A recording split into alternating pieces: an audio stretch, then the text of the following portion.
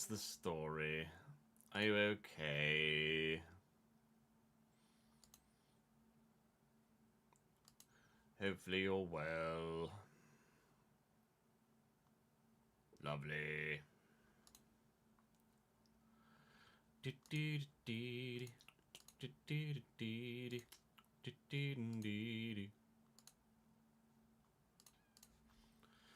Buongiorno tutti!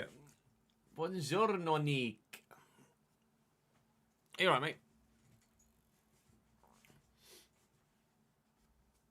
Your club just bought Lonvik, did they, Aitan? Who do you support, mate? Hey, Bear, thanks for joining us on YouTube, mate.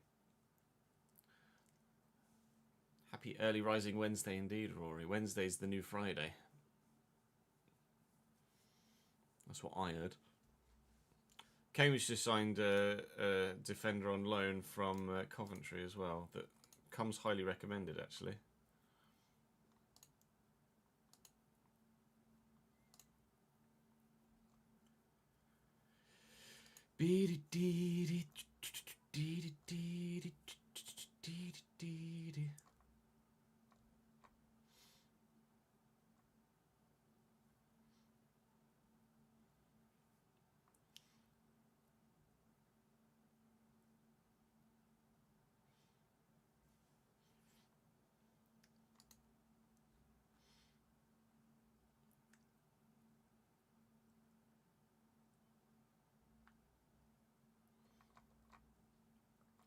Why is parking at airports so goddamn expensive?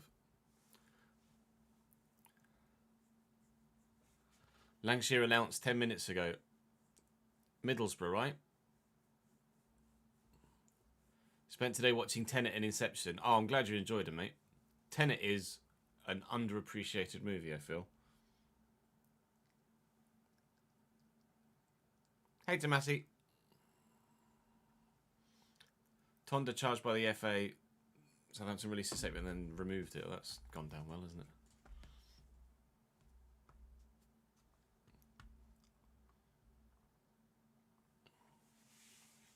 $14 million up front and 6 in add-ons for Lancashire. What's his scoring record like? Lancashire. Oh, well done, computer. Thank you. Oh, Lancashire. 11 for Oxford last year. It's not bad. In a side that was performing to the level that Oxford were, 11 goals is not bad.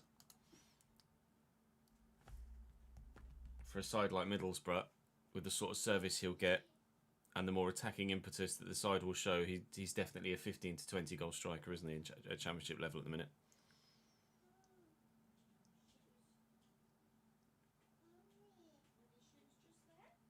It's worth. I mean, with the way that the market is at the minute, 14 million is probably fine. I mean, there are clubs in League One bidding £1 million for players. So Cambridge are just not in a position to be able to deal with that at the moment. So we're not going to be buying anyone anytime soon, that's for sure.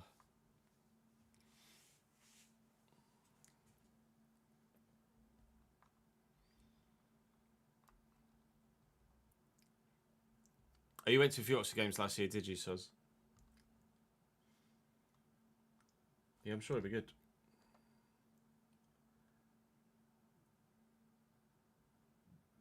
Young player of the season for Oxford last year, unsurprisingly. There you go. Lancashire joined for Spurs on a 5-year deal. Not sure about that kit, though.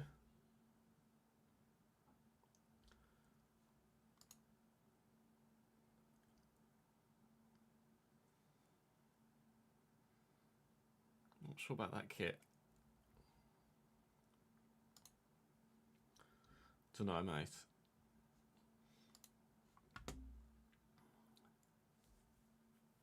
It's going to cost £100 to park my car at Heathrow from Monday to Friday. £100.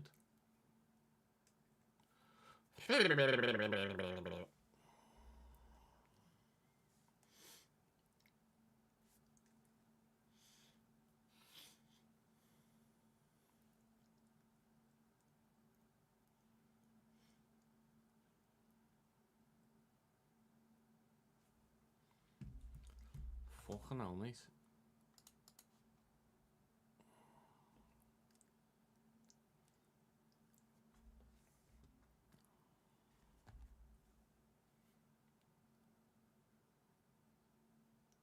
Yeah, Ipswich have announced Fatawu, haven't they?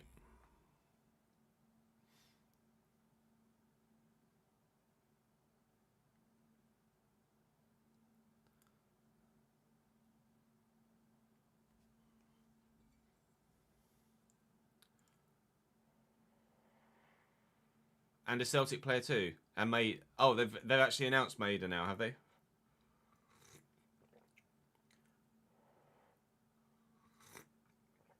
I knew it was in the works. I wasn't sure whether it had actually been officially announced or not. So it wasn't at the PC yesterday.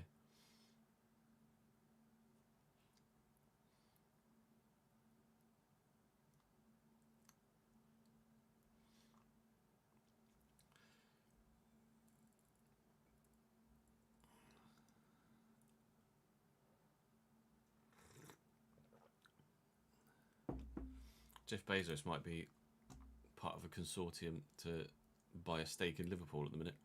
No, I didn't think Maida had been announced publicly yet.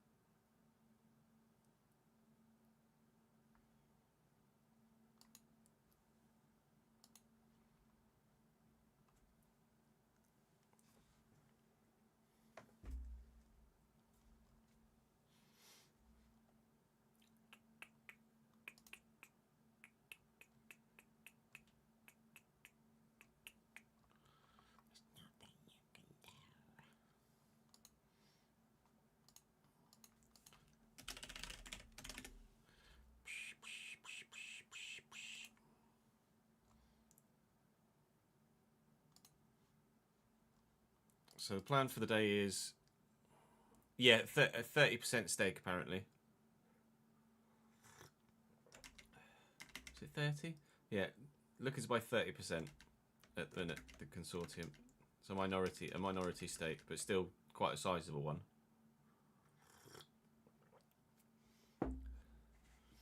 Hard for me to say, TJ, when I know what's coming. It puts me in a bit of a grey area.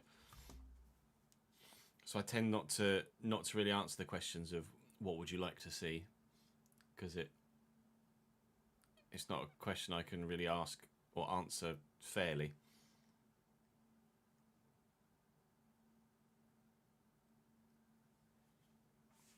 On the 6th of Feb. Your birthday, is it, Tomasi?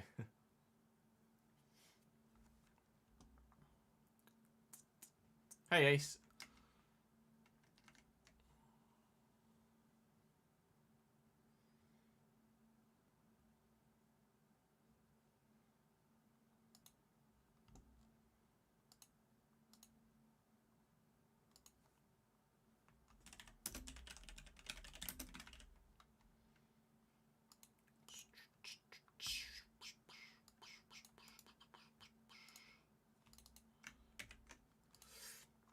Pardon me.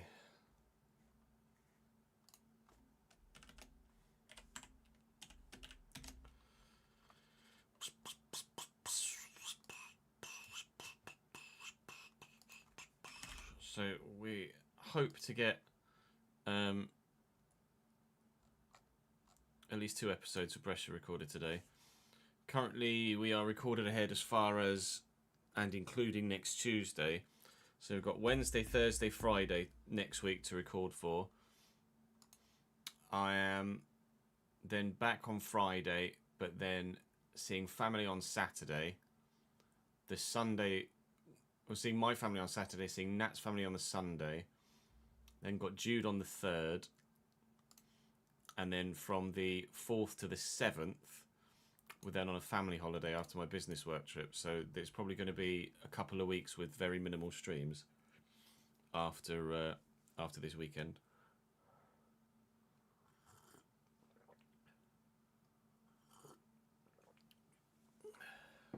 That's football, Tomasi. That's football. But we've got a lot to record in the meantime, so we're going to try our best to get as much of that done over the next few days as we can.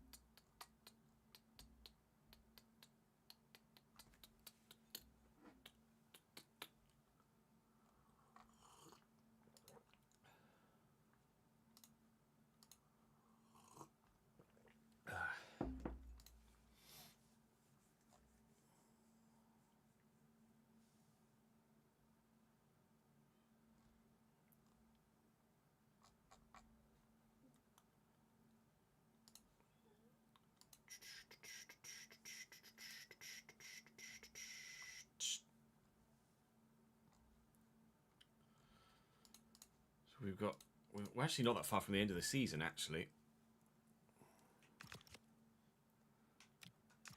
We've got 5 games today, 5 games in the next one, and then 4 games in the next one. I'll probably split that into 2. So we're 1 episode, 2 episode, 3, 4 episodes away from the end of the league season. Although we're hoping, of course, to have the playoffs involved in that. But time will yet tell. I have sent my youth scouts out again, so we'll wait and see if we get anything from them as well. It's highly unlikely we'll get any GeoGuessr over the next couple of weeks, I'm afraid. We've got a lot of work to squeeze in.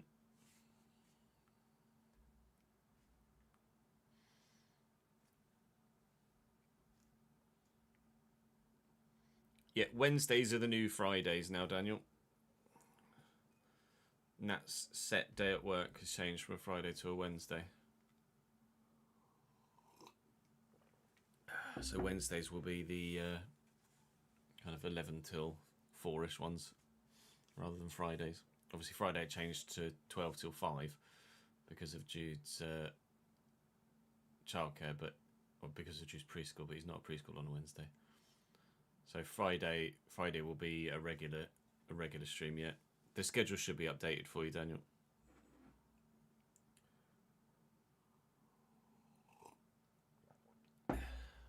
It's definitely updated in the Discord. I'm sure that Ads has updated it already. And as he says, quite accurately, you know how to find out. 50 bits from Ash. Thank you, mate. I have seen that Lancashire signed for Middlesbrough today. Yeah, are you as a Middlesbrough fan, excited about that signing? Expecting good things? Or is there a little bit of apprehension amongst the fan base about whether or not he's actually going to do the job for you or not?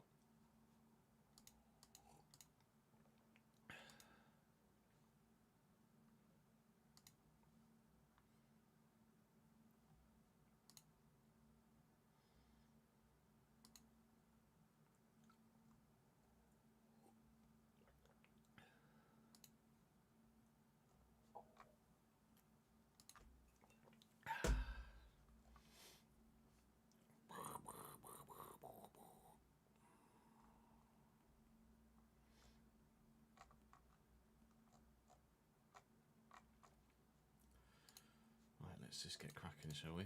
Actually, let's tweet the stream out first, and then we can get cracking.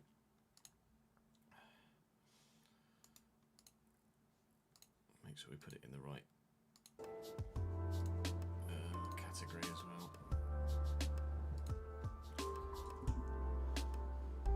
well. Which is going to be FC26.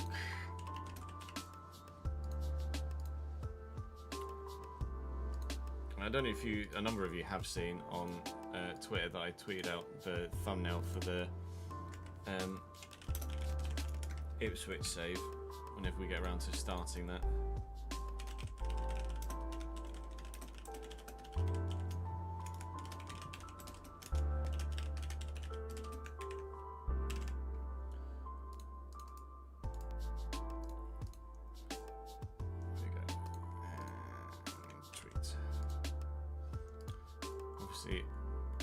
I am not very good at Photoshop at all, and I specifically saved this or kept this old thumbnail and the PSD associated with it for just this sort of scenario. So that's an old Villa thumbnail that was made for me last year, and I obviously didn't end up doing a Villa save, so I took the PSD and I tweaked it.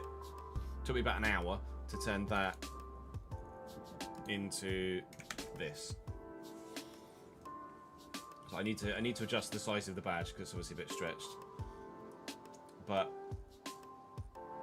that's effectively what the thumbnail's going to be. Slightly wider here to fit the whole frame in and keep the trophy in frame.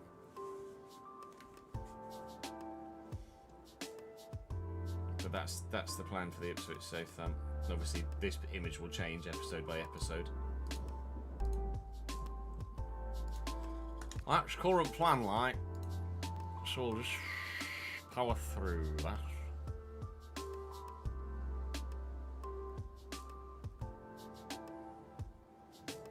Union Brescia has signed someone in real life, have they?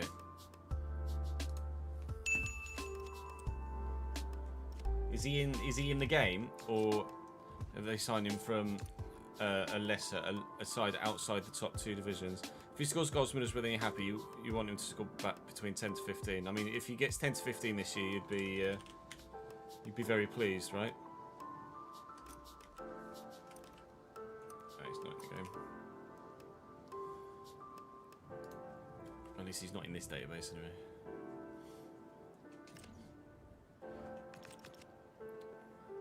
Yeah, John Duran's moved again, hasn't he?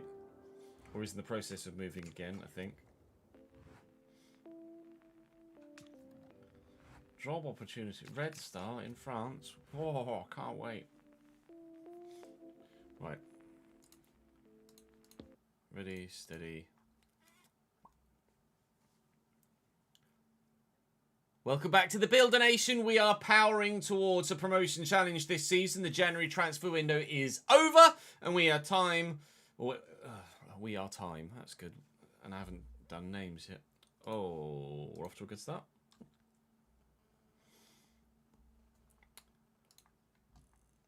Most recent episode. Here we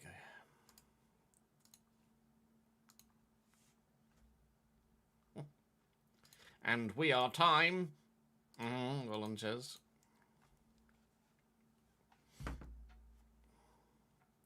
And you are moron.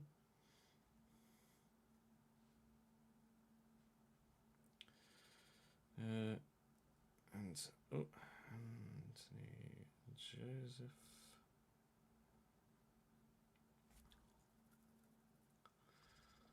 Let's do Vapor.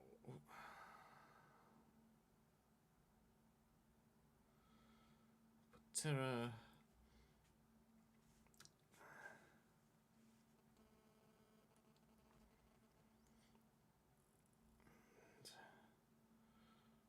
Shovkovsky.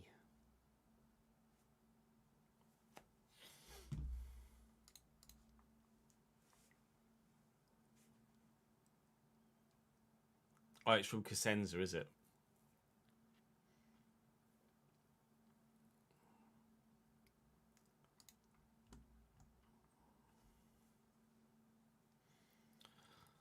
That's a very shaky duck bum. Welcome back to the Builder Nation. We've powered through the January transfer window, and we are powering further still towards the end of this second season with a promotion push in full flight. Currently 6th and in the playoffs here in Serie B this season, with ambitions to solidify in that area. We're obviously considerably away from the top 2 now, but we're not far away from mainly just Frosinone in 9th, but the top 8 is the aim, and obviously if we can get top 6, then that makes the playoffs slightly easier as well. We do face 4th place Sampdoria today, and 5th placed Pisa as well. We'll also be playing 12th place Carrarese, trying to get payback on them.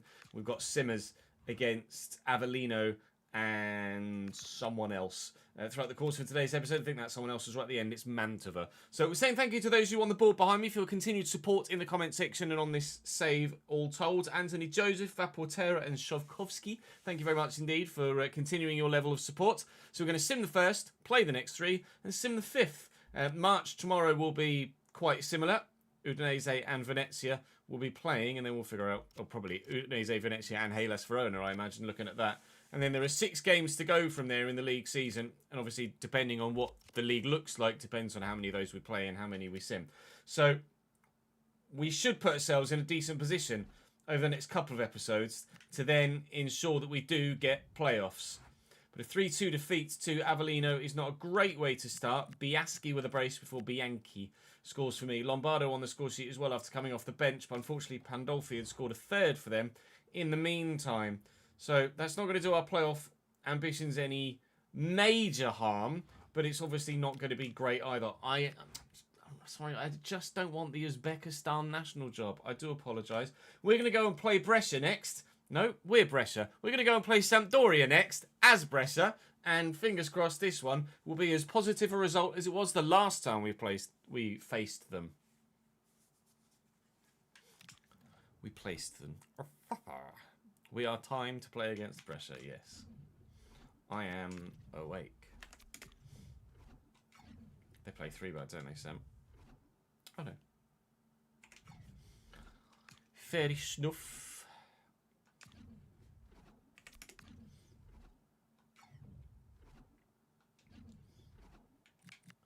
Let's rotate a little bit.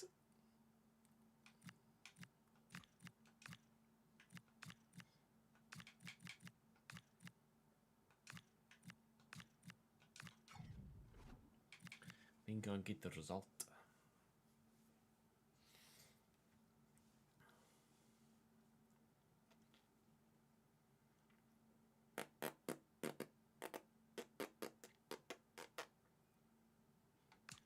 Yeah, that happens. So they did explain to me why it happens, but I can't remember what the reason was.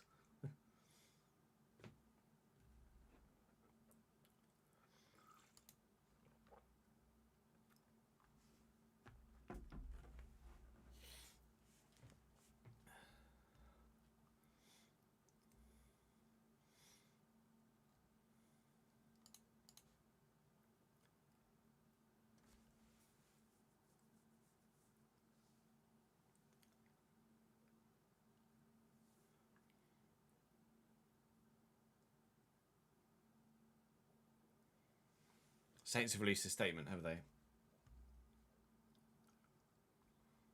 And they've not deleted it this time.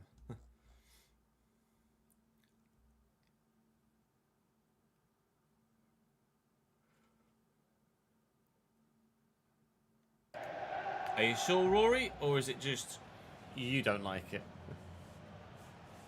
Sampdoria. Guidotti in goal for them. Venuti, Hadjiakunic. No, I missed that one up. Liam Henderson in goal. Bunida at cam. And then Konate up top. Larubia wide with Pedrola. Hadzi Kadunic. Oh, maybe I did get it right. Or close to it anyway. They've got a Lombardo in charge. We've got a Lombardo on the wing. Lombardo was on the score sheet for us in the last game as well. Had to change a couple of players for this one. On the back of the game earlier because of the nature of the fixture list. There's been some calls in the comment section to set up a second team sheet, and I am going to look into doing that for the 3rd season, but not at this stage. Especially if we're going to be getting up to Serie A level, and it is an if at the moment. Fingers crossed everything's going to fall into place for us to get the promotion this year. Lombardo in the box. I'm going to have to take the shot on from here, and maybe I should have gone for the near post.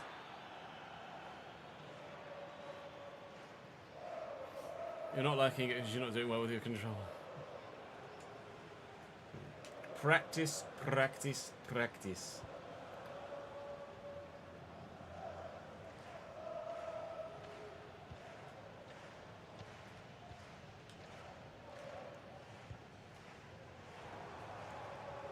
Konate. That's a lovely switch. And Bunida. And inside nicely. Estanis Pedrola trying to jink his way, dance his way past the defensive line, which, to be fair to him, in the main, he was able to do. Lombardo, he's not got 3-star skills. It's annoying. Esposito's played in. At least we've still got the ball. Oh, tries to get it across towards man in the middle and couldn't find the ball. From the corner, though, Russo will deliver. Scored a good goal for us recently, Russo.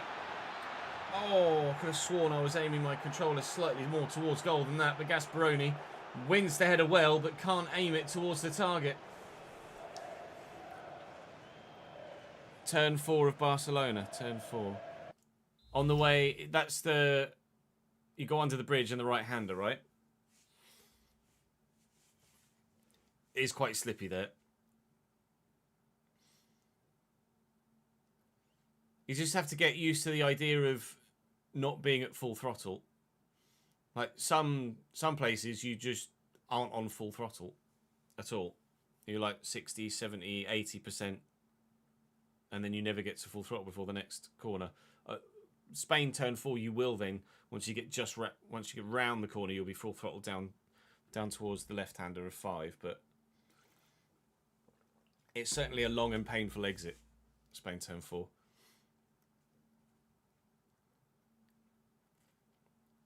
Love that ducky. Love that ducky.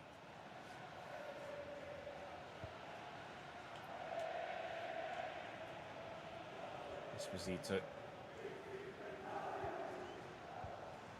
That's intercepted by Guidi. Gasparoni couldn't get a goal for himself. Can't set one up for us either. It's a nice ball into Brunida, who again has found himself in between the lines. Konate's a bit isolated at the minute, which suits me down to the ground because it means I can play the ball around. Little nod down. Okay. I tell you what, he loves to step over, this guy. A little bit of skilling. We'll take it away from him. Through that gap, nicely done. Guidi. Should have gone over the top. Would have been in if I had. Although if I'd have tried over the top, it might not have been such an accurate pass. Stop. Alfonsi and well. Let's go this way. To then go that way. Lovely ball.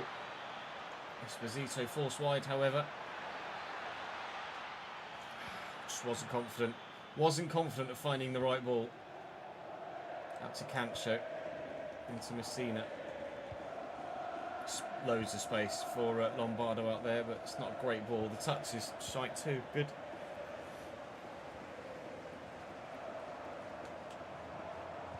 Well in, Gasparoni.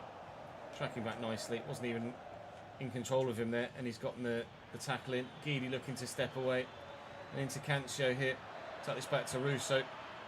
I needed that second touch to get away from the defender. Tonight. Larubia. He's got lots of room out here now. Larumbia, they call him. Can we get across here with Esposito? We can in the end. It's not got great pace, so I'm just going to lump this, try and ensure we keep it clear. Actually, that's gone very well. Cancho. Find the ball through that gap so very nearly. Russo making a good run.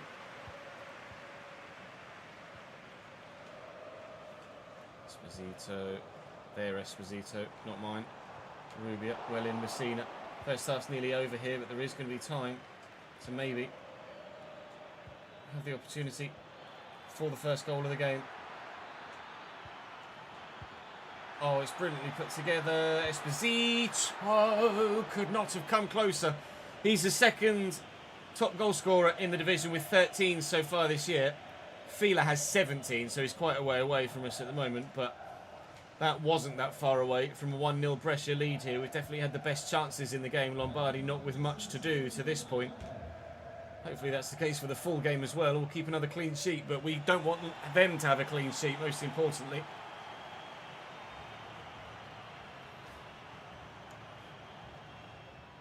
Hey, Davidinki. Martin, thanks for the 3 streak, mate.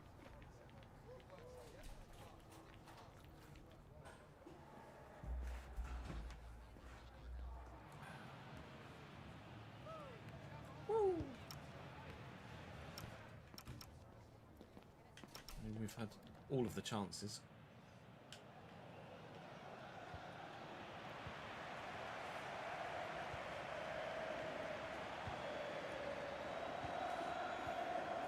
Ooh, a little bit risky. Still a lot of men back though, because it's just after kick-off. Cancho will just commit down the line. And that little dink. We'll find Guidi here. Rot! Don't know. That's got to be 1-0, isn't it? That just... Oh, God, how have we not scored there? 4 chances we've had now to take the lead in this game. None we've taken. They've had no shots. Now they've had 1. And now they've had 2. Blimey. Attempted clearance was not very good there. Okay, note to self. Sampdoria is still dangerous. Don't switch off. Little flick here. You've got to actually make connection with the ball though, Guidi, if you're to try a fancy flick like that, mate. That's annoying. Lombardo tracking back. Getting it. Oh, see, that's better. That's a lovely little flick from Sarah. Gasparoni across to Guidi. We will go out wide here to Cancho. And Guidi's gone again. And Cancho will find him. Now lift it, looking for Esposito. He's going to be onside here.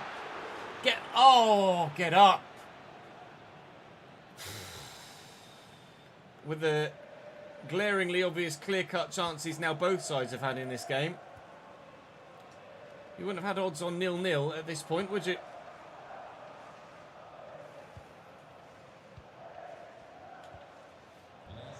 Right, they've stepped it up a level. I read that. Oh, well then. No, you don't. My barefoot socks or slippers? It depends on the weather, Soz. At the minute, barefoot. In spring and autumn, socks. In the winter, slippers. It really do be that simple.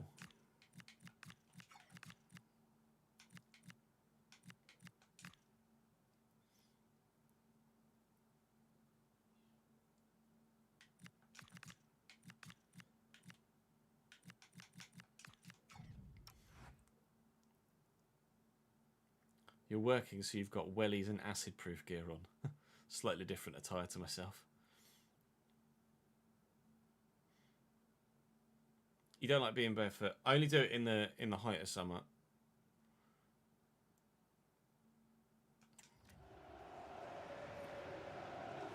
And so lovely ball across. Gasparoni go out wide and then go forward. And Guidi is on and in. And with support. I don't even know how he's tried to finish that. He's like taken a touch with one foot and then tried to flick it with the other. Now bear in mind here that Russo is left-footed. As he just had such a bad connection with his left foot. Because his right foot's planted here. All he's got to do is sweep this home. And he's touched it. It's not gone anywhere. And then he's tried to flick it with the outside of his weak foot. Oh, mate. How are we not 1-0 up in this bloody football game, eh?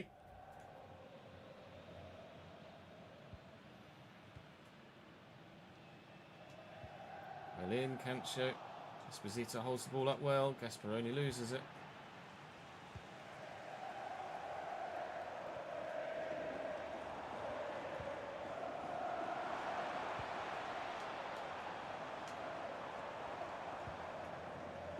Touch. Esposito around the corner. Canate forced him wide well. That was feet quickly enough. Guidi to Esposito. Here goes Cancho. Take your time. Take your time. Oh, what a ball. And square. There you go. At last. Tell me that hasn't been coming. Brescia 1, Sampdoria 0. He's actually coming off now.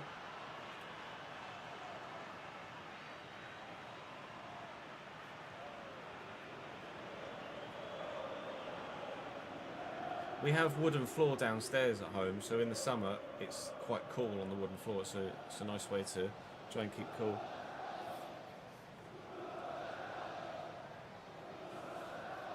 Yes, Sid, about time.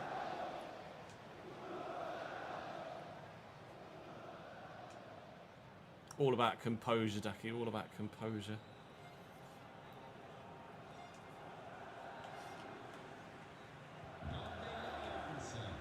All the Lions.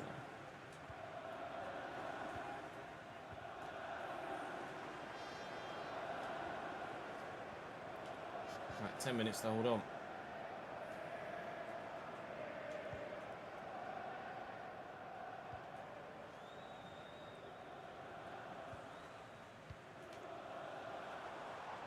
Rubia. Oh, nice little 1-2 that. Rubia out wide again. Messina's in the way. Look for Mancini here. Bring it down, turn away from the man. Take the ball with you was actually what I intended. Showing that lovely footwork. Oh, and it's a vital interception by Sarah. Oh, goal kick. Dear me. Sarah stepping in. He's only 60 or 61 rated, Sarah, at fullback. But he really does do a good job whenever we need him to. Fiore is better. And I am still definitely on the lookout for another higher quality fullback. But I'm not sure what Sarah's potential is either. He might just be one of those that we called up to kind of fill a gap. But he's filling that gap. And we filled the gap in between the goal posts for Sampdoria. Only the once. It could have been 4 or 5, but one is enough. On this occasion, a clean sheet again for Lombardi in goal. Wow, Reggiano win 4-0 against Mantova. Pisa lose to Bari. That's a big result for us. That actually takes us above Pisa now. Frosinone are up into the top 6. Entel are now in the top 6 too. We're still 4 points clear of Südtirol, although they have a game in hand. And should they draw it at least against Catanzaro, then they'll be back into the top 8. Catanzaro flying. Actually, no, Catanzaro are a side that have played Serie A football relatively recently, aren't they? Actually. So maybe they're not actually having as strong a season as you anticipate that they would. Venezia, strongest team in the division. Udinese and Hellas Verona relegated from Serie A last year. Sampdoria, one of the other best sides in the division. And then Pisa relegated from Serie A last year. It's ourselves and Frosinone that are kind of breaking the mould at the minute in these top few. And Frosinone have been Serie A in the not too distant past as well. Still not drawn a single game all year. Will that last the full season? We'll find out. Let's go and play Brescia next.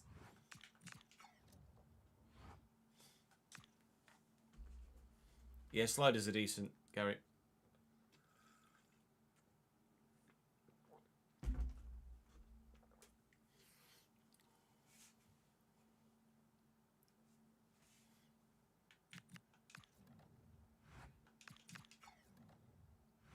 Yeah, I forget that Rodri was at Atleti before City.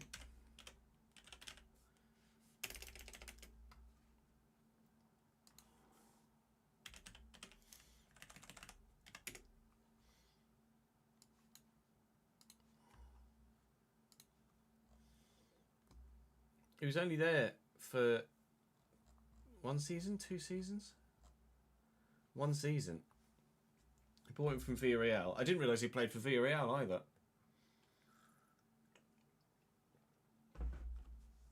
And then just regular, does his ACL on his way back from his ACL.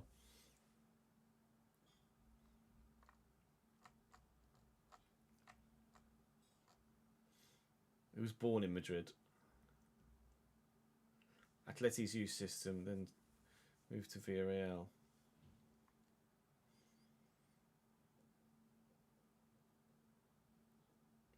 Atleti paid €20 and City pays 62 sterling. Decent bit of profit for Atleti on that one.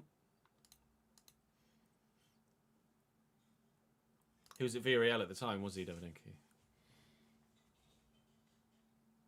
What did I say next? So I press next again. Oh, fucking hell, honestly, my brain. Absolute joke, mate.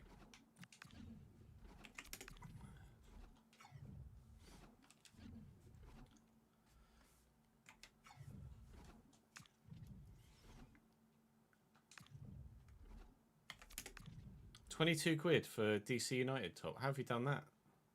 Sama.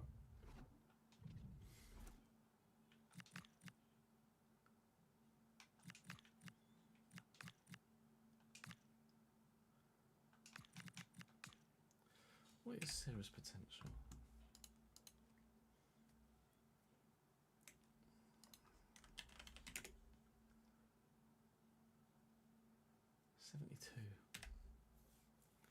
Eminem Direct on clearance, even though it was their new kit.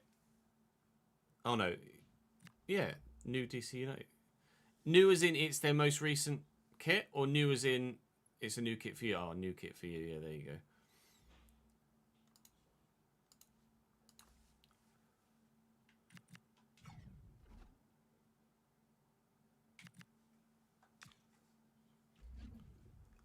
Just dropped it in full chat. Let's have a look. There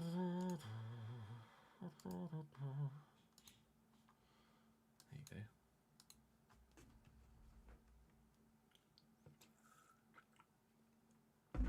Bit oriental, that pink and purple, isn't it, with the gold trim? Hello, me.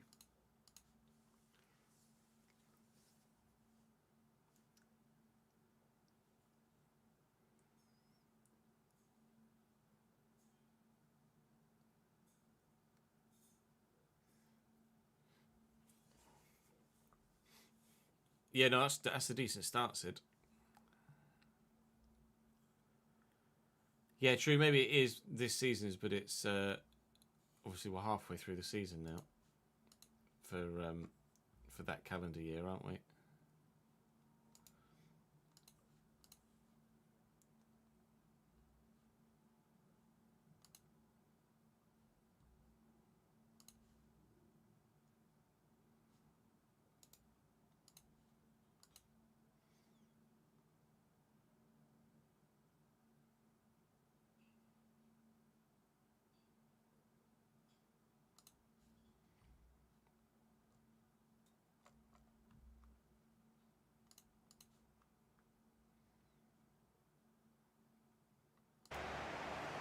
Oh, they carried it over from last season.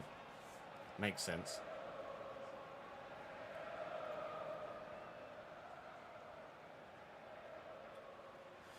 Pisa with Simone Scufford in goal again for them. Esteves, Calabresi, Canestrelli, Angori, Herjolt, Piccini, Linz, Durasinmi up top. Scored a very good goal against us when we played Pisa on his left foot. It was a really, really good finish. Caracciola with the captain's armband. Loran in the midfield as well from Brazil. Lind is 75. Durasinmi is 78. We're more familiar looking for this one, but still a couple of changes. It is a busy fixture list at this end of the season, as you saw on the way into the episode, with the nature of 5 games in the month of February and 5 games in the month of March. And thankfully, so far, no goals for Pisa.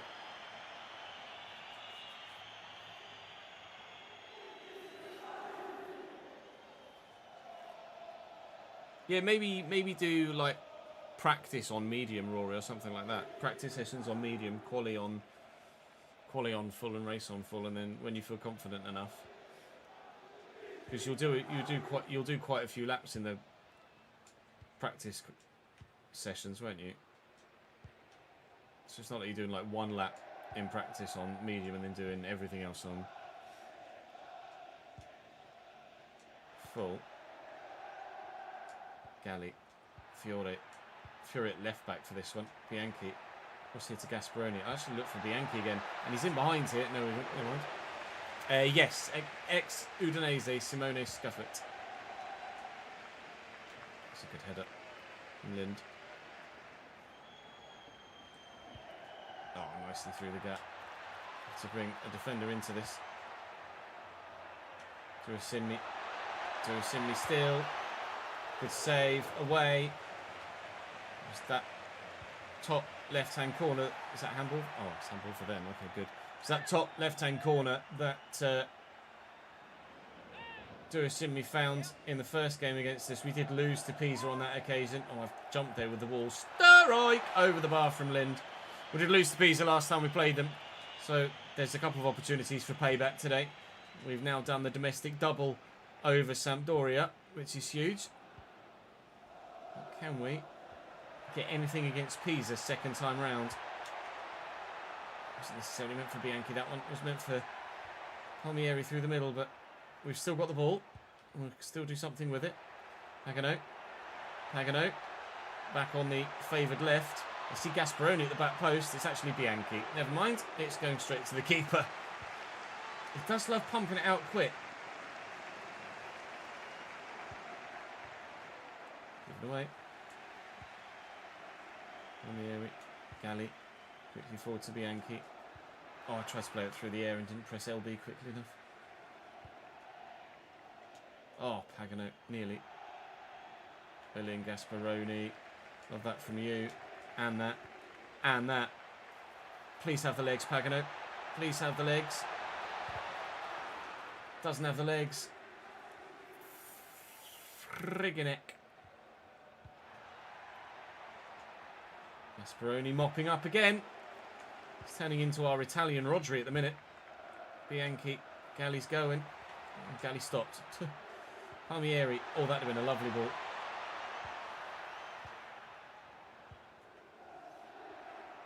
Gasparoni again. I kind of half said it tongue-in-cheek when I said he was turning into our Italian Rodri, but it's turning into the truth.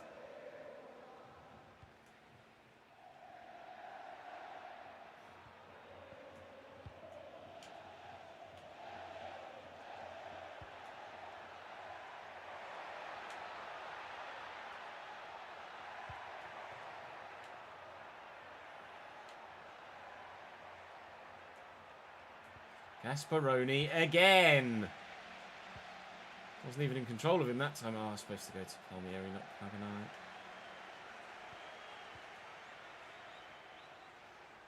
Lind.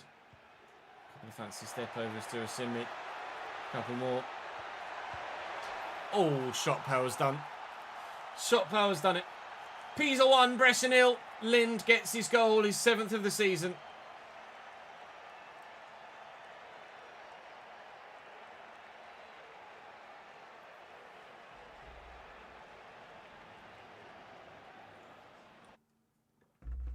Alright, pause if you like game, that's weird.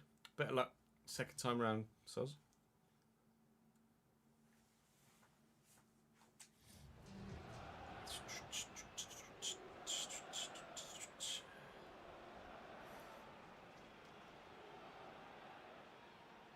Yeah, I can't remember whether we upped the difficulty for Monaco or not in save. I'm sure we must have done.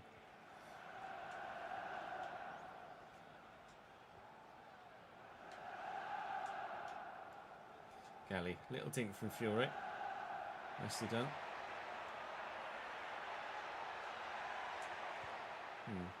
A bit indecisive there, I think is probably the word for me in that moment. Esposito with a lovely turn. Nice attempted dink. Is that handball in our favour? It's handball in their favour. Up we go, please. Alright, half time. I did because you and Reese told me to. There you go, well remembered.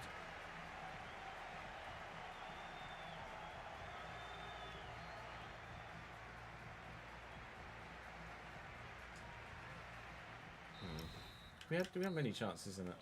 Oh. No is the answer. We did not have many chances in that half.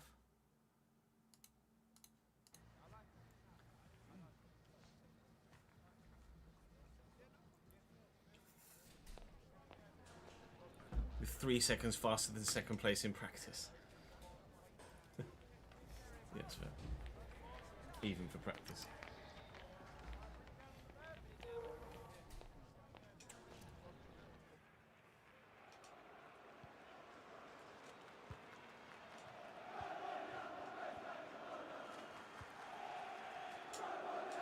Pagano. Gasparoni. Oh, lovely turn. Pagano looking to beat his man. He's beating his man again. And he's still going here, Pagano. I will go for the pass. I shouldn't have.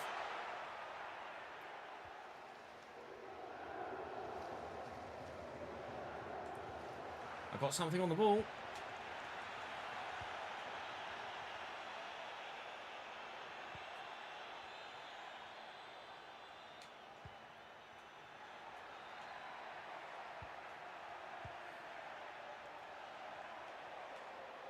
Loran. Over the top. Well up. Pagano. Forward to Sarah. Still going strong. And now we'll play it. Esposito. Here comes Palmieri. Close. Close isn't good enough. Not against the Pisa side that pretty solid defensively with their 5-back. Gasparoni doing it again. Gaspar Rodri. Bianchi. Dink it. Oh, too much on it. Too much on it. We'll recover this with Galli though. Lovely first touch. Esposito.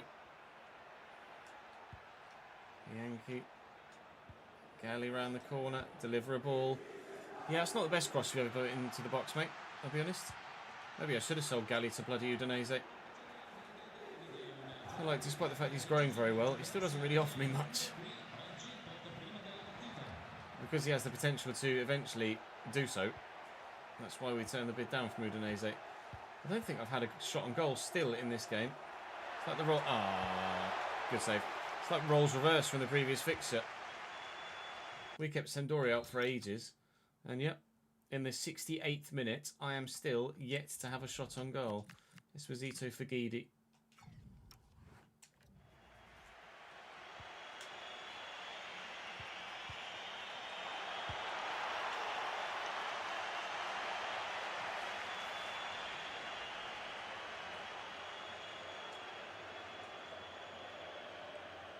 Corner for them. Safe. That's a Pagano. Oh, hello. Didn't know you had that in the locker, pal. On it's Palmieri. Palmieri looking for the run.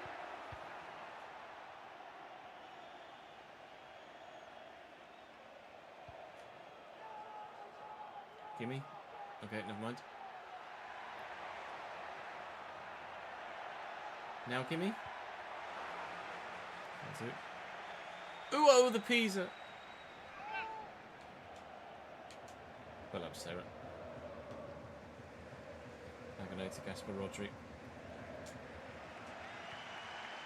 And Beauty. And Palmieri. No!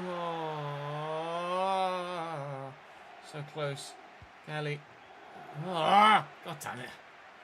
Pisa's defence is just unbreakable. I can't remember the manner in which we lost to Pisa when we played them away from home, but it's just one of those you can't do anything. You can't do anything with it before you've been tackled moments. Well, we're 2-0 down. We certainly know what's happening this time, even if we can't remember how it happened last time.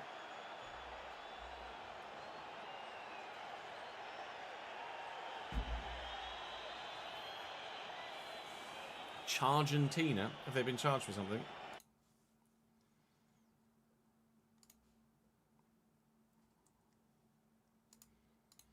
Just check my socials.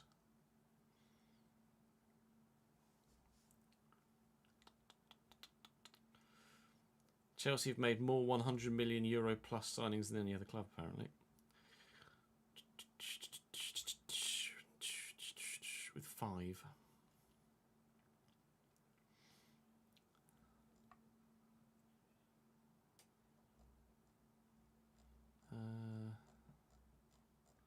Not on socials.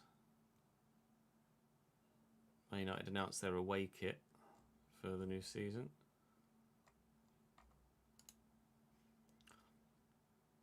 Blue. Looks quite nice, actually.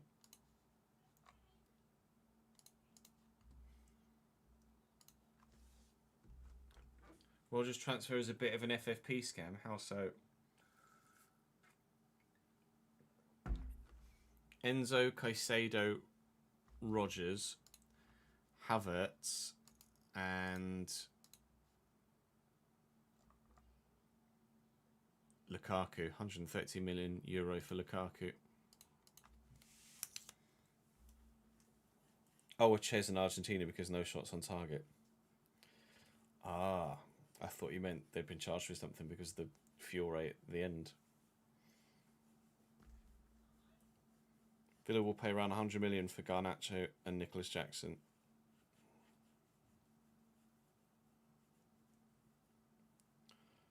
Argentina. Maybe without the G. Argentina. I don't know. Either way, I'm shit, basically.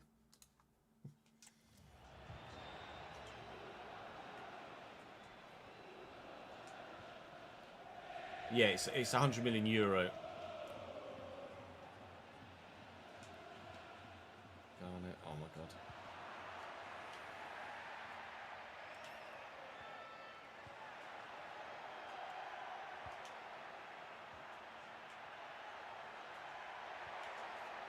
Esteves. Chini, safe. Despite the fact that we've obviously had a poor game and are losing quite convincingly, I think I might still, nearly, leave the clips in of Gasperoni doing his Rodri-esque thing, because I've been very impressed with him and I've got high hopes for Gasperoni for being a genuine world-class CDM in the future. He's been absolutely brilliant for us, despite the fact that results sometimes aren't going in our favour. He's so solid. I'm not sure what his current potential is, Gasperoni. I'll have a look. Check Sarah's earlier, and it's 72. Oh, the game crashed. Oh, that's good. Well, that's new. Okay, cool. Well, I lost 2-0 to Pisa, the end.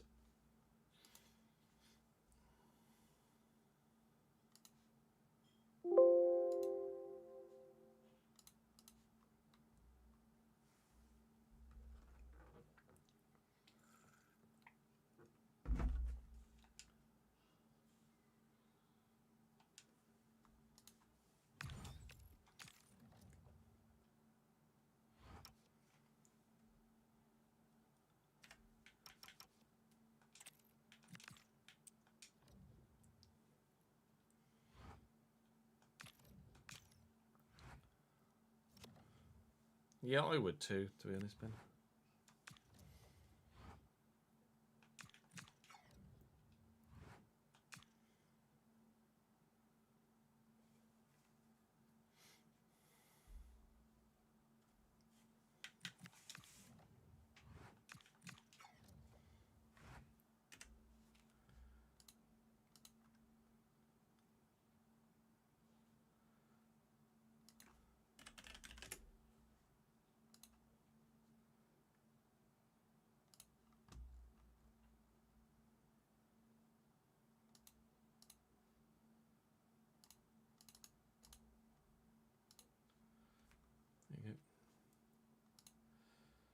Gasperoni, potential of 78 at the minute. 64 rated currently. And he's absolutely insane for me. That interception trait does so much. It really, truly does. Put the same people into the starting lineup that played that last one. And then we'll sim it. I've fixed it with the live editor as to what the result will be. So 2-0 Pisa is the end result. And in that aspect, we actually did have some shots on goal there. So obviously I wasn't able to do in the played game. Now, we lost to Pisa last time we played them. We've lost to Pisa again. We lost to Calarese last time we played them. Let's not do that again. Come back to Creator Series. Which one, Platinum? iRacing or F1? F1? I'm not fast enough, mate. I'm just not good enough for the standard. I would be lapping at the back on my own. We'll come back to iRacing Creator Series once the NASCAR season is finished. NASCAR's just not my jam. Not my jam.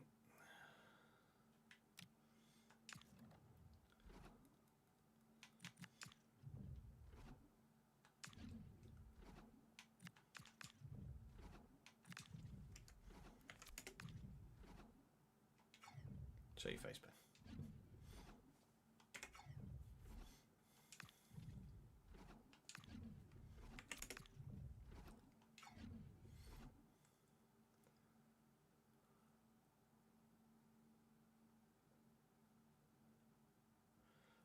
You can tell me the grid, but half of the names I won't recognise, nor have any idea what their pace is like.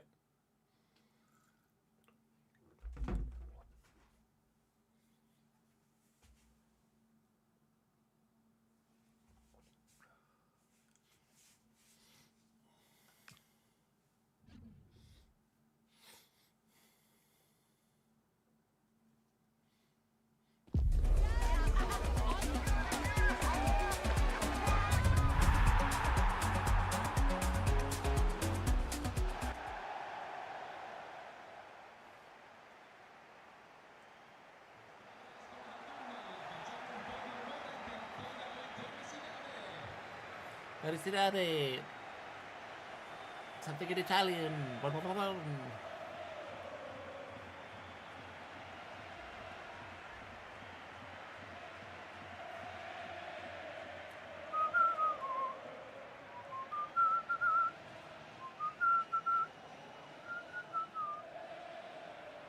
According to Cartman.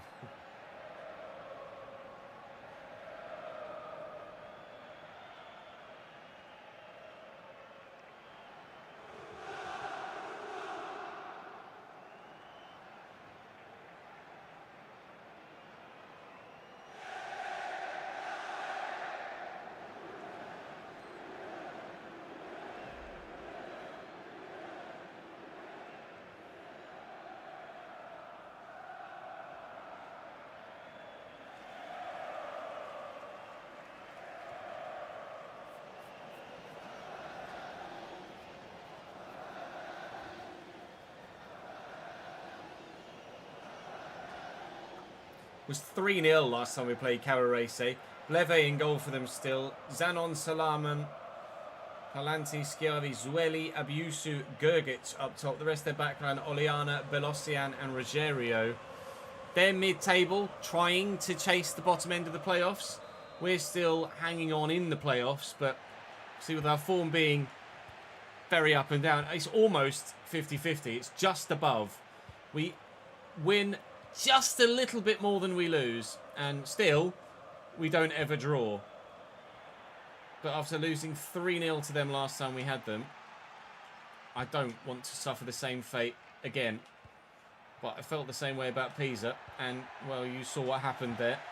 I didn't even stand a chance to scoring a goal, let alone avoiding defeat in the game. We'll do what we can here. But, as we said previously, our away form is better than our home, or as we found out previously, because actually I thought it was the other way around. Esposito dinking this. Can't quite get up with the midfielder in the middle to try and turn it home. Gasper Rodri at it again. Just need the right runner. Is Bianchi him? No.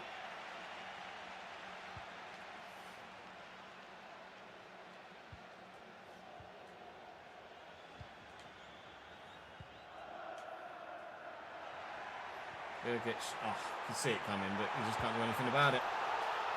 Not got the pace at centre-back. It just splitters through the middle, and the fullbacks aren't tucking in enough, nor are they quick enough to be able to cover when they do get there. 1-0 Cavarese, yikes.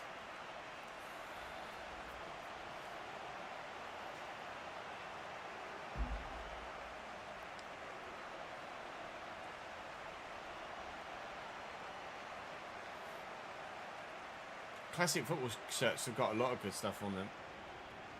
They did have a couple of banging Cambridge kits. Obviously, they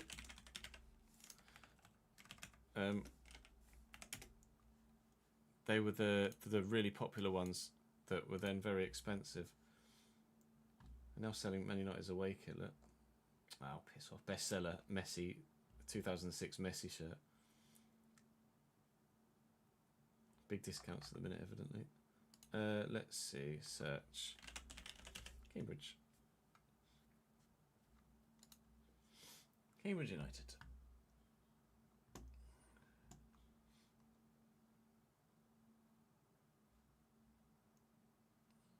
Can I sort? Sort by low to high. Actually, let's go high. Oh, never mind, low to high.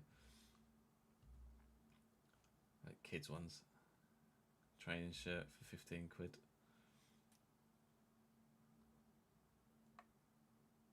I've got one of these somewhere. in a box under the stairs. I think I've got one of those Kershaw Van der Nel kits. That's a boys one though.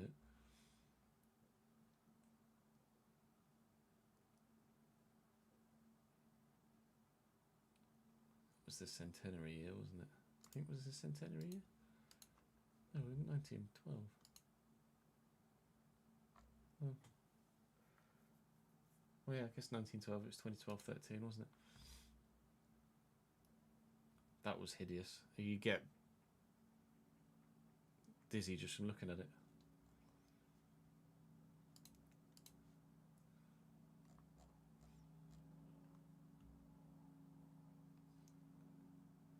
Got one of those behind me. The most expensive one is a 99 to 2001 shirt.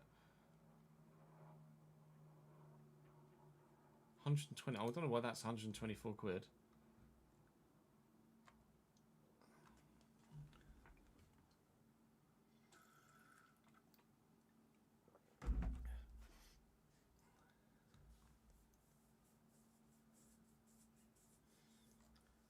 Don't know why that one's as expensive as it is. They did have some of the ones that that kit.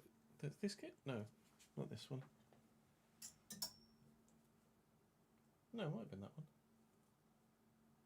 That kit was based on.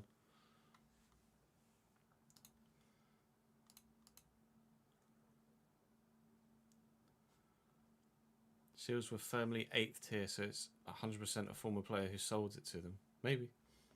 I accidentally opened my editing software there, so let's close that quickly when it's opened.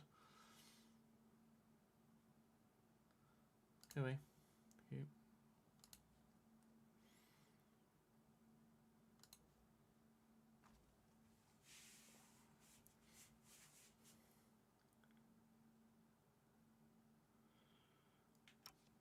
Yeah, like everyone you've listed there so far, Platinum, is 2 to 3 seconds of that faster than me on the current F1 games.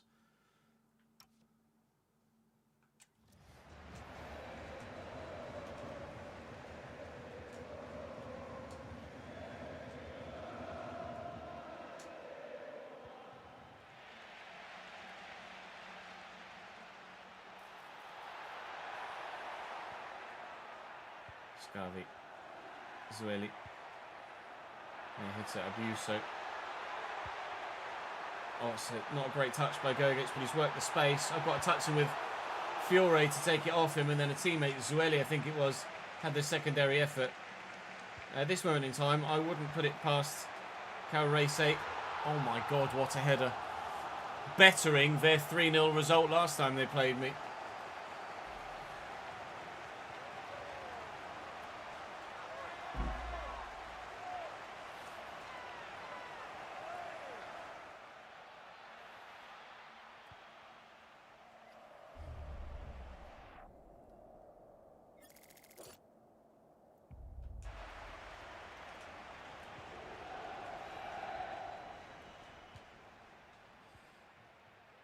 That was a ridiculous header. Oh, okay, good.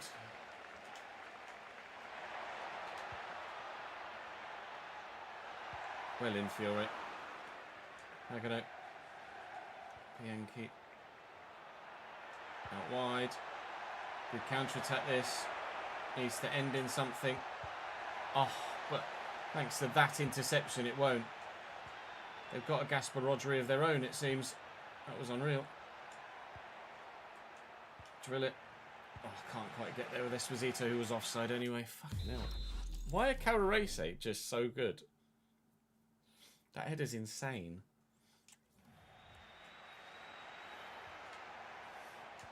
Well in. Galley. Murdered. Play continues. Yankee. He's onside. He's offside. He's offside. I thought maybe we just snuck it. Oh, you're kidding me. His knee was off. His knee and his big toe. So close. But as has been the case in almost every game we've played today so far.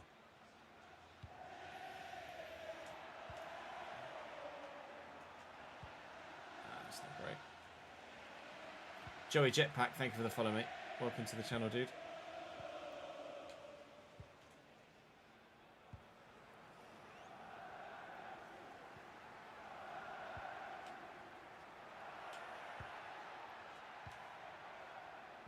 Schiavi.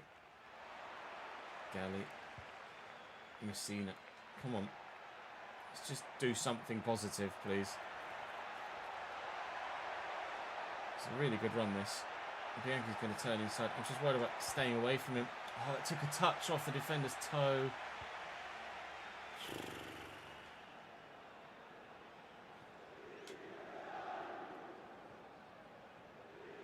William Gali. Look for the ball. Esposito. Trying to bundle his way past. Can't. Hey, Joey. Thanks for the follow, mate. Abiuso. Sueli. Gaspar Rodri. Does it again. Go on, Pagano. Keep going, lad. Oh, no! Fuck.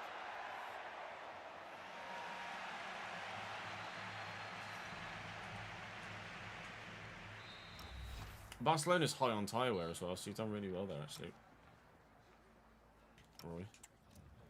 Give yourself some credit.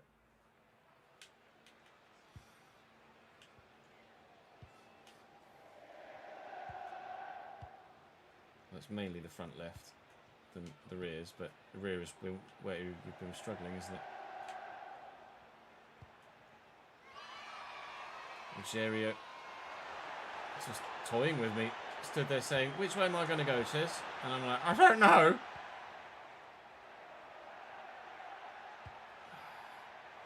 Nick. Bear with one sec. William Russo. Nowhere to go. Forward. Galley's there, but can I get it to him? No. Something about Calarese, man. I can't do it. I just can't do it. William Messina. Look, if they can score 2.5, we can. But at the minute, we're not even creating the chances. Tuck this back inside. Then look for Esposito. It's not a great ball into a great channel. Gali. Support is there. I just can't find it. We are not good enough right now. And I don't know why. 100 months. A century not out. My God. You don't know. Alerts are turned on, mate. It's fine. As intended.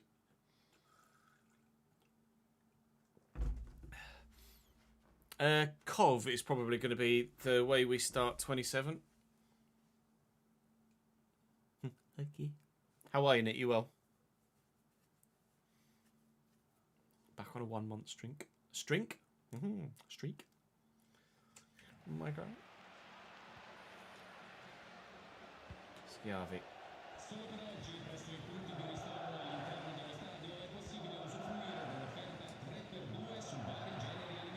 Messina. Gali. We're not even really benefited from having Bianchi back in. Oh, hang on. Oh, what a challenge. We're not really benefited from having Bianchi back in the side. He missed a couple of games through lack of fitness. Please. Oh, I should have squared it. Oh, you're kidding me! I can't do it against Calarese. I just can't. Well in, Gaspar Rodri. Where's Pagano gone? There he is. Oh, I can't do it, boys. Calarese just too good, and I'm just not playing my greatest football right now either, which doesn't help. We had a team. If we had a team of Gasparonis, maybe we were alright. School holiday is well underway. Good. Glad to hear it, mate. Have you got much planned?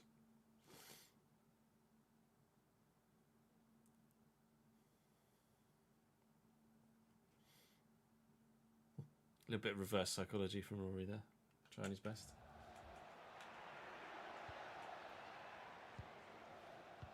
Zueli. Rogerio. Gergic. Rogerio. Zueli. Dug out well. Lombardi's there.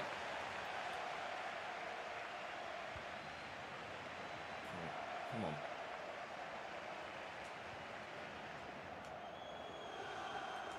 Drill it into Bianchi. Round the corner for Galli. Come on.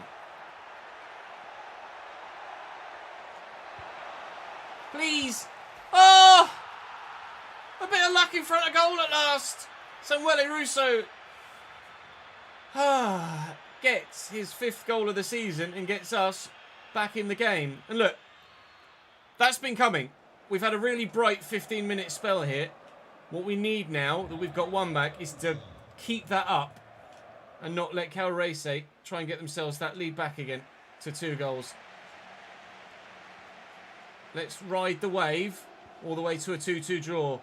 Now I am desperate for my first draw of the season. But I'm not going to get it. Okay, fine.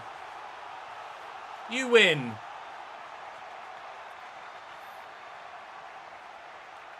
Life of a teacher, ain't it?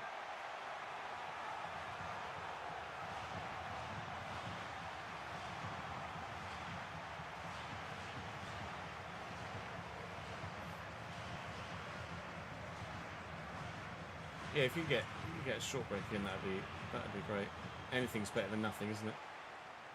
It's probably cheaper to nip to Amsterdam than it is do a staycation.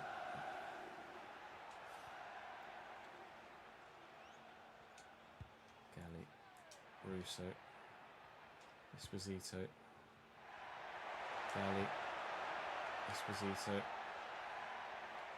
Where'd you go? Russo, Esposito. Defenders just nutmegged him when taking the ball away from him. Challenge Messina. You're only little, but you've done well enough there. Galli around the corner. Russo. Gaspar Rodri. No, it was Bianchi. I've lost it. Ah, Saj. It's loose. Esposito picks it up. 1 minute added on, and we're in midfield, and my striker's also in midfield, doing his best Harry Kane bit. Looking for Esposito. Come on. Just no acceleration to turn and get away from the defender. It wouldn't have meant anything anyway. All it would have done would be help our goal difference slightly. We win and we lose, and we do it almost 50-50. That might be us matching our wins and losses now. We're down to 7th. We're only 3 points above Südtirol. 13 and 13 it is indeed. Unlucky for some. And for us on this occasion. 13 games won, 13 games lost. I've never known a season like this in any save. Mantova, 15th placed Mantova next. We're just not scoring enough, are we? We do stand a great chance of finishing in the playoffs. But our chances of getting out of the playoffs are different, aren't they? Definitely different. Now we've dropped to 8th. Job opportunity, Club Atletico Banfield. I don't want to go to Argentina, thank you. I'm happy in Italy. I know a lot of Italians have gone over to Argentina over the course of history, but I'm not wanting to join them. Silvestri wants to play. 70 rated now. He's starting to force the issue. To be fair, I have been intending to put Silvestri in for some simmers, and I just keep forgetting. So Silvestri will play this one. 70 rated now. Our first player to break that mark. I thought it was going to be De Luca or Alfonsi, but Silvestri is the one that is the first into the 7s. Whether he was influential in that or not, I don't know. But Messina from left back with a goal, and Lombardo came on at half-time. Bags as well. A 2-1 win over Mantova. We have officially won more than we've lost again, thankfully. I should have a youth player scout report before we get to the next episode and into the next month. So it should come on like the 1st or the 2nd. So here we go. Let's have a quick look at the end then, see if we can brighten our day yet further. Udinese, Venezia. Oh, Esposito's up to 68. Go on, my son.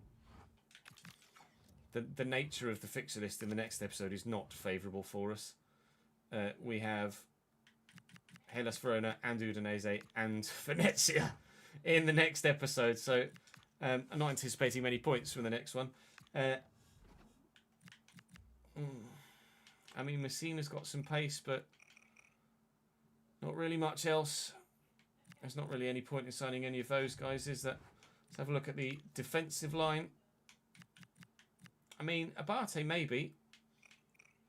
60 rated, could perhaps do a job. I'll call him up and then have a look at him in closer detail in between episodes. And then in midfield, Dickel. Okay, good. Well, just as frustrating a scout report set as we had with the results in the played game. Someone mentioned about maybe playing Gallo at striker.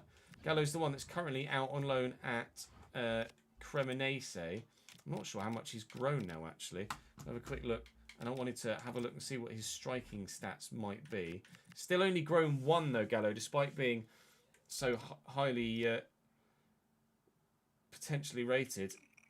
79 acceleration, 73 sprint speed, good agility, good balance too. Finishing is only 55, but I mean, that's not horrendous, but you compare it to the finishing of 70 of Bianchi and 74 of Esposito, and it's just not at the level. Even Guidi's 60, and Barbieri now is 63. He's gone up 5 ratings this season. He's certainly going to put himself in the picture for next year, isn't he? Yeah. It is what it is, unfortunately, but what it is indifferent. But at least, look, we've been winning games, we've been losing games, but the standout star, despite the fact that I lost most of the games that I played, is still Gaspar Rodri. He is just so solid, and it really truly is just that. Well, I say it's just the intercept perk, but a lot of the time he's actually timing the tackle very well as well. I'm really, really hopeful that with some dynamic potential boosts as well, Emiliano Gasparoni could be with us for a very long time. For now, though, I'm only with you for a short time longer whilst I say thank you very much for watching the video. Do please drop the video a like, subscribe to the channel so you don't miss out on any more of this or the Ipswich save which is to come. But for now, I'll see you in next one tomorrow.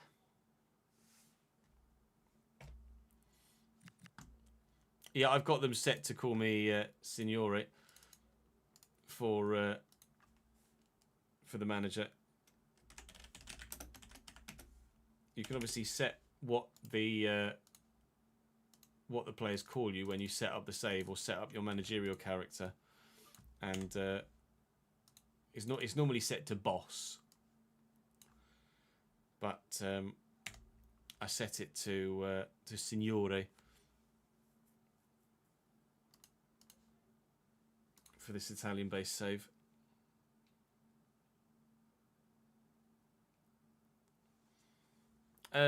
Trafford, Kwanzaa, Cresswell, Bass, Cienza, Riga, Job, not bad. Sancho, presumably. Rio, Mikey Moore, Jean-Philippe Mateta. Mateta up top. That's an intriguing choice, considering the pace. Although I guess if you lump it to Mateta and you've got the pace around him, that can work, can't it? There's a referee game coming to PC, is there? Oh, Sancho. It is Sancho. Is that a real-life player or a youth player? I don't know of any Sanchos. Let me save this before I start pissed about the live editor and potentially crash the game again. Real-life player.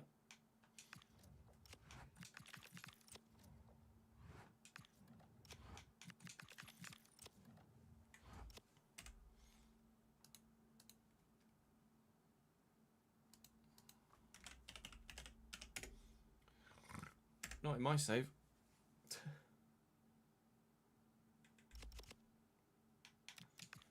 Unless I mistyped it. No. Is he a new youngster that's on a later database, perhaps?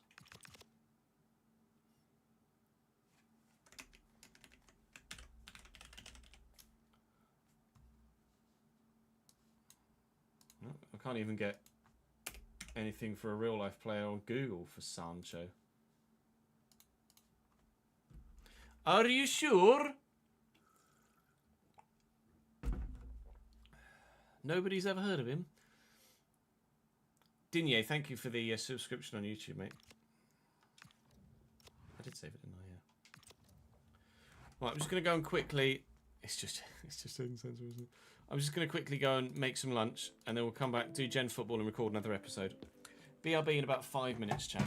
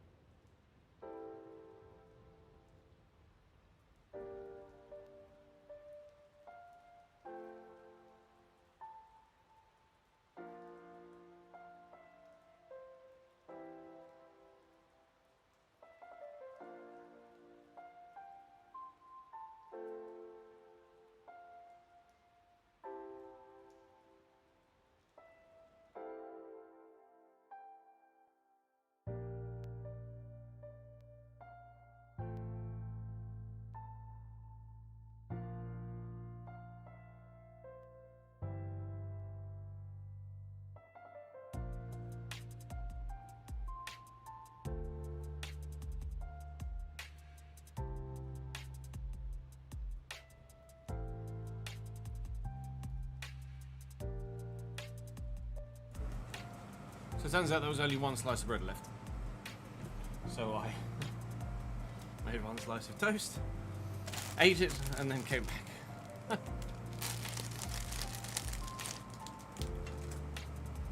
Oh, Franco Serrano.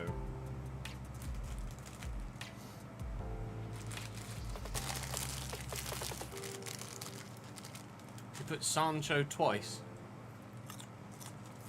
It was actually Serrano. Yeah, he is Mustache Man, isn't he?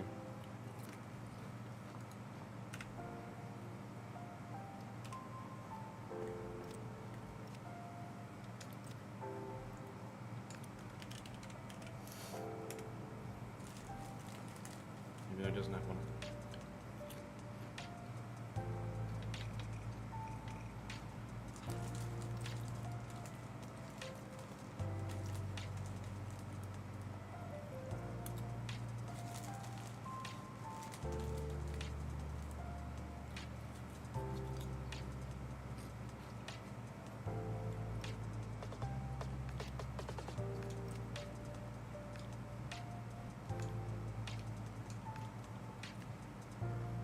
Should have just gone shortlist and view, shouldn't I? Mustache Man.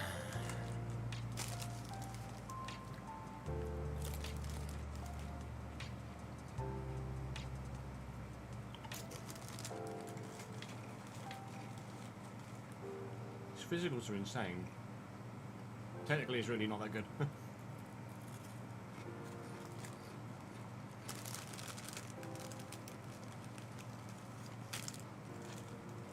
Decent right back there.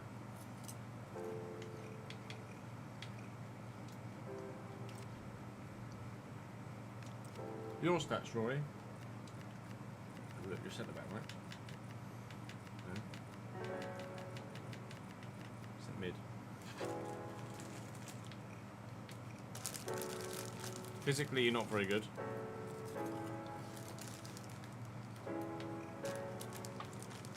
But your finishing is now 90. Yes, Holy. Youth Academy Road to Glory. But it's a variant of it called a Builder Nation, where we're only using Italian players. And then the aim is to, with Union Brescia, win Serie A and the Champions League, and then take over as the Italian national team and try and win the World Cup with Italy with the same youth players.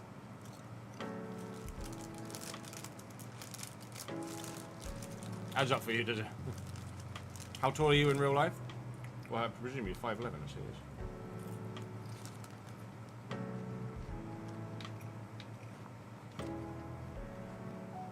Considering we made it off your thingies. Look, it's new generation football. No names in chat, please.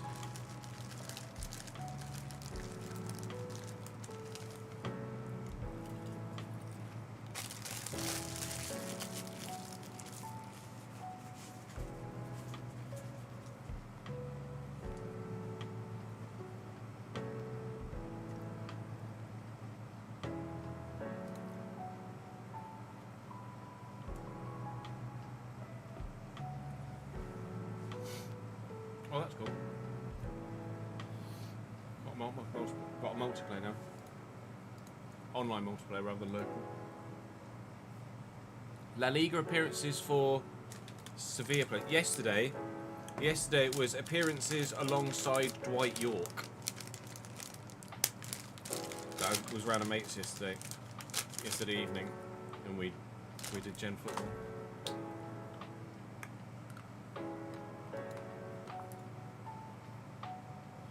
Jesus Navas is going to be too many, isn't it?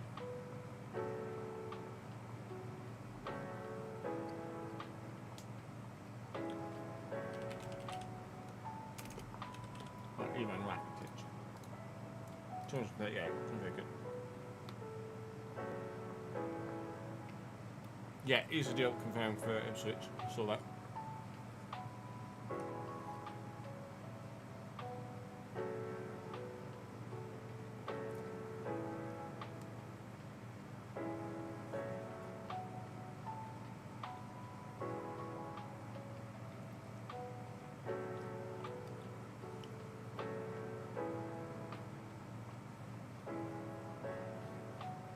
trying to think of bloody Sevilla players now. Diego Carlos. 102.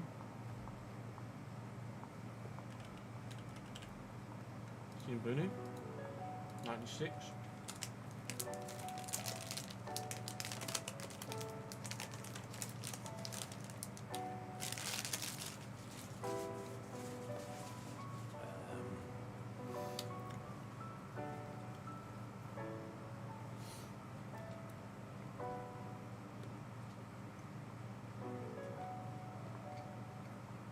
Oh, who's that French left back? Yuri. But she was Sevilla, wasn't he? No. Was he Athletic? He might have been Bilbao, actually.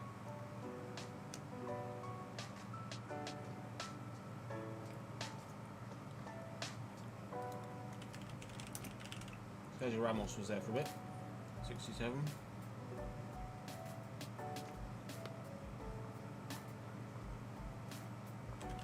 I'm sure Jesus Navas is way too many, but 516. Slightly.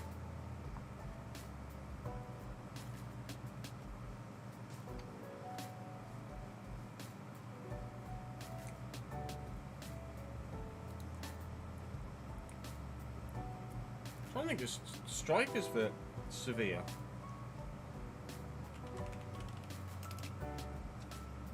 Fernando Navarro played for Sevilla 203 times.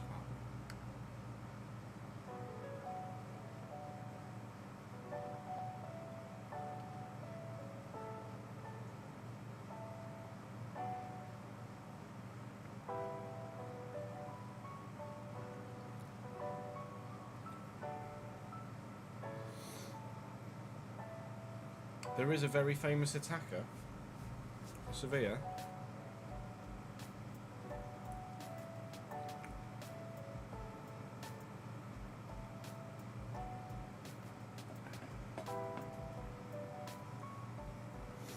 Playing two Big Six teams.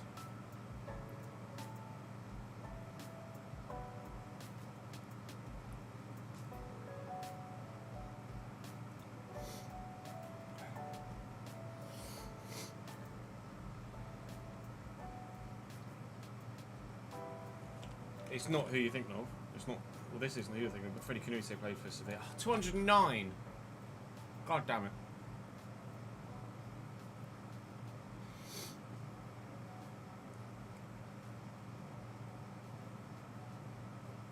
Oh, there was a Polish centre mid. Grzegorz Krakowiak.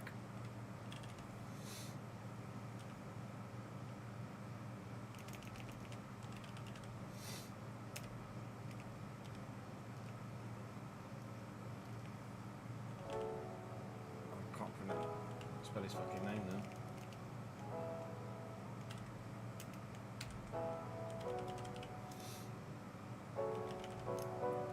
Grzegorz Krakowiak.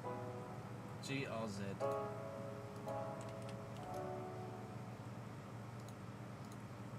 $58. Is that it? Christ.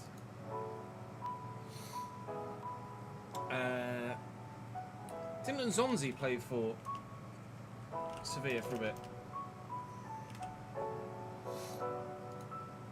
90. We're getting there. Krakowiak. Nzonzi, Ramos, Bono, Diego Carlos. Rakitic was too many.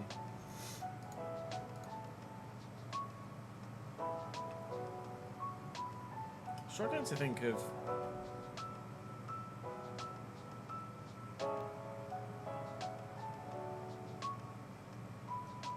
Sevilla players.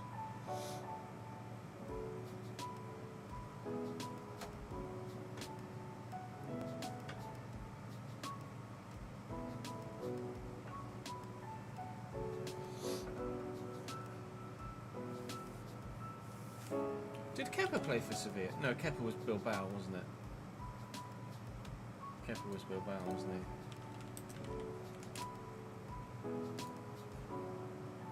Yeah.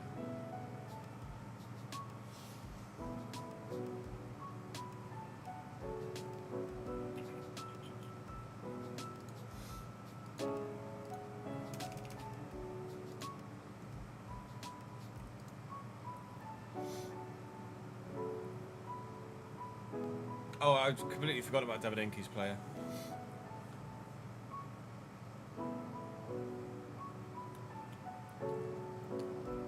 Famous attacker, played for 2 of the Big 6 teams.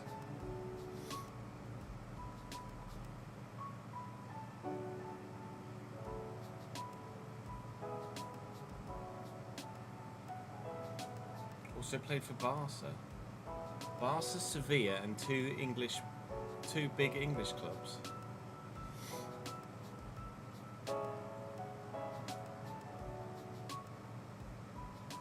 Barca, Sevilla, and 2 big English clubs. An attacker.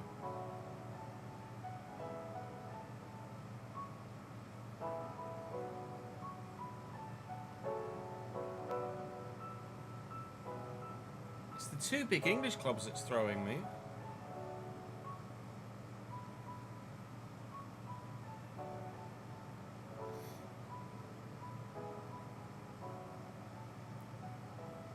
Belgian winger. My brain, when you say Belgian winger for Sevilla, my brain is thinking the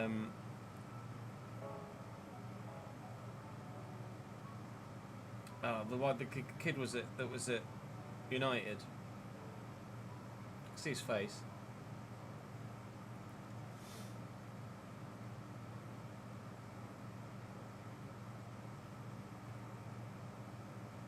Who's the Belgian kid that was at United as a winger?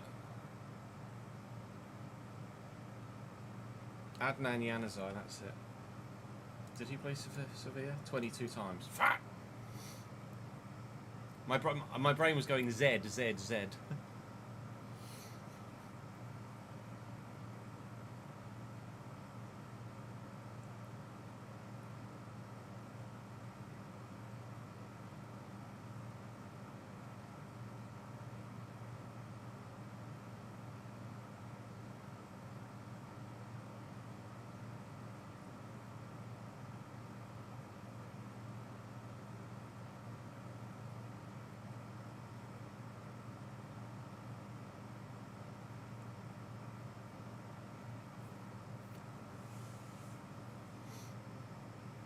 Famous attacker played Barca, Sevilla, and two English top 6 sides. Yeah, more hints. I mean, it's probably too many appearances now, but I'm still curious to try and figure out who it was.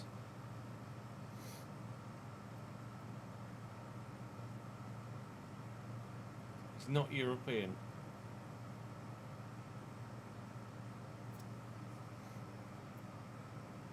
TT said the Moroccan striker. That's going to be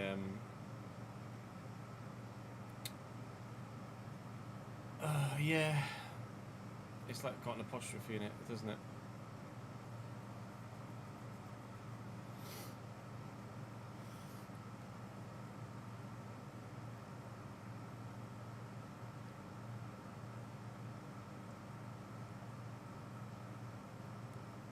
He may be cold based on his nationality.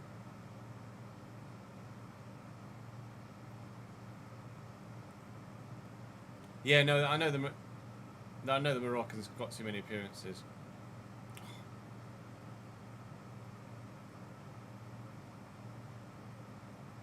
Who is that Moroccan striker? My brain's not going to let me get it.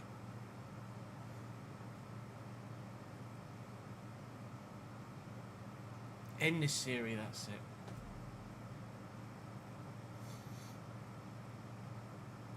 Left one of the Big 6 clubs through the back door. Big scandal.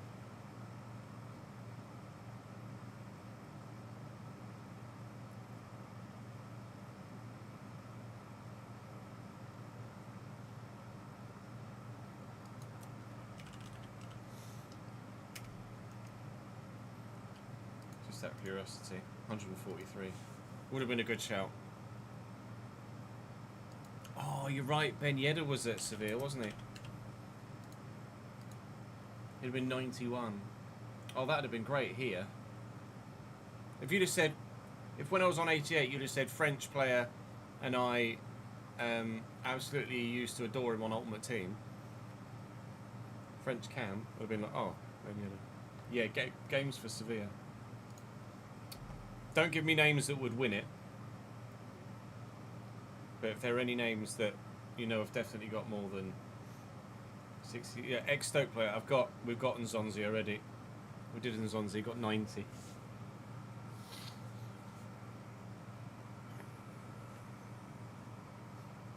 Yeah, initials would help. Because I'm really struggling with that hint.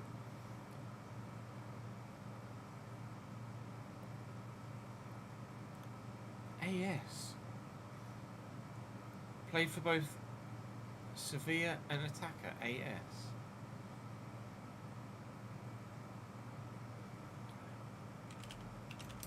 Alexis Sanchez? Was that who it was?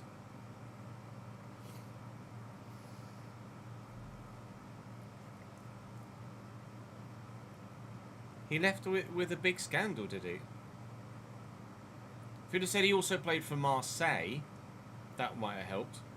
I didn't know Alexis Sanchez played for Sevilla. Or is it Sevilla now, is he? Arsenal to Man United wasn't a scandalous deal, though, was it?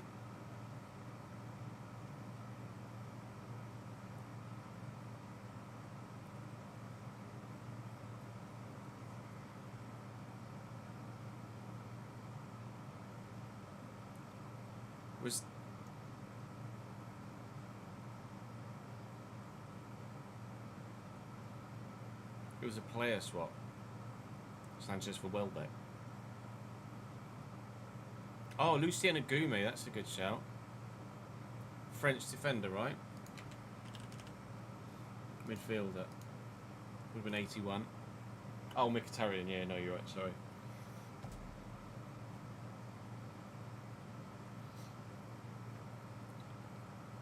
God, I can't believe I've struggled so much for Sevilla players. They're a big club.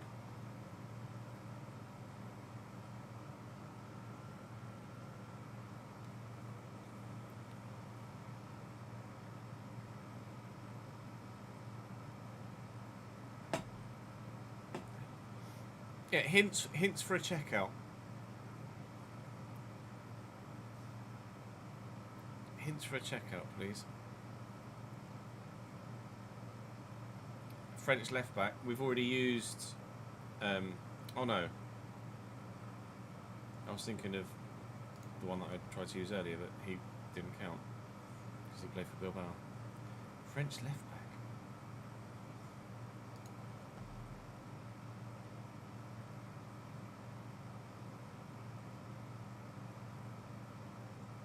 Yuri Bashish was the French left back that came to mind, but he played for Bilbao. French left back for Sevilla.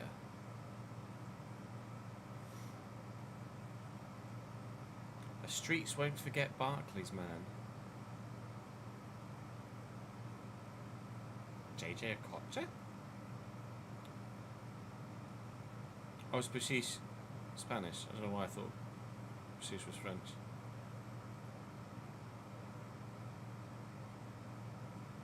No names, Dave, please. Hence why everyone's giving hints.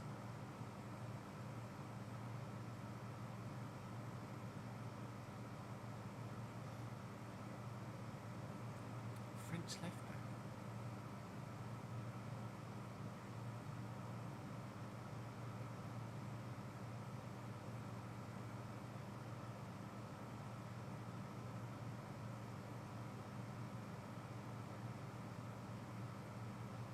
Or streets won't forget Barclays man that had bleached hair.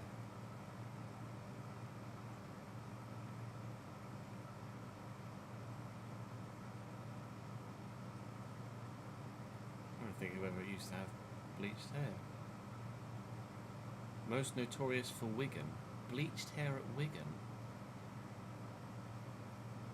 Barclays man, bleached hair. I can't make the connection. Barclays said peak Barclays man and bleached hair.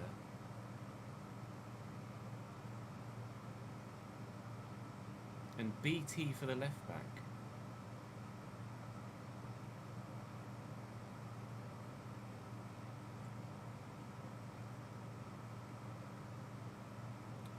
Revered in Napoli. Christ.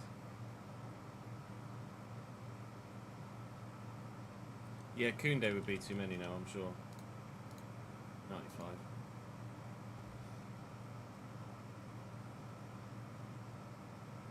BT.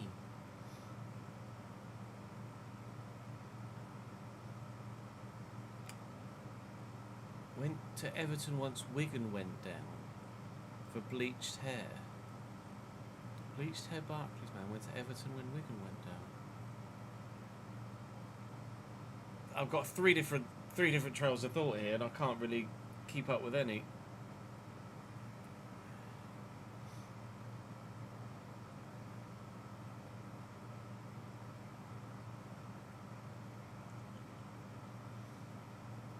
Yeah, someone put AK-47 in chat. AK.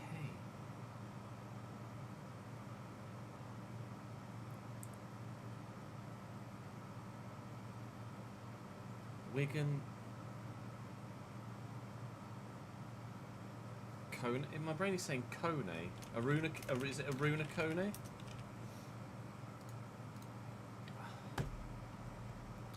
Chris, I don't know how many times I have to tell you in YouTube chat, no fucking names, pal.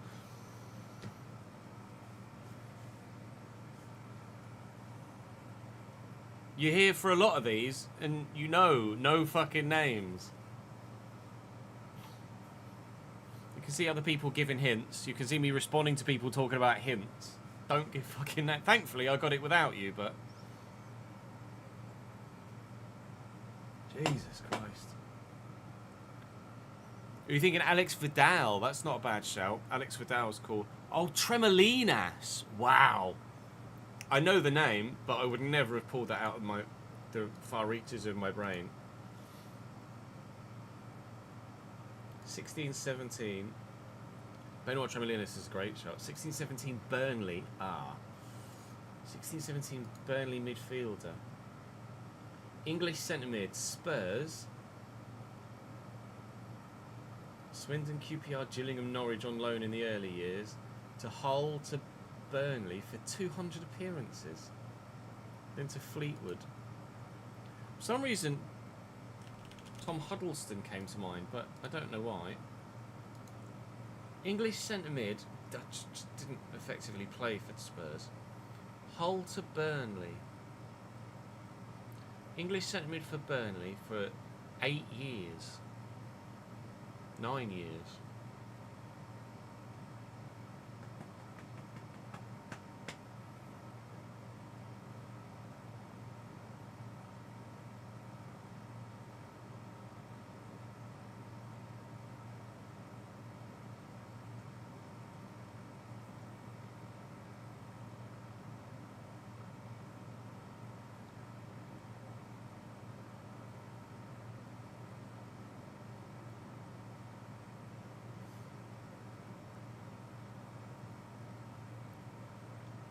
This is a niche player, is it?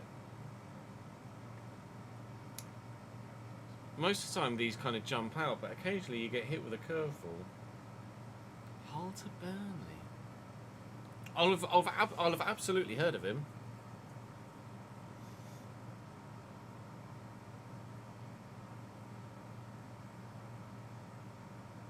Yeah, it was that.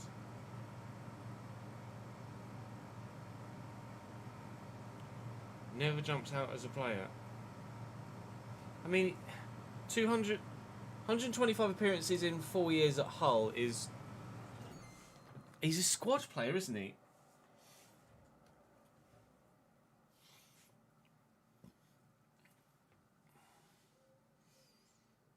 ...202 appearances over 9 years at Burnley. It's like a 20 to 25...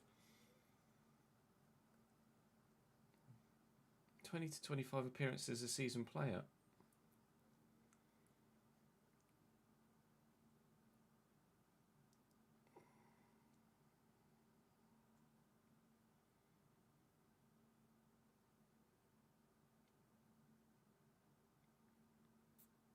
That does indeed narrow it down. Thank you, Jamie. Although there are... Oh, Jamie, I actually wanted to ask you a question, actually. Could I commission you to make the Ipswich kits? The home and away Ipswich kits, please, pal. If I send you some pennies, So you can make the Ipswich home and away, the 26-27 Ipswich home and away kits for me.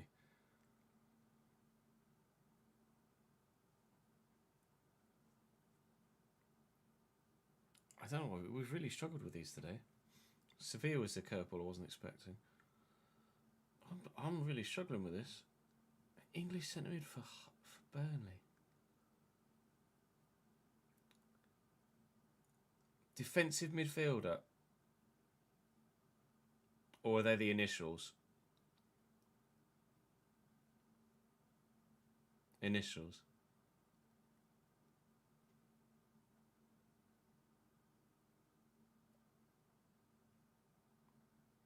It's not. Is it? It's not Dean Marnie, is it? It's Dean Marnie. I thought Dean Marnie, but then I thought I didn't know he came through Spurs. Because Vizza loved Dean Marnie, didn't he? His whole thing was like Dean Marnie related. Yeah, your hint was going to be Vizza, yeah. That I'd have absolutely got. Oh, that's Giroud. No, it's not Giroud, you twat. It's Hazard. Giroud, fucking idiot. Hello, Eden. See, sometimes they're just really easy.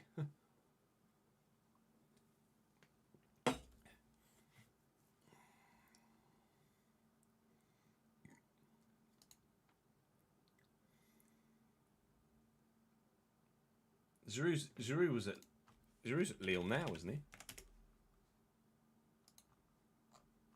Yeah.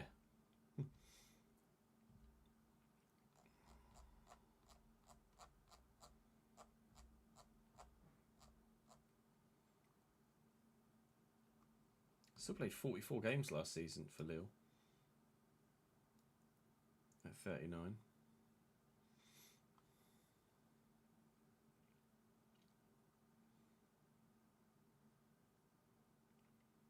.57 goals for France, which Mbappe's now eclipsed. Yeah, he did bits for Milan, didn't he? Won the league with Montpellier, didn't he?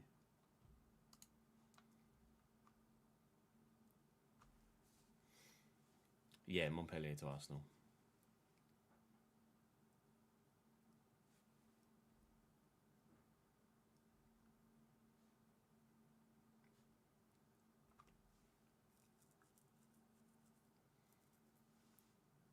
Yeah, Giroud was only there for the group stage, wasn't he?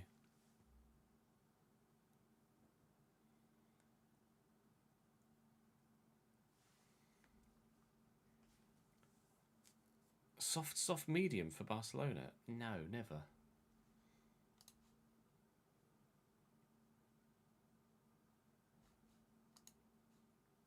I'd never go soft medium at Barca, I don't think.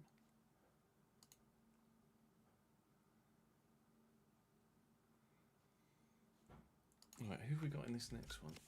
Let's record another episode. Oh yeah, the obvious ones to play were just the two relegated sides, and then Venezia, wasn't it? You chose harder allocation as well. Yeah, surely it's got to be medium hard or hard medium.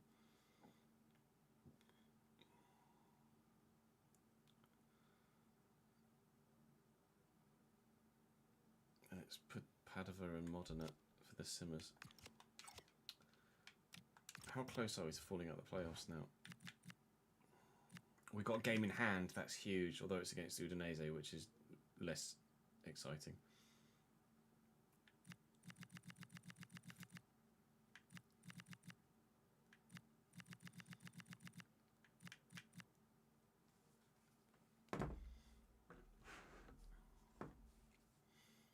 Yeah, I'm not going to do Feel the Grid today. Well, look, let me have a look and see how quickly, how far I can get quickly on my own.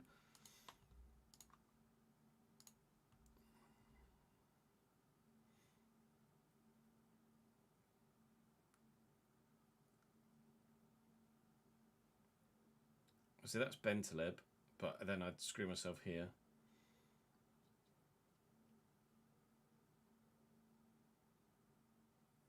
And there's not enough that just immediately leap at me there. I'm not going to bother.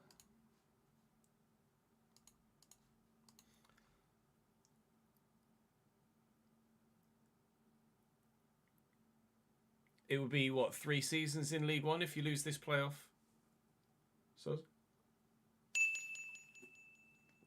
shooting. I don't have a dad joke for you right now, but what I will say is this. Danny Brooks wishes he was me. I thought you'd appreciate my response in Discord yesterday, Kev. There's an opportunity here. I'm going to take it.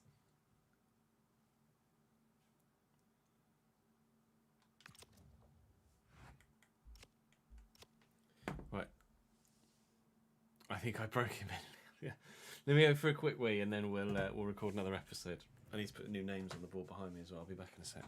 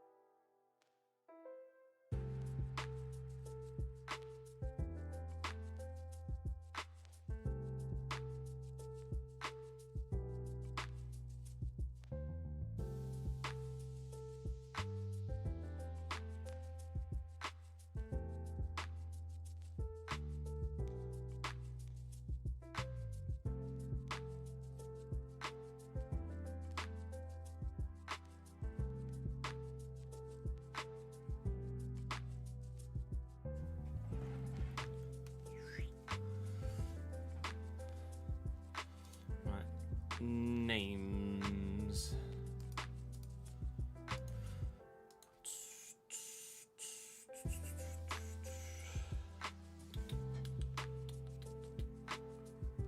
Let's see.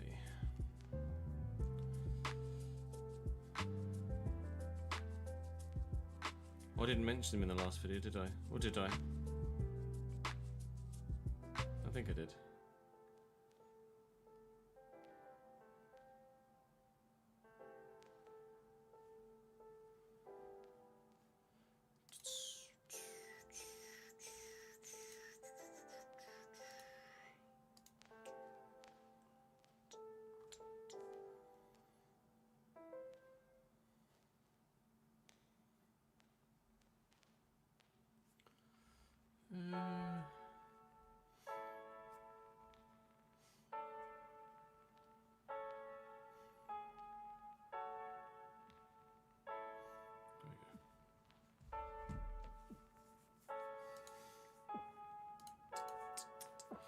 Hey, Yam. Put my name and see if anyone says anything. I'd like to thank me.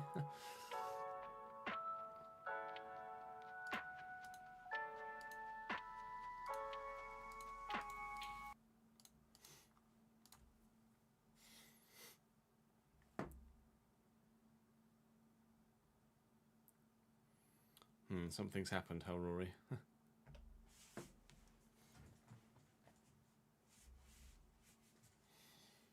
Yeah, good, thank you, Sid, mate.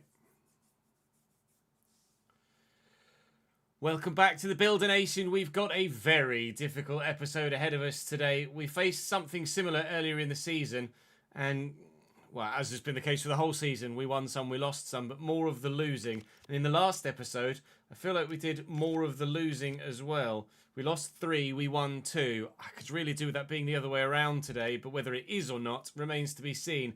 Relegated and promotion chasing Udinese, relegated and promotion chasing Hellas Verona, runaway top of the table Venezia are the 3 games we will play today. Modena and Padova we will sim, although I'd be tempted, because Venezia are just so far away at the top of the table, I'd be tempted to just sim that one, anticipating the inevitable, and actually play one of the others, whether that be Padova or Modena. They're both right at the very bottom, though, so surely we could do something in a simmer against them.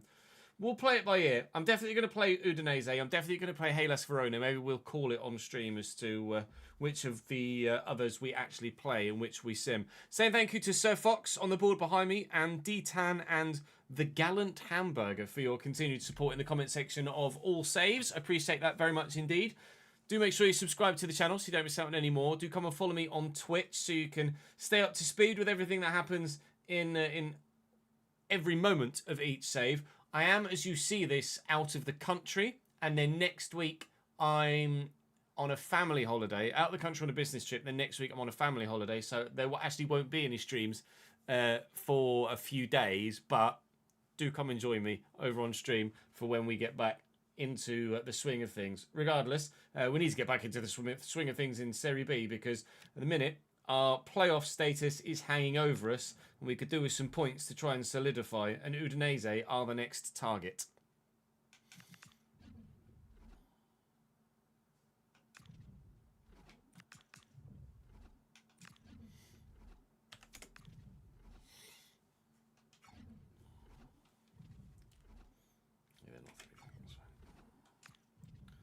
So I'm away out of the country Monday to Friday next week. Then seeing various family Saturday, Sunday. Then Monday, Nat's at work, and I'll have Jude, I think. So I'm not sure my mother-in-law can do the Monday, or I don't know if my mother-in-law could do the Monday yet. And then I'm away Tuesday to Friday that following week. And then I think, isn't that at work on the 8th? That might be at work on the 8th. Where's me? August, where are you? There you are. And that's on a night shift on the evening of the 8th. So I'll probably be live during the day, Saturday, the 8th.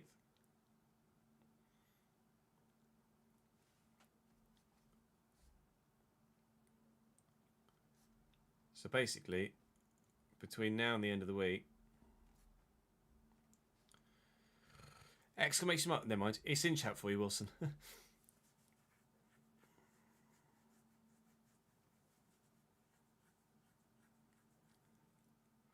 Yeah, I guess if you do wear glasses regularly, like all day, then your face becomes so accustomed to carrying the weight that you can just forget that you're wearing them, can't you?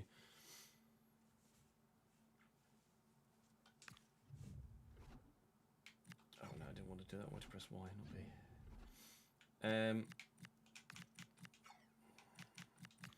Put Sarah in at right back.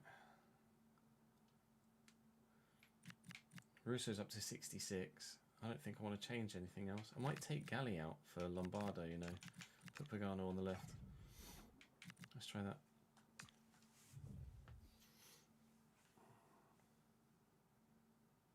Yeah, potentially, Daniel.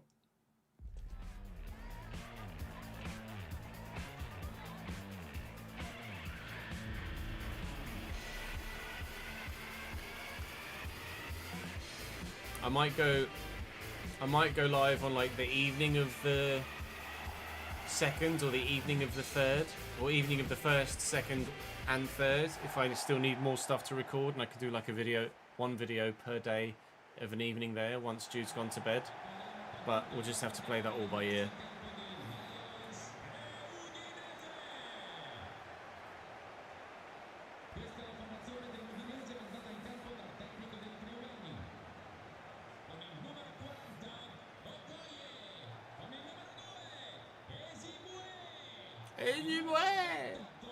Okoye in goal for Udinese here. Hizibwe, Batola, Solet, Kabasele and Zamora. Karlstrom, Milan, Piotrowski, Luca and Davis up top. It's a crazy strong side for the level for Udinese, and they're having a very good season. We lost to Udinese, didn't we, last time we played them? We beat Hellas Verona, which is why I'm hoping to do a domestic double over them the same way that we did Sampdoria. That's a great ball through, looking for Lombardo. And a little dink could find Bianchi, but Karlstrom's there to recover. It could have been an electric start away from home here. It's not.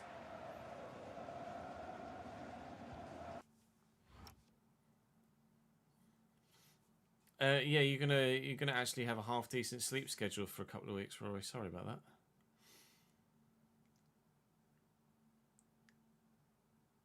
So scary to think that after this week, next time we see me, should be 41. It's fine. Age is just a number, Nick.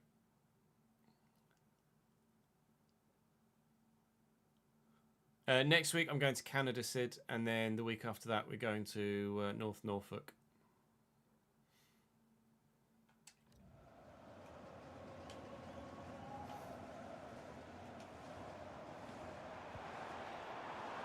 Lorenzo Luca. Gasper Rodri there again. Pagano. Cross nicely to Gasperoni. I'm going to lift this. And he could be in. He is in. Oh, no. Won't get a better chance. Not like that. Not ideal. From Esposito. Gasperoni is one that's playing through. I've still got Gasperoni on the mind after the last episode we recorded. Oh, man. It would have been a dream start here away from home, but it wasn't to be. Gasper Rodri at it again. I know I went on about him in the last episode, but pick up where you left off, pal, please. I need that defensive solidity today. And hopefully it's more than just he that offers it on this occasion, because he was very, very good in the last episode, and we still lost 3 of 5 games. Lombardo to Gasperoni again here.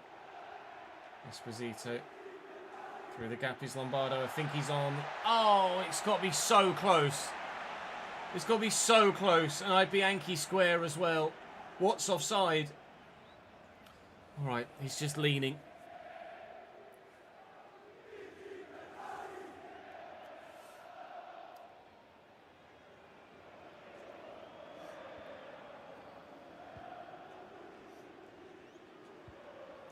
Gasper Rodri.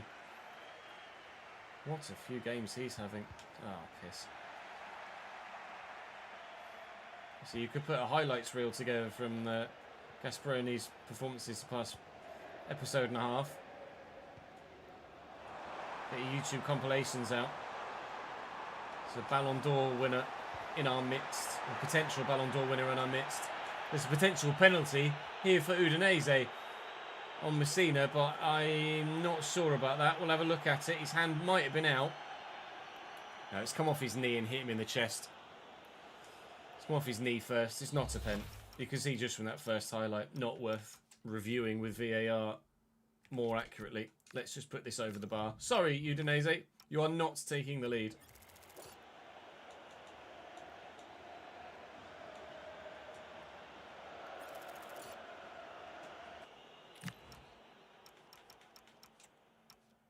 I feel like Velma. Zoinks.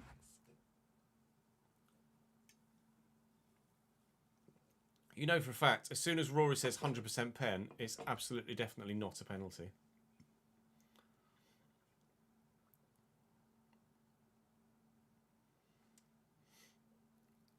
Possibly the last FM great, Lorenzo Luca, really.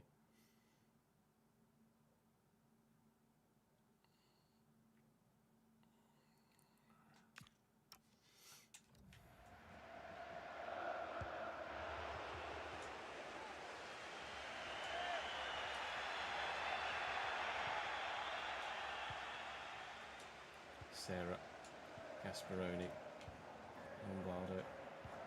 Nice little dink over the top.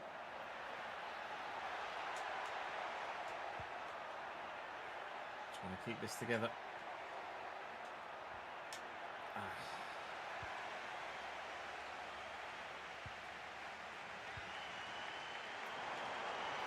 Well, I don't know why Messina's so deep. Thankfully, it's Lorenzo Luca that's breaking, so he's not got the pace to really race away.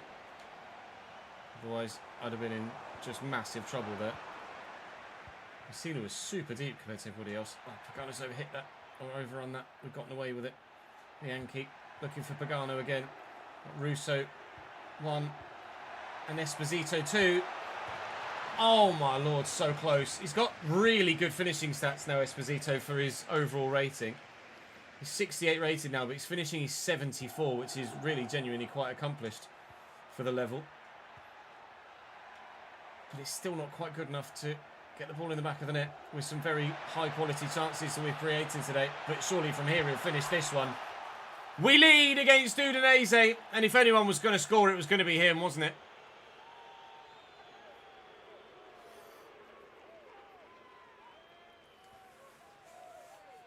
I'm looking forward to 27. I look forward to every release.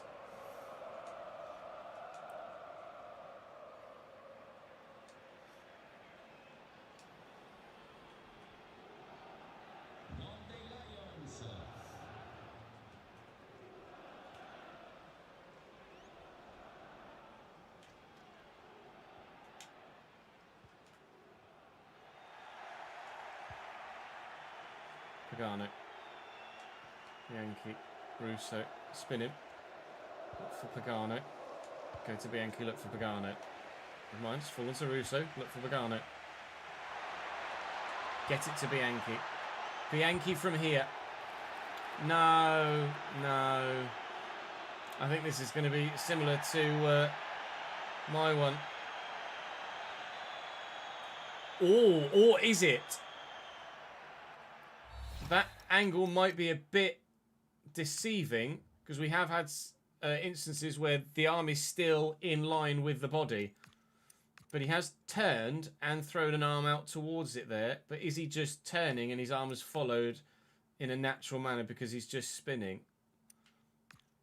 I mean, that to me, in all honesty, looks like he's stuck his arm is by his side here. That looks like he's stuck his arm out and then swung it towards it. And I don't think that hits his body if... I don't think that hits his body if his arm doesn't hit it. I think that's a penalty, lads. I genuinely think that's a penalty. I would double check, but I think that's a pen. Live chat are saying that is a pen. You don't think that's a pen? It's a no from Soz. I mean, I think that's a penalty. We're always objective about it. Where's he supposed to put it? Down by his side. He's put his elbow out and swung it towards the ball. If his arm's down by his side and it hits him, then fair enough. But he swung his arm towards the ball there.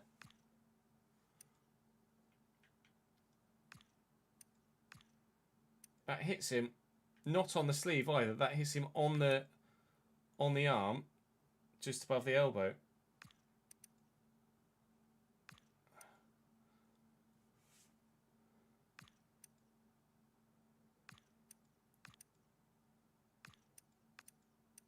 It hits him there. It hits him there.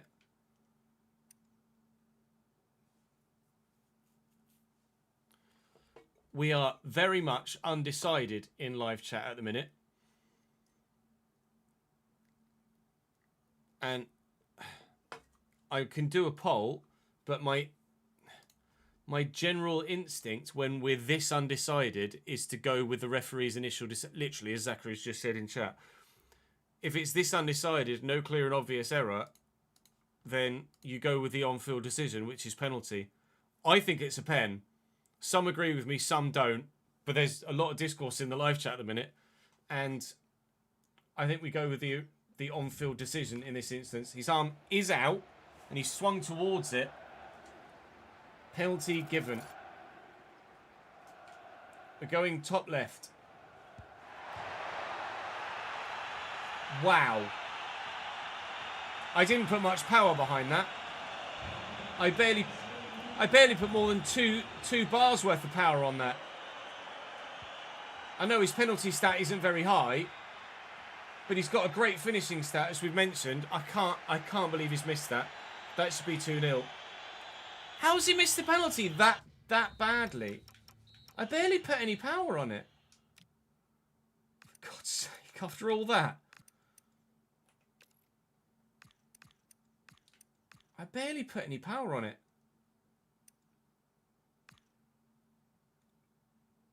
Oh my God, if that goes in, it's the most accurate penalty you've ever seen. Unbelievable. 59 penalties is his stat. So yeah, it's not very accurate, but I didn't put enough power on that for him to miss it that poorly, surely. My God, Esposito, you are the most hot and cold striker in this game. It's 1-0 at half-time.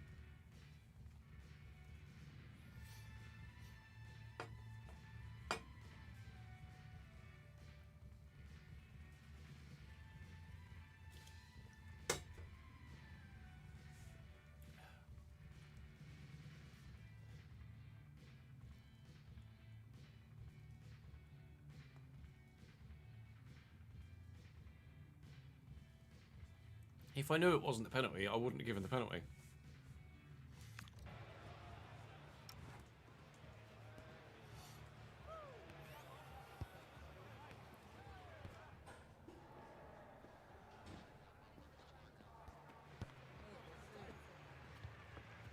Oh, Esposito. Esposito knew it was a penalty, so missed it on purpose. Did he really?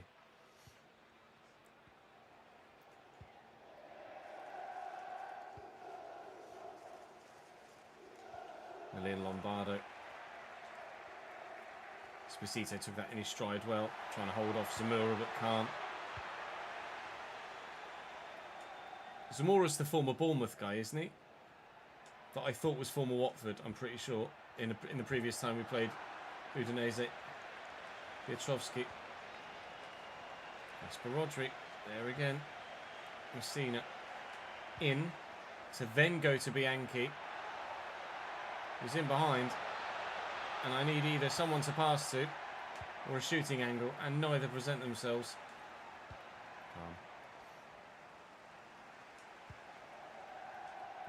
Lombardo, Gasparoni, Bianchi finds Russo. Are you going to run? But no, you just go stand there. You are going. Okay, a bit too little, too late though. Fuck. Challenge. Well done. Sarah down the line. Lombardo going again. Lombardo in a good spot.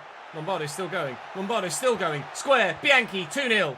I will have my 2-0 lead. Thank you. In the 60th minute, all made by Lombardo and finished by Bianchi in the middle. He loves a cheeky 5-yarder, doesn't he? Bianchi into an empty net.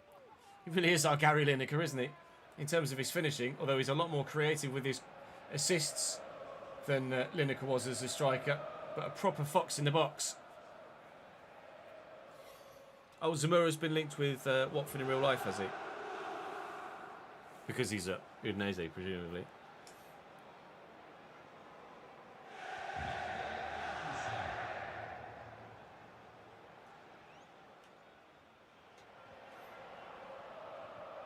Lynn Lombardo, he's having a good game. Pagano, through the gap.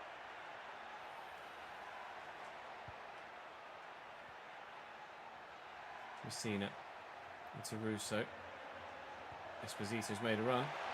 Esposito's in the box. No, I can't from here. I could from here though.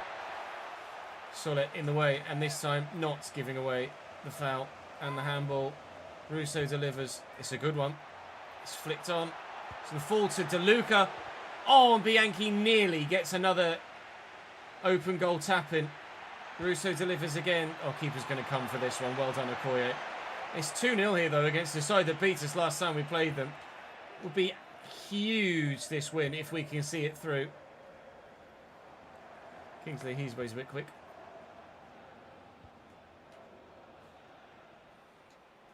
Russo's knackered. I'm going to have to take Russo off. Oh, damn me. Never mind. Oh, that's poor. That's really, really, really, really poor. It is Jordan Samura, yes.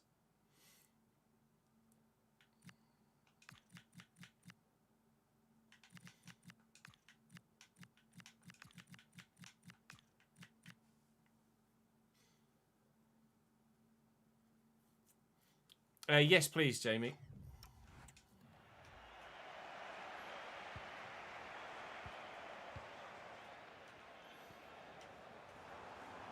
Piotrowski.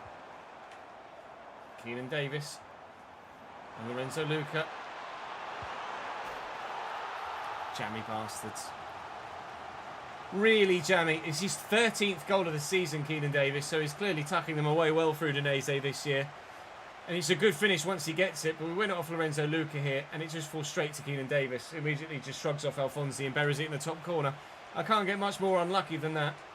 It's Udinese 1, Brescia 2. We've made a couple of changes. I hope they're good enough to help us hold on to this now. Berardi is the man off the bench here in a central area. And we've brought Galli on the opposite wing. Oh, it's got to be harder struck than that. And Esposito has a 5-yard tap-in of his own.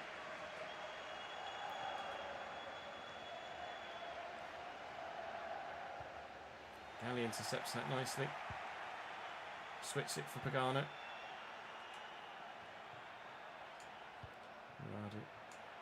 Bianchi. Pagano. Oh. Shouldn't have rushed it. I shouldn't have rushed it. Miller. Davis. Messina's in the way. That's a very important interception. Thank you, mate. I needed that. I haven't drawn a game all year, and I don't want to start now, not from a winning position like this. Against a side like this too. Just want to hold on to it now. Surely we just wind down the clock. You're offside, aren't you? You arsehole, Kelly. Appreciate it, Jamie. Thank you, mate. We're not going to be recording Ipswich for a few days, so there's no rush. Gasparoni and Bianchi. 2 minutes added on. I'm going to head to the corner. Oh, I'm not. I've not got the ball anymore. A little bit nervous about this now. Keenan Davis. It's gone. Please tell me it's gone. Luca's going to get there. He can't. Game over. Oh, yes! A win away from home against Udinese, a side above us in the table, and that's a giant 3 points to go towards our playoff ambitions. Now, if we can go and beat Hellas Verona as well, beat Hellas Verona as well, then we'll be in a really good position heading into the rest of the episode and the rest of the season. Now, 4 points clear of Entela and 6 points clear of Südtirol. Another 3 wins, another 9 points, and you'd say maybe that's playoffs guaranteed. Maybe 4, maybe another 12.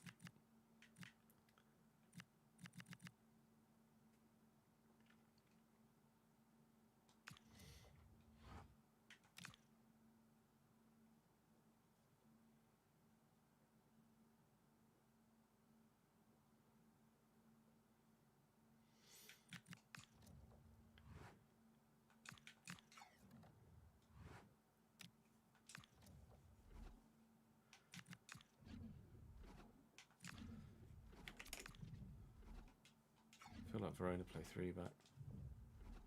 Yep.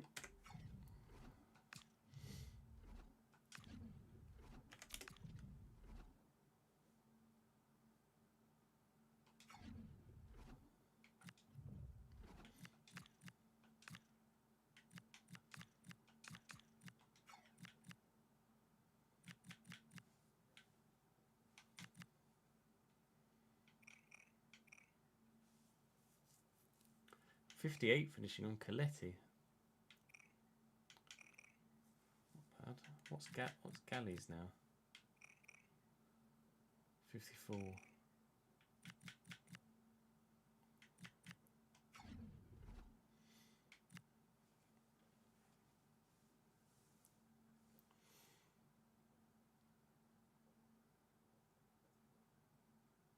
Only 4 years since Watford were in the Prem, is it?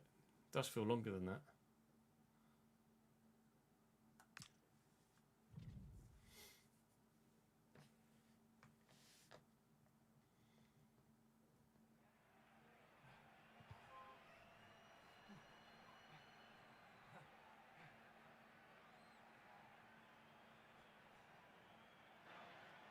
Probably because they've had 12 managers since then. Yeah, that's fair.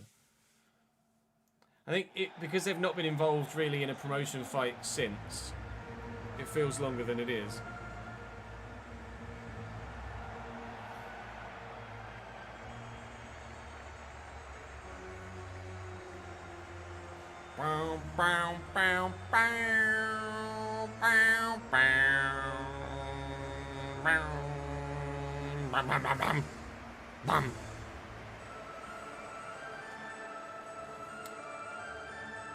It's definitely been longer since West Brom were Premier League, for sure.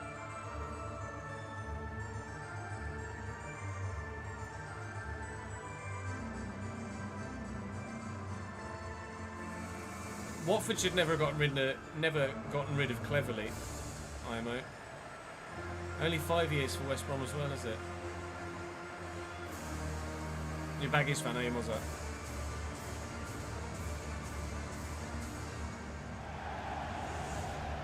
Oh yeah, Swansea's definitely a long time. Swansea's pre-COVID, right?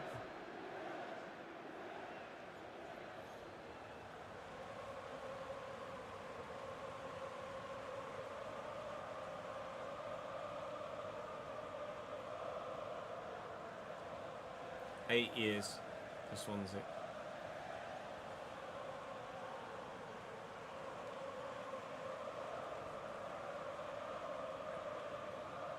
Montipo in goal for Verona. Bonar, Edmondson, Oyagoke, Bradarich, Livramento and, wow, Bowie up top. Did not expect to see Kieran Bowie here at Hellas Verona, that's for sure. Gagliardini, Suat Serdar and Benetti in the midfield for them. Is it Kieran Bowie? Has he moved from Hibs? He's indeed a 70 rated Kieran Bowie. They are good, aren't they? Hellas Verona. A little bit of a weakness in defence, but a 77 rated goalkeeper is going to be difficult to get past. A couple of changes for me because of the nature of the fixture list again. Obviously, at this level, when your players don't have great stamina, it's very much a squad game. And that has been the case for us in both seasons so far here at Brescia. This is the sort of fixture, as with the Udinese one to be fair, the sort of fixture that could be a playoff one. Udinese currently the side in second, strength. But us beating them has put Hellas Verona right back in the hunt for P2. And if they beat me here today, they could even get themselves up into second in the table. Under pressure in the first few minutes. I've no idea why my lion is twerking.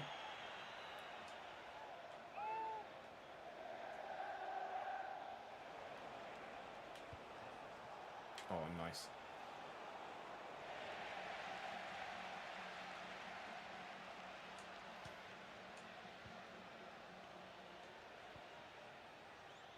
Fiore, Pagano, give and go. Guidi feeds him.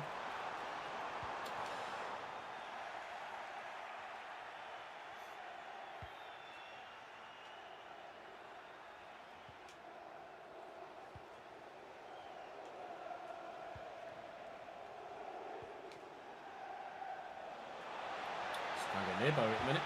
Good block. Really struggled to get the ball off him there. We weren't that far from him. It's just had the aura to hold us all off. Oh my God, stop! Jesus Christ. How are you supposed to deal with all of that? Alright, thanks for tapping out, game. Appreciate that. At least it didn't crash. Don't know why it does that sometimes. The Bundesliga, fuck's sake.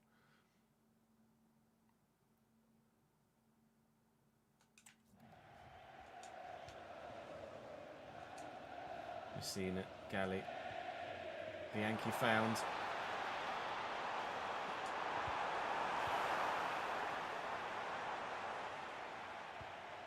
That's a good ball. Can't quite get there with Pagano.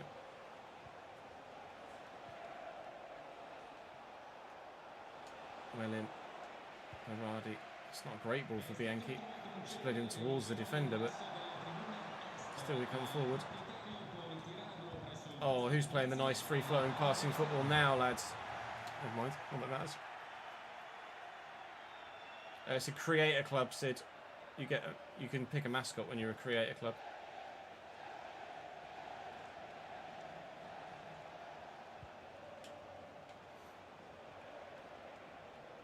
It's not Saga, Gagliardini, Stuart Serdar. Oh God, I can't deal with this. Livramento, it's a great turn. It's a burst of pace. It's a good save, Lombardi. And I think Fiore didn't touch it, but he's done just enough to put Kieran Bowie off and ensure that they don't take a 1-0 lead there. That's huge from Fiore. His extra little bit of pace in that defensive role doesn't always prove to be vital, but certainly on that occasion. And who's there in the 6-yard box again? It's our fox in the box. It's Bianchi. If you haven't got it as the option when you set it up, set the save up, Sid, then presumably. But I wouldn't imagine so.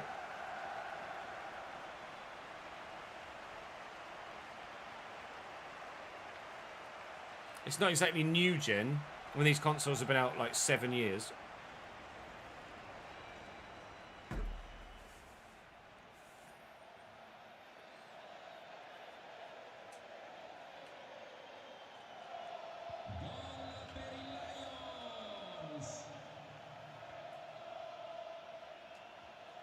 Guidi just rocked up and took it away.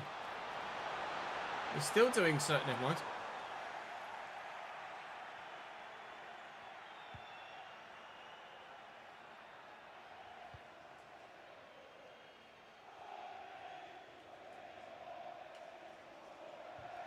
Oh, it's loose. It's poor from them. Bianchi. These runners. Here's Guidi. Guidi. Goal! Not in at the near post. Sometimes going across goal like I normally do is the wrong decision, so I thought I'll go near post this time. Just missed the target.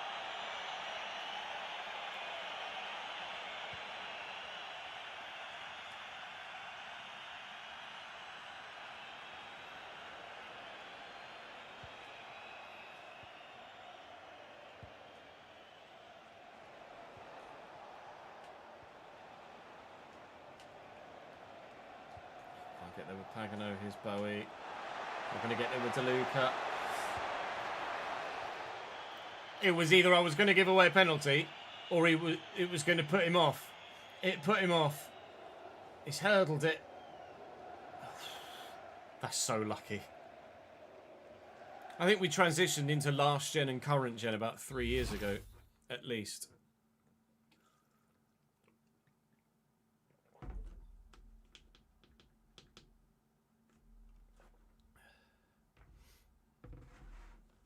You close the 6-second gap in the pitch straight. What? That sounds broken, Rory.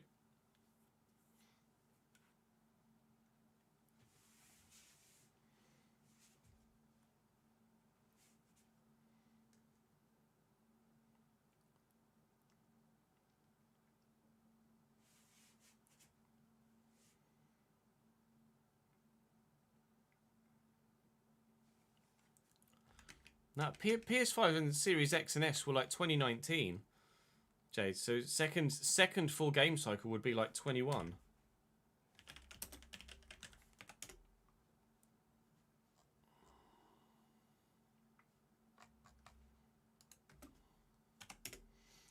Release date was November 10th, 2020 for this Series X.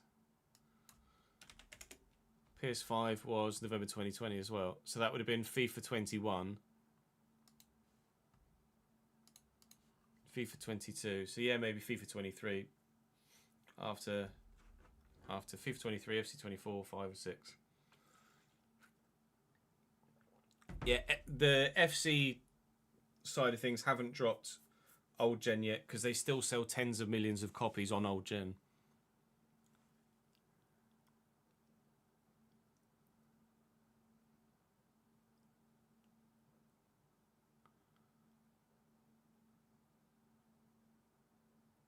Well, 6 seconds to 1.9 isn't a 6 second gap, is it? It's a 4 second gap.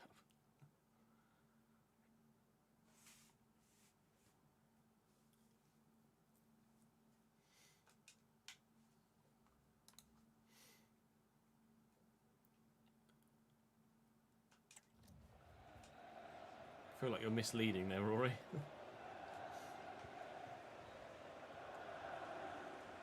Oh, sometime. Oh, you made it, Soz. GG's. Made it to the final. COD and FC are the only ones that are really still doing bits in old gen, are they?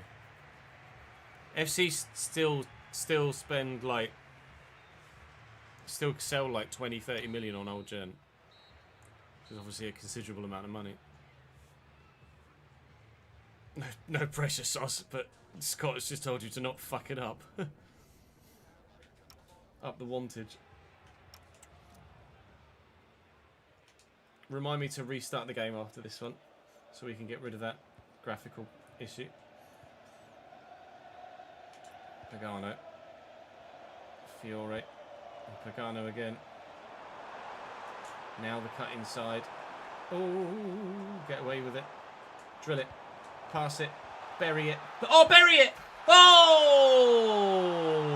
So very lucky. This time it's Berardi, which I think is his first goal for the club. Nicolo, 6 appearances, 1 goal, back from injury, and having an impact. Right. I wasn't sure whether we were going to play Venezia or not. Definitely playing Venezia now that we look like we're most likely going to beat Udinese and Hellas Verona. That's so spawny, but I'll take it.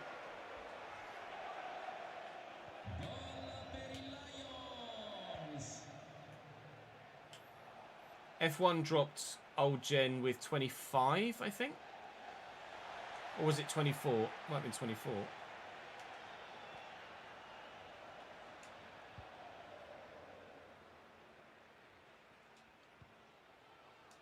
Fiore. Pagani. Nicely done. Through that gap. Oh, Hellas Verona, what's happening to you? Oh, never mind.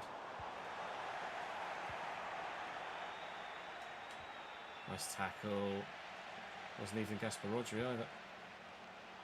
Here he goes, though. Now, Rodri hits the occasional rocket from range. More firework than rocket. Or one of those ones that you see students make that's like water going through a bottle quickly. Bianchi's in there. That's 3. We're definitely winning this one. We're definitely playing Venezia. F1 dropped it for 25, did they? Yeah.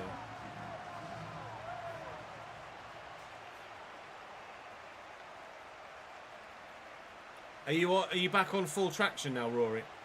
You're more like a Catherine wheel first.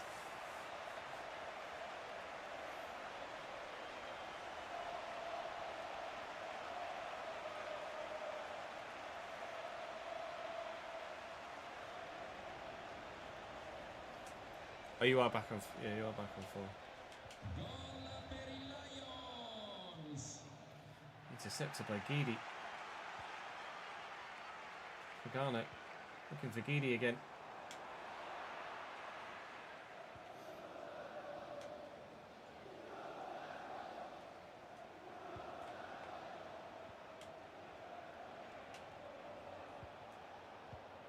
It's nicely done. Benede. Fiore's in the way, gets caught on it though. Benede's in. You've got to square it, mate. Why is he going solo there? Greedy, greedy boy. It's the last action he's going to have in the game as well. One final ditch attempt to prove to the manager that he's worth staying on, if anything. All he's done is absolutely affirm that the manager was making the right decision by taking him off. Afonso clears twice.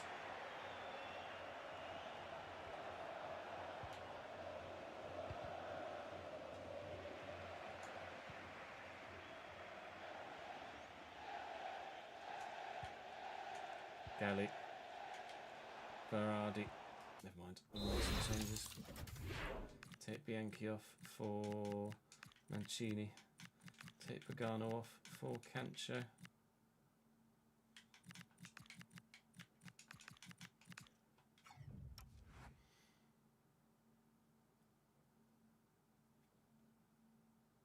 Yeah, it's not great for Max there, if that's his genuine strategy.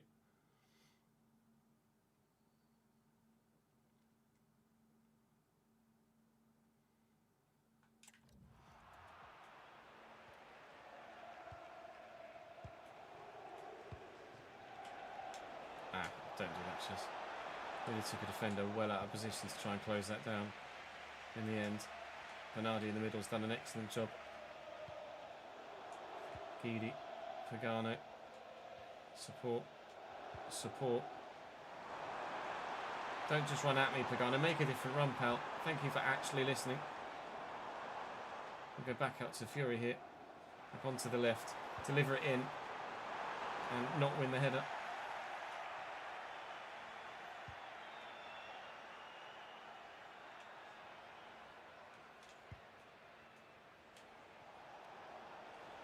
Akpro, not a name I expected to see either. Well in Fiore. Berardi. Bianchi's with me. He's into a decent gut. It's a lovely ball through from Berardi. That's superb. Berardi for Bianchi, sorry, for 4. No. There's 6 minutes left. That's Bianchi's last action as well, although he certainly played better than Benede. Made changes just for fresh legs and to give other people continued run-outs. Oh, mate. It's huge results. To beat Udinese, regardless of how tight that game was, and then to add to that a convincing win against Hellas Verona, despite the fact that they were all over me for the first 15 minutes. We withstood the storm, battened down the hatches, and then let fly with some aggressive weather of our own. Suat Sada, there's 2 minutes added on here. It's a nice little run on Livramento with a decent turn. It would be a really good goal if it comes off, but it won't. A clean sheet for Lombardi again. 3 points for Brescia to go with the 3 goals for Brescia. And we power on into the rest of the episode. High on confidence and form.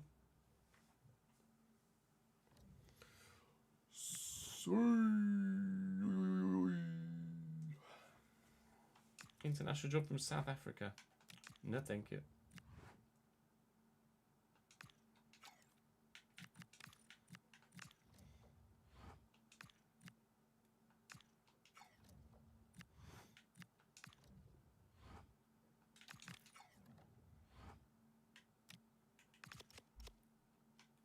Let's just save it quickly and restart the game.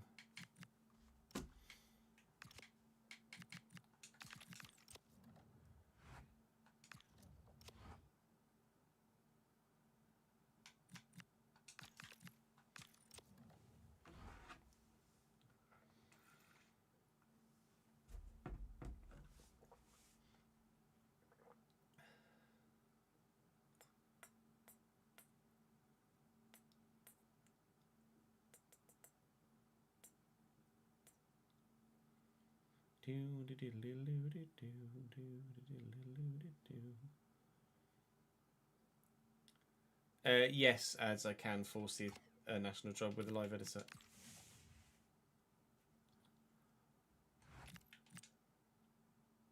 At least it gives me the offer to create, gives me the option to create job offer. I've not actually instigated it once, but I believe so.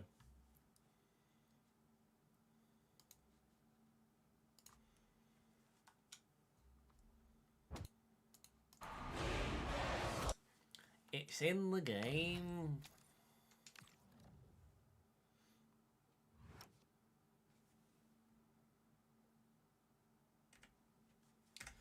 Oh, I'm not going to be able to do it here, am I? Because I'm not in the fucking save.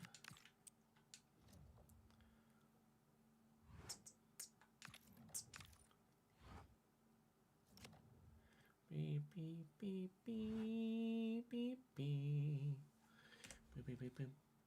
So I go teams and type Italy. I can then go create job offer. Sure think, sure. Right, another quick whiz, and then we'll sim modern it. BB, I'm drinking too much water now, aren't I? Stuck in my fucking editing software as well. What a dickhead. Where's window?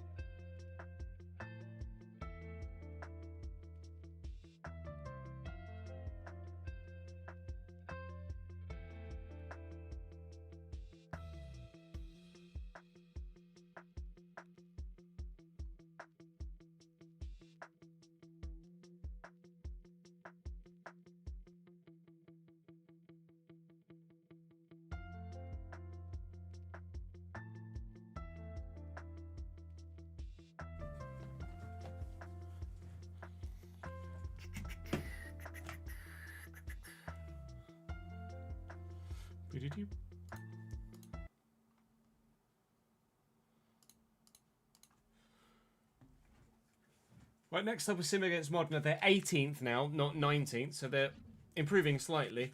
I'm going to start putting Silvestri in for these Simmers because a 70 rated goalkeeper over a 64 just makes sense, doesn't it, really? That is still my strongest side. There's nobody on the bench that could improve the rating in any position at just a glance, I don't think. So, a home win against Modena? It's finally happened. And we drew 2-2 with them last year, didn't we?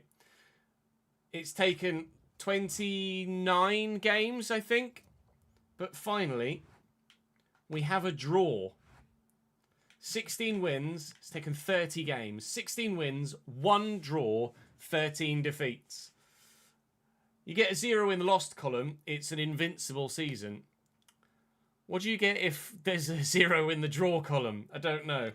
We're not going to find out either, unfortunately. Padova are bottom, so this has to be another strong result, surely, for us, albeit away from home. Lombardo's going to be asking to play here, I imagine, and to be fair, given the nature of the stamina of the side, I'm going to agree Silvestri to play again as well. It's going to take a little bit of reimagining here. We'll put Sarah in at right back. I'll put Esposito in there. Russo for Berardi, who got himself a good goal in the last played game. And a 2-1 win. Esposito and Galli. Huge.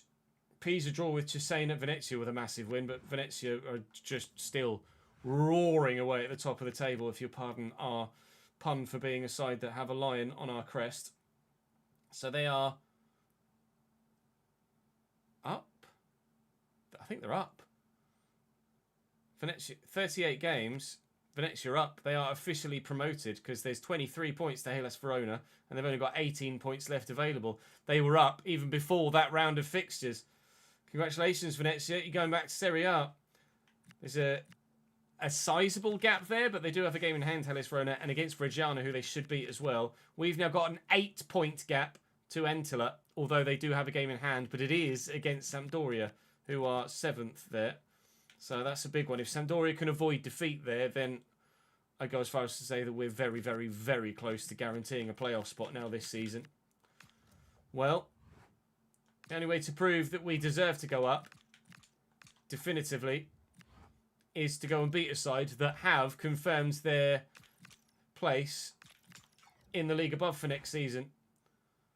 But after beating Udinese and beating Hellas Verona, despite losing to Pisa in the last episode, I'm feeling more confident about our chances in the playoffs now than I was a couple of days ago.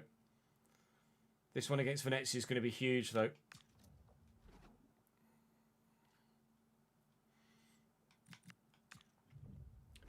You could pop it in the Discord if you're in the Discord, Soz, or you can send me it on Twitter or Instagram, perhaps.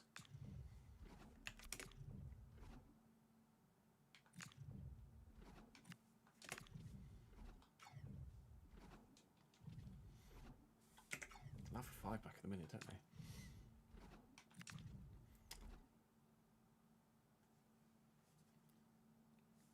they? Not at the minute, Rax. No, thank you for offering, though. I can't afford any editors at the minute.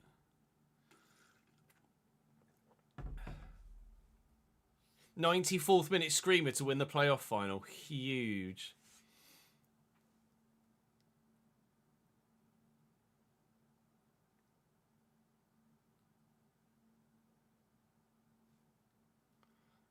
Oh, not from you. No!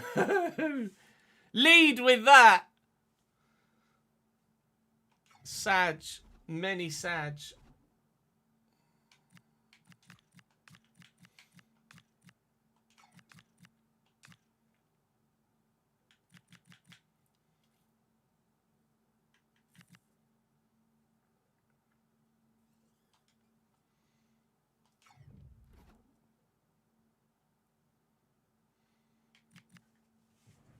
Thank you, Ron. Hello, Ron.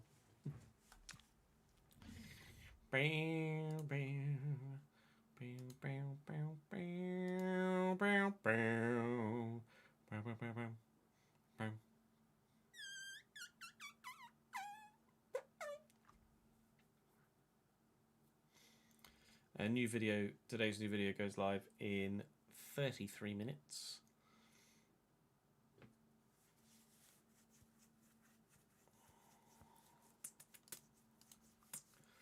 The F1 video the other day got 500 views and made £3.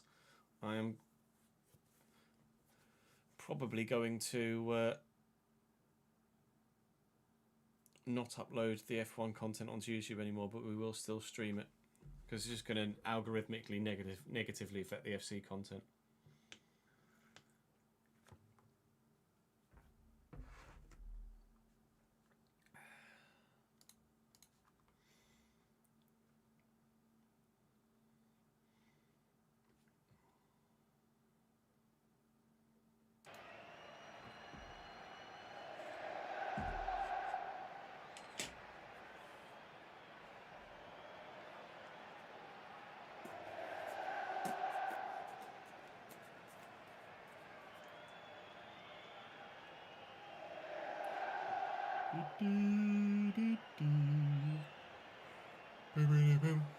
Bim.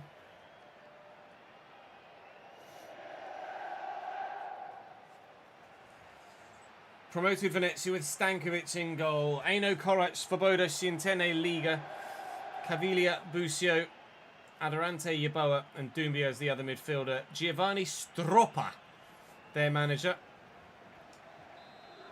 They're up, and so convincingly up. Venezia, the strongest side at this level we've seen in this save so far. Way better than either of the sides that were promoted last year. Unfortunately, they stand in our way now. But, luckily for me, they give me the ball back. And we are 3 wins from 4 so far today. And after 3 defeats from 5 yesterday. That's huge for us. Oh, and that's not a through ball, is it, Mr. Gasparoni? You've done so well, and then you've ruined it. It's not a foul, ref.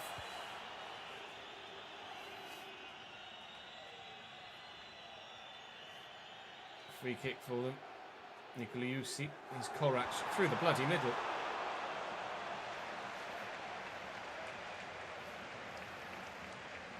Fiori. Pagano. Gasparoni. Esposito around the corner nicely. Tuck it back without a through ball. Now play the through ball. Not a very good through ball. Back.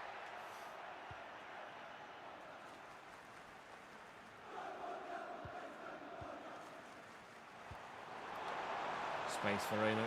Esposito's coming across slowly, labouredly, but does well enough. Esposito, Guidi looking for Galli, getting away, onside. Tried the first time shot. That's all I could really do in that situation. Oh, Esposito, that's really poor, mate. Yikes.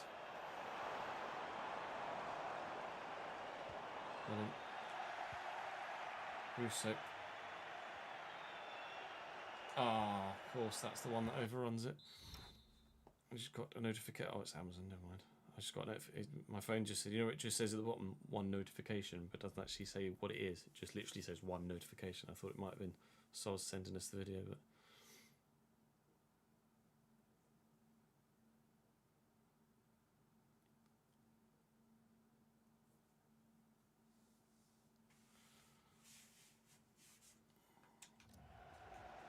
Does the incisive supposedly give them better vision? Or just more accurate? Busio. And then Esposito. Esposito's that slow, sluggish defender that just brute forces people out the way. Because that's what he's done so far in this one. Just putting a lump in front of the ball and saying, go round him. And so far they haven't been able to. Although they might go a little bit further wide and literally go towards the touchline to get the ball towards the goal instead. Fiori intercepts that nicely. Pagano on the counter, and with room to get into, I'm just going to do that.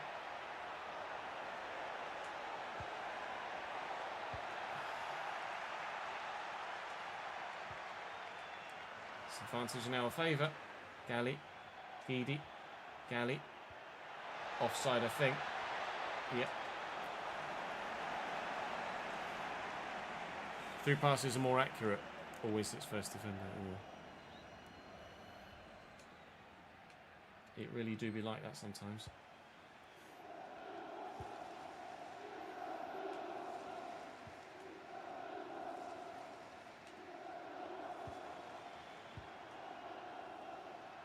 Yeboah. They're giving it to me then. Doumbia. That's a great ball. Esposito's in the way. If in doubt, just throw the 6'5" man in front of it. Seems to be working for us so far. This could give a pen, isn't he? No, he's giving a free kick to me. Not complaining. Thank you. I've done nothing offensively so far in this game, really. We did beat Venezia Season 1. And since then, they've been unbelievable. I think it was a 1-0 very early on in Season 1. And then Venezia have just been a level above since. Oh, and the change of pace from Iboa I can't deal with, but his finish, I don't have to. Are you doing Malaga at the minute, Ajo? In La Liga or starting from Segunda? Because they got promoted, didn't they, Malaga? Pagano. Through the gap nicely. Gasparoni. I think he's on here, Esposito. You can't blame me. In first half stoppage time against the already promoted Venezia, they switch off at the back. And the team with dreams of joining them in Serie A take a 1-0 lead. You would, Rory. You started in the second division. Yeah, they did get promoted in real life last season, you're right. Because for the Ipswich save, we promoted them.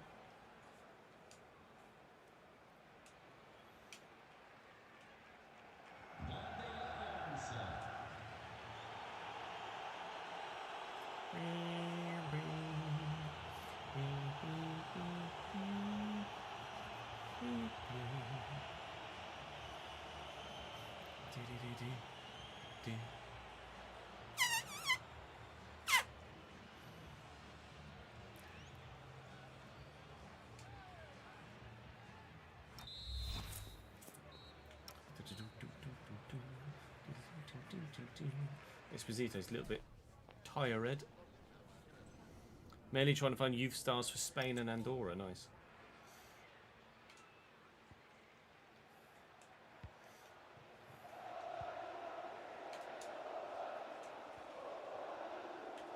Messina.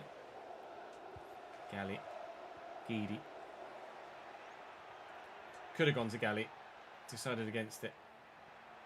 Gasparoni. Fiore. Pagano looking for Gaspar Rodri. Looking early for Esposito. Svoboda does very well.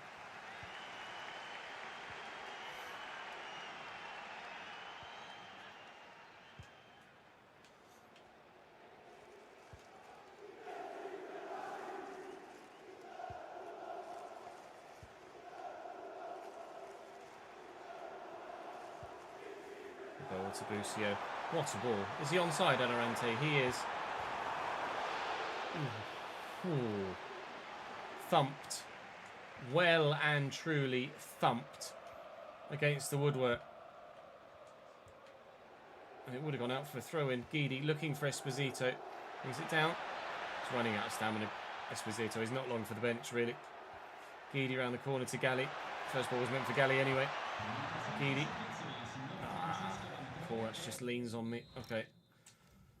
Changes to be made. And hopefully a win to be found. I'm going to throw Guidi up top. And I'm actually just going to put Mancini on and try and save Bianchi's stamina for the next episode. Take Galli off for Lombardo. And then put Lombardo on the right and Pagano on the left. Welcome back, Tomasi. I didn't remember you saying you were leaving.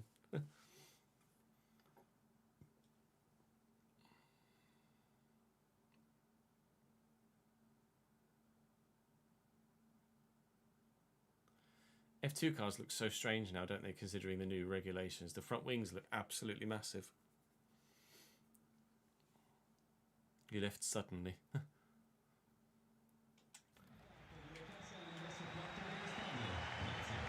Like a cardiac arrest.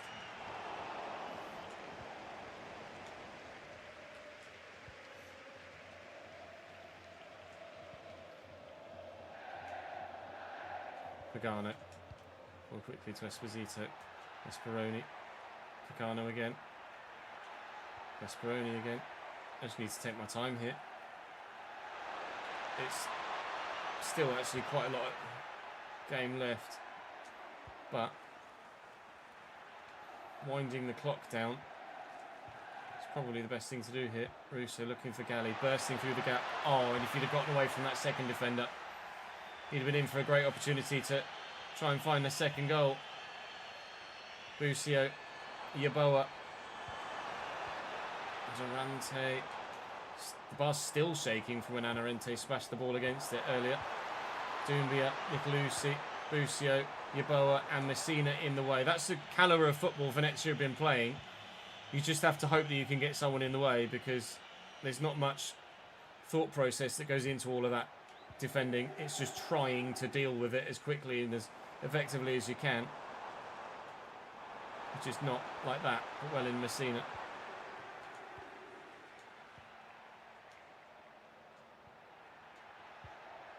Oh, we're in. Pagano's going to have the legs. She's got 1-star weak foot though.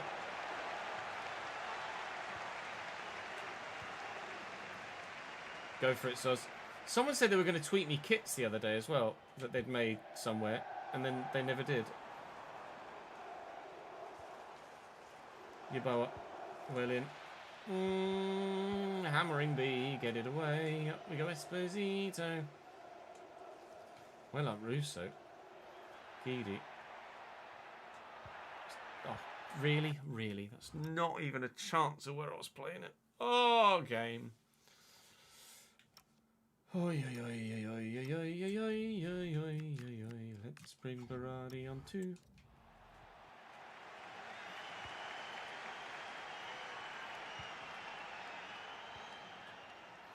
Yeboah. It's good footwork. It's a lovely step in. The fact that we've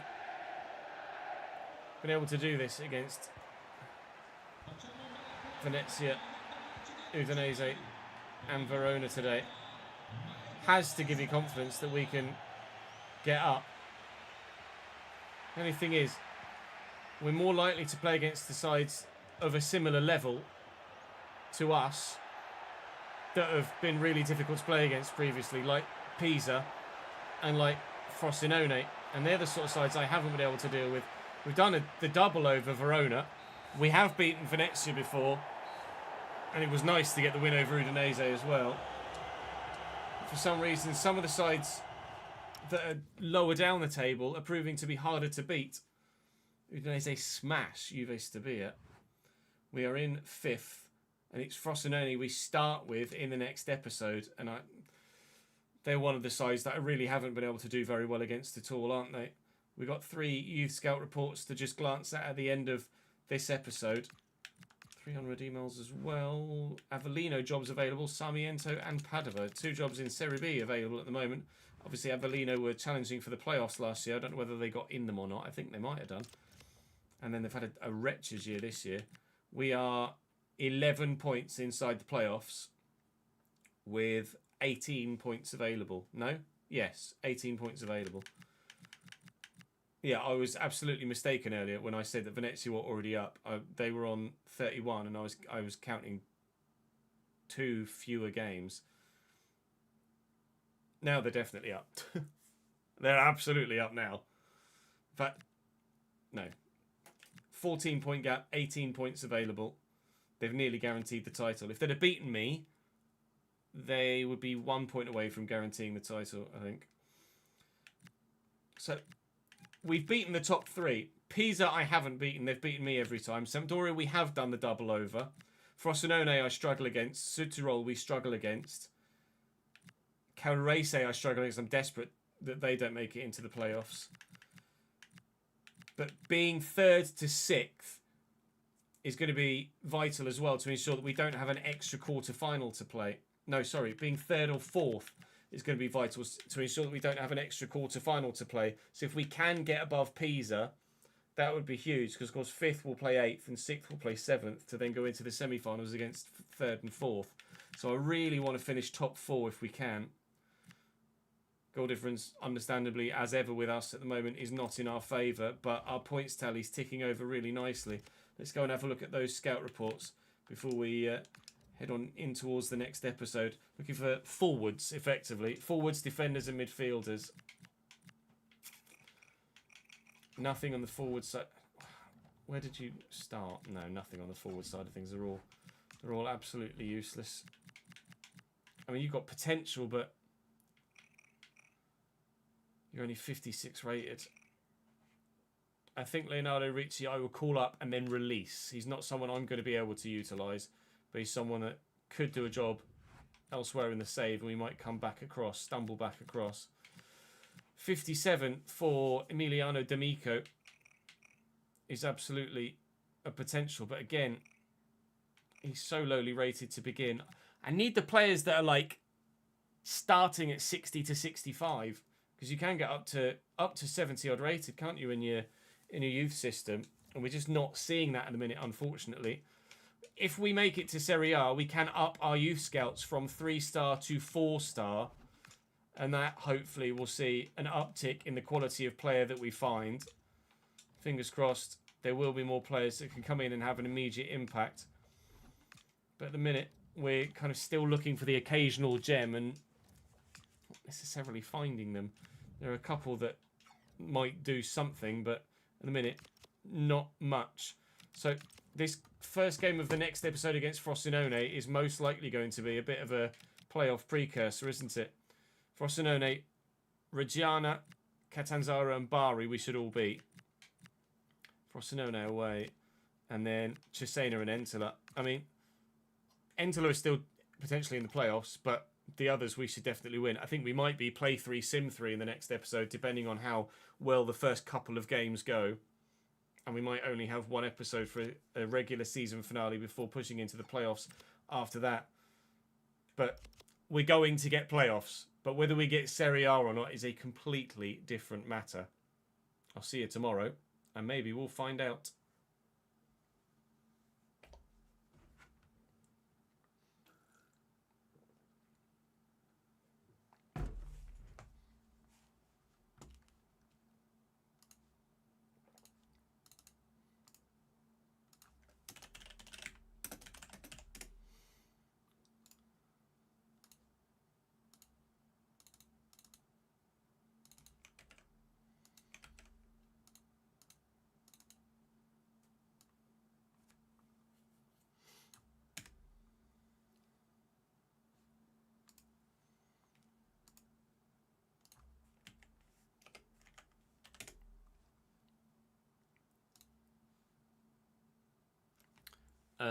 Collar, thank you very much for the follow, mate. Welcome to the channel a couple of minutes ago. Beep, beep, beep, beep, beep, beep, beep, beep. Beep, beep, beep, bim, bim.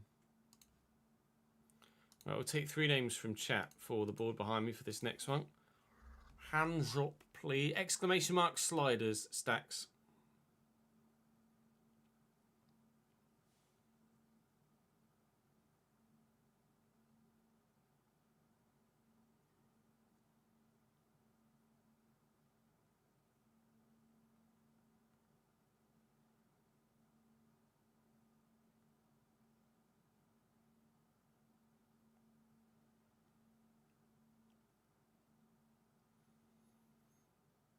Yes, please, as it's my birthday next Tuesday. Go on then, Shawnee.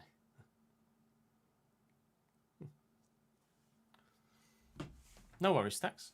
Hopefully they're enjoyable for you, mate.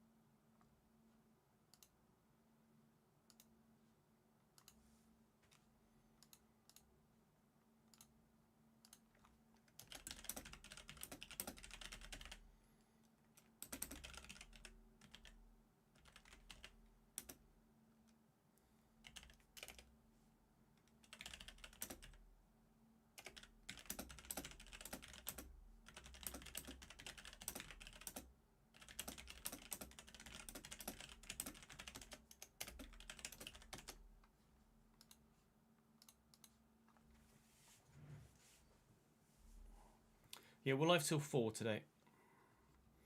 Mom, get the camera. Oh, it's your first stream, is it, Stacks? Thank you for joining the stream, mate. I appreciate it, pal. And for supporting the YouTube content in general in terms of the videos. I appreciate it, mate.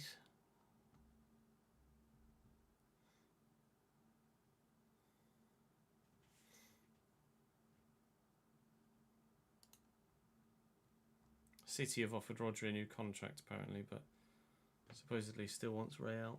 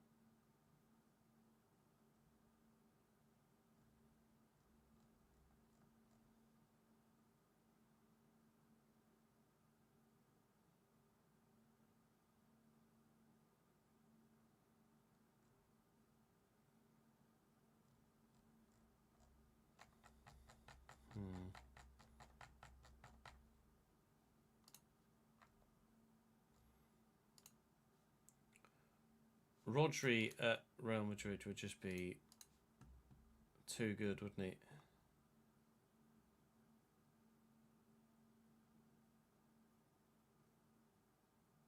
Haaland FPL price revealed at 15.5 million. Yikes! Can you? Is FPL available? I don't suppose you can do FPL yet, can you? Can you?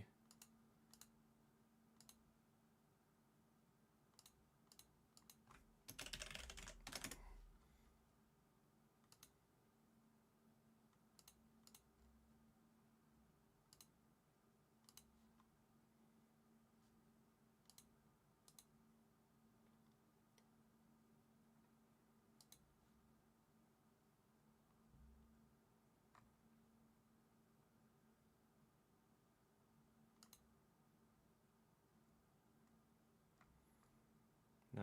When will the new FPL season start? August the 1st.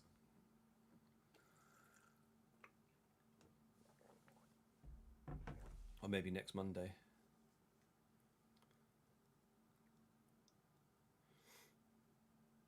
There's a reveal trailer tomorrow, I think, Joe. An FC27 revealed, not specifically to career mode, but an FC27 official reveal trailer is tomorrow at 5 PM. Well, 4:57 technically. So we'll watch that live on stream.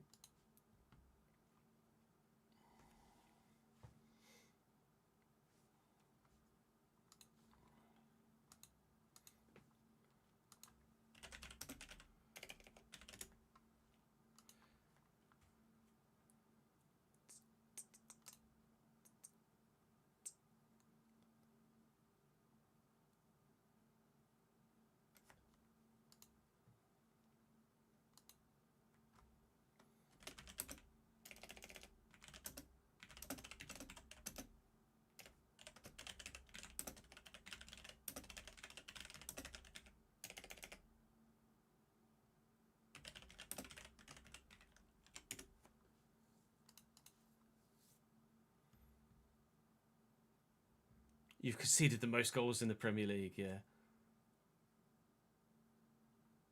Yeah, I think people expect too much from a reveal trailer every year. It's literally just a tease, isn't it, effectively? I think they need to call it a teaser trailer rather than a reveal trailer because it's just a tease.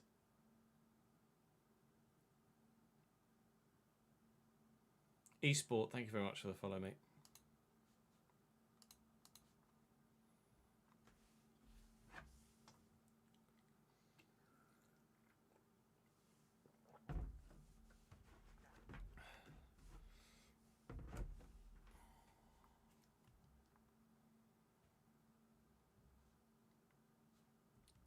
Yeah, I think there's more likelihood. Well, let me rephrase.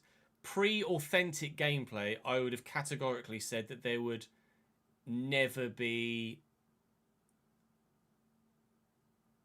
the National League in FC. But now they've brought in authentic, and the fact that they could maybe tailor the gameplay to slightly lower ratings, then it's probably a maybe. But I still wouldn't bet on it anytime soon. The announcement of Ultimate Plus you'd expect tomorrow. What have you seen somewhere, Jack? It is, I'm afraid, unfortunately, Soz, yeah, I'm afraid.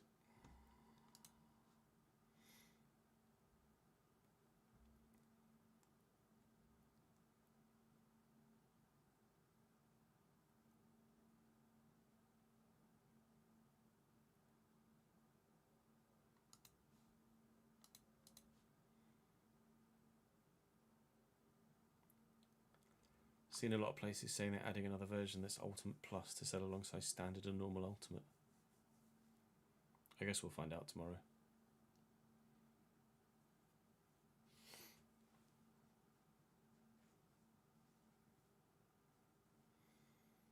Yeah, literally, everyone will pre-order GTA, but then will complain, like, pre-order GTA after seeing nothing but a couple of screenshots, but then will moan that there's nothing about an FC.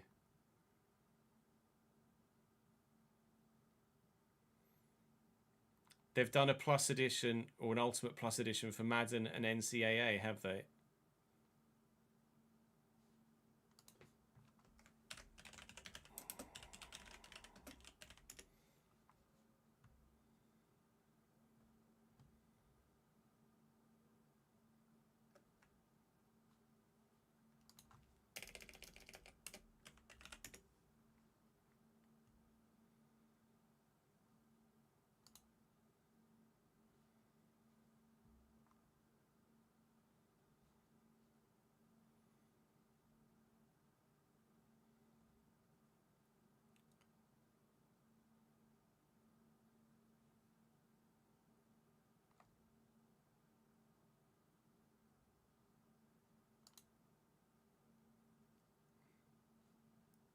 Yeah, there's no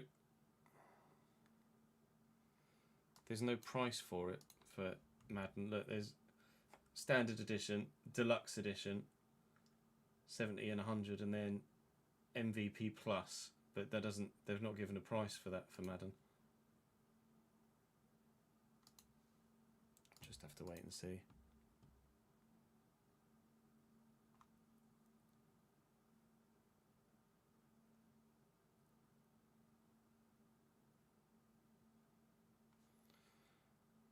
Right, quick whiz, and then we'll record another episode that may well be the season finale, or at least league season finale, we hope. BRB.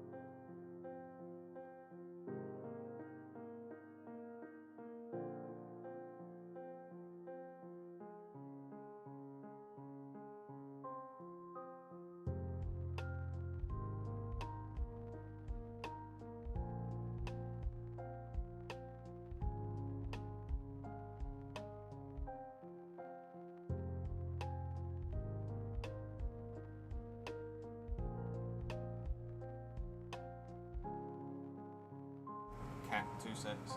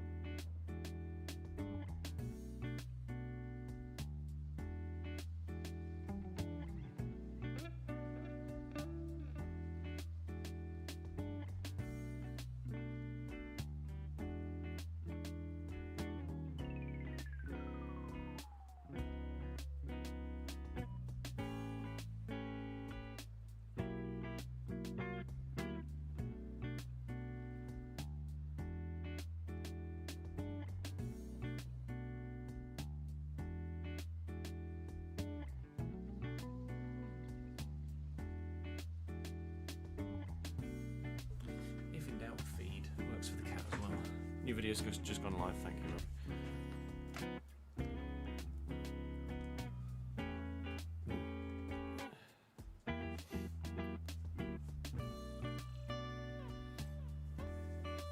All focused on Wolverine being very incensed on holding on to his physical photograph.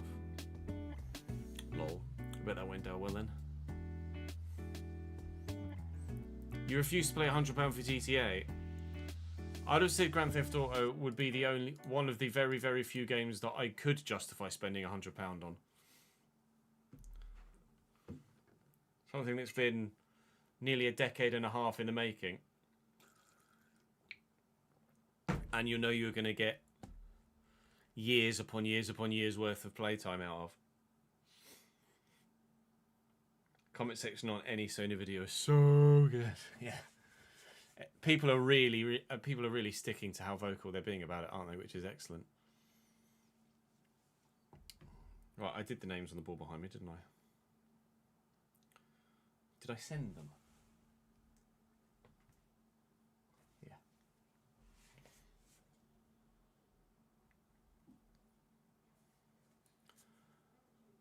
Welcome back to the Builder Nation. We have an opportunity to solidify our playoff spots today. It could well be the regular season finale, but it certainly won't be the end of the season all told, because we anticipate being in the playoffs for a chance to get promotion to Serie A. We would very much like to be third or fourth come the end of the regular season so that we don't have to play the quarter-final of the playoffs, but we shall have to wait to see how things go. We start with Frosinone, who could well be a playoff rival at the very end of the season, which is something I'm not particularly looking forward to because they've been very, very good against me. But we beat the top 3 in the last episode, which was remarkable. We have lost to Pisa, but we've beaten 4 of the other 5 sides in the top 6. However, you know damn well it'll probably be Pisa I come up against, or Frosinone in the playoffs. We also have Cesena and Bari and Reggiana in our run-in here today as well. Bari too, I think, and Catanzaro. So it might be all 6 today. Depending on our points tally, it might not be all 6 today. We shall wait and see. But certainly it will be Frosinone today, that's for sure. Saying thank you to Adstar, to Darren, and to Shawnee on the board behind me for your continued support on stream and on the YouTube content here on the channel as well. Thank you very much indeed. Do keep your comments coming in for a chance to be on the board behind me in a future episode. For now, though, we're going to concentrate on our away game against Frosinone, where we're going to play in our changed third black strip and hopefully manifest some excellent football today to ensure that we don't need to go and play every single game for the remainder of this season to guarantee a playoff spot.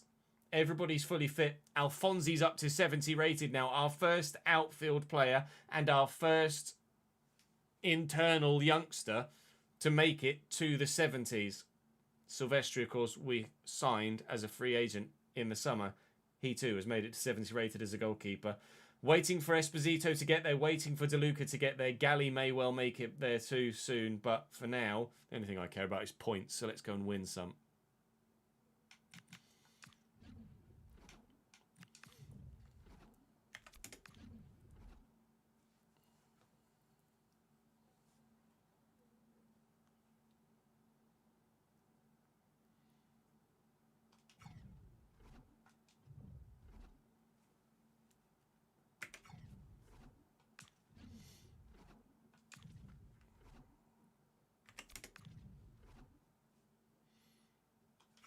Oh, you sent your Insta clip through, did you? Let's have a look.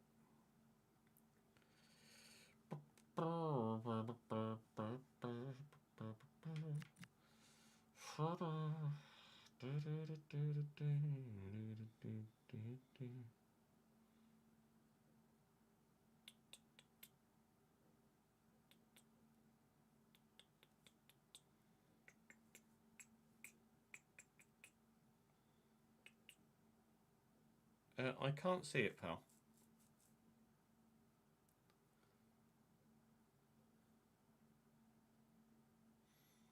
He's not there.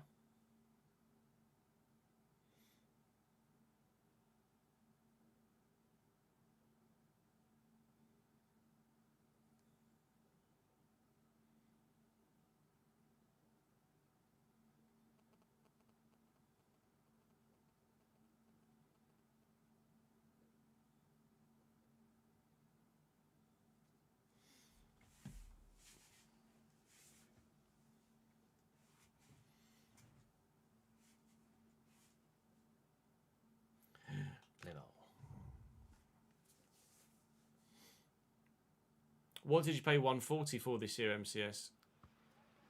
Collector's edition of something, I imagine.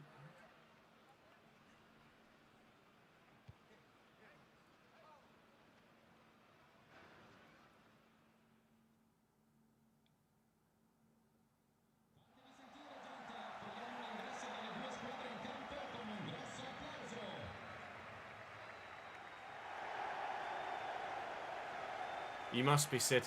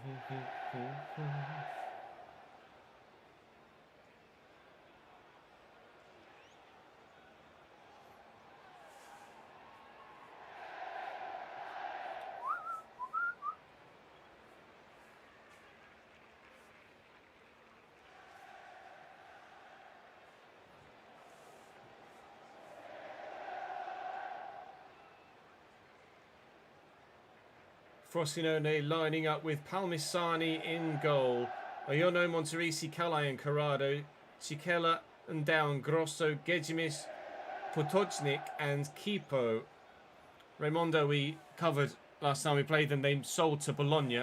I don't remember that being their go-to striker alternative though. But certainly we know that Frosinone are one of the sides that I've really struggled with in this save. We have a couple of bogey teams here at Brescia so far, and Frosinone are certainly one of them.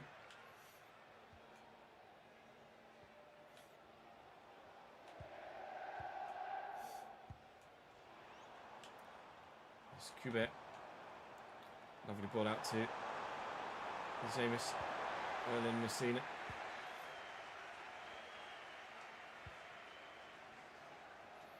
One. Go again, go again, go again. Actually, go central. Then go again. Maybe Galley was offside. The Yankees onside. We're in. Oh, it's a big save. Maybe I should have played it on the floor and it would have stood a chance of going in better, but I think he probably would have kicked it straight at the keeper regardless of whether I played it on the floor or not. His keeper, Alfonsi, newly up to 70 rated, doing brilliantly. Seen some fantastic growth from our centre-backs in this save so far. DeLuca and Alfonsi have been really next level. So good, and a key part to all of our defensive efforts. Pagano going again. Cut back, drill it into the middle. Can't find the man waiting. Elap Alfonsi. Esperoni. It still could come. Here, a goal for us. Russo. Pagano. Spins well. That wasn't meant to go to you. Oh no, I've killed it. Trying to find that one through ball, and he's just absolutely messed it up. Pagano. Jesus, how strong are you, pal? Nearly knocked my controller out my hand. It vibrated so hard there. And then Pagano. Russo. Pagano, cut it back. Oh, through the legs. Yikes. Yikes for you, mate. Esposito looking for Pagano. Pagano still. Pagano still. It's a good save, and there's no Bianchi there for a 5-yard tap-in, unfortunately.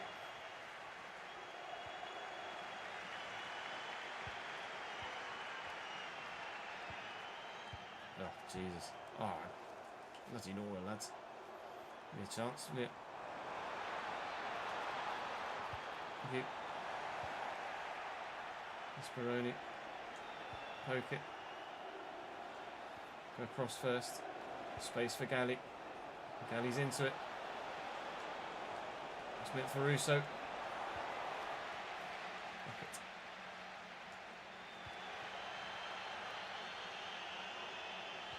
Thank you. Straight to Galley. Look for Gasparoni. Russo. Bianchi. We find Esposito at the back post. We might be able to. We have done. Oh, and what a finish. I didn't even press fancy finish button on L2 for that. That's what he's just instinctively come up with there, Raffaele. Ghosting away from the defenders in the background. And that's certainly one of the most flamboyant finishes we've seen all save. I want to have another look at it. He seemed to drift away from the number 19 who just doesn't read the movement. That's unbelievable. That's such a good goal from Raffaele Esposito. Such a terrible replay camera angle of it as well. 1-0 Brescia.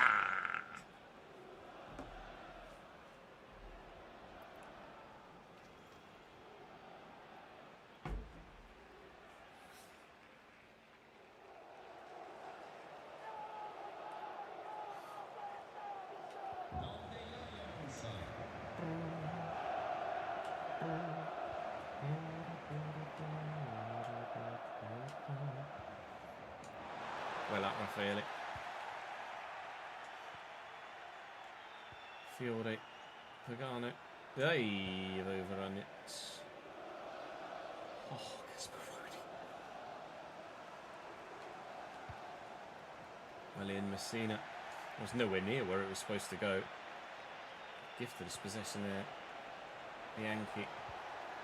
Finds Esposito. Time it right. Oh, right back heel it, bro.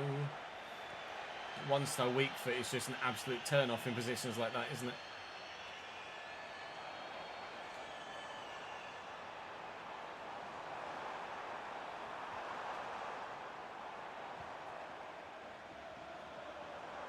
Cuba. Well in.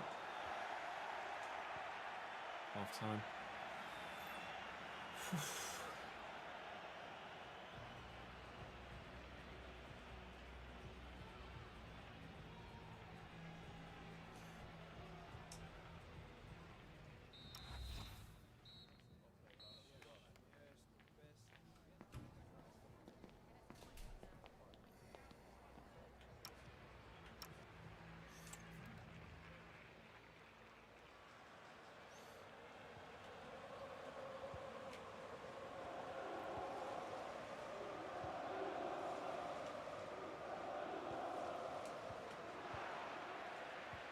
Take that.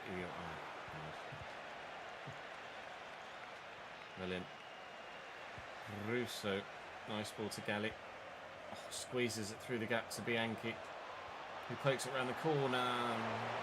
Zita can't get that.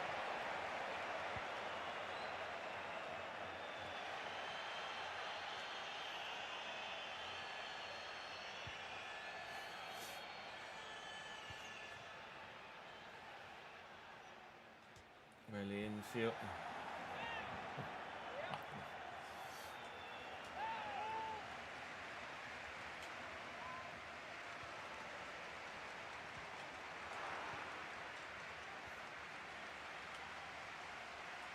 Esperoni and Pagano looking for him in the channel. Oh, that's a dodgy touch from the defender, and a cease.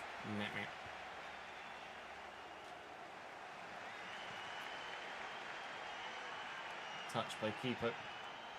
Interception by Fiore. Lift it. Take it in your stride. Well done, lad. The Yankees there. It's a great opportunity. Someone's handled that, I'm sure of it. Might have been me. DeLuca's got his hand up. No, he's the one that won the free kick. Fair enough. Pagano. It's Bianchi at wide, isn't it? Over the way over here. It is indeed. He's in. Bianchi with the tamest shots you've ever seen. Or certainly one of. Might as well have just picked it up and handed it straight to the goalkeeper.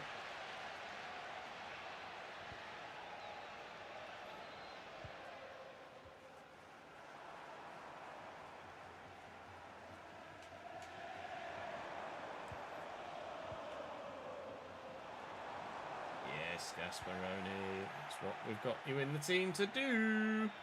Galli away from his man. If Galli had a bit more pace, he'd be so much more utilised. But because Pagano's quicker, and he really does get in behind very well, I find myself going down my right-hand side a lot more than my left.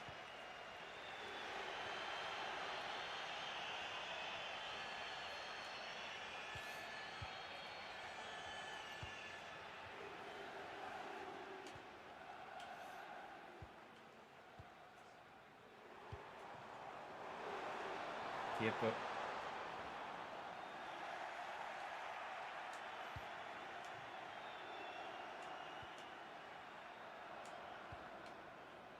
nice, Bianchi coming short in that false 9 role. I think it's Bianchi's false 9 role that really makes this 4-4-2 work, because it means that there is a link between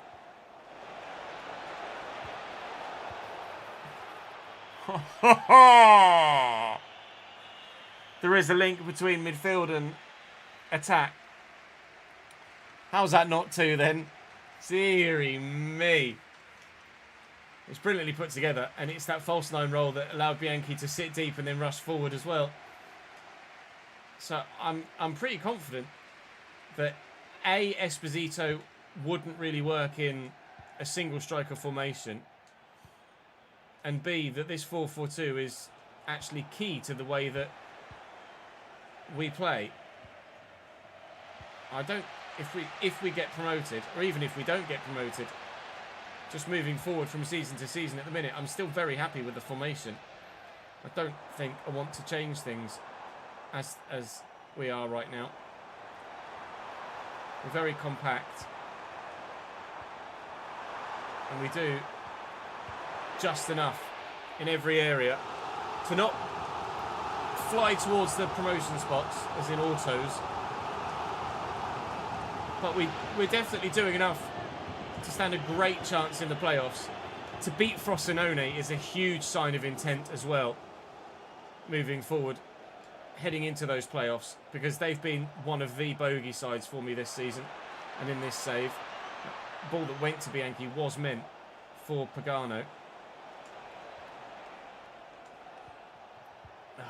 It's just cost me the whole move, but doesn't matter. We're going to get our 1-0 win. We've now beaten everyone other than Pisa above us in the playoffs, or around us in the playoffs. We just have to avoid Pisa in the playoffs, and I think we'll be okay. We're up to 4th as well, which could be huge. I said I wanted to be 3rd or 4th to avoid the quarter-final stage of the playoffs. And at the minute, that's what we're doing by a single point over Sampdoria.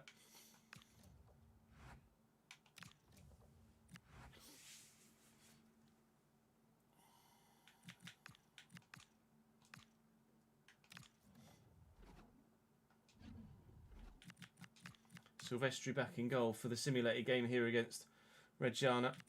Tempted to put Lombardo back in, but Pagano and Galli are actually doing the job for me out wide at the minute.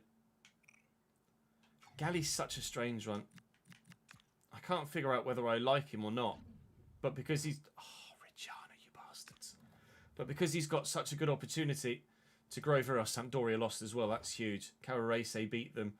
Absolutely massive for us, that. Catanzaro to play. They're currently 10th. I'm going to have to really think this one through now as to whether we...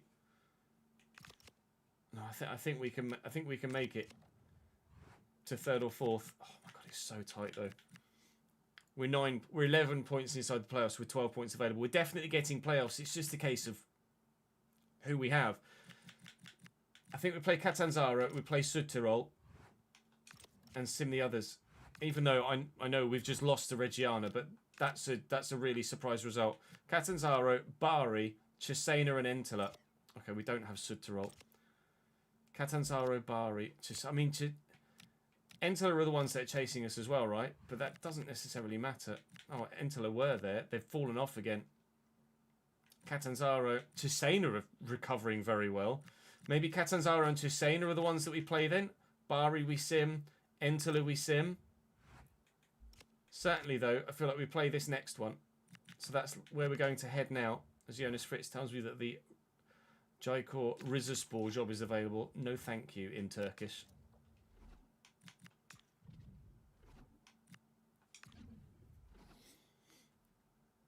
Yeah, this 4-4-2 with a false 9 is working very well. Hey, Red Bull. Welcome to the stream, mate.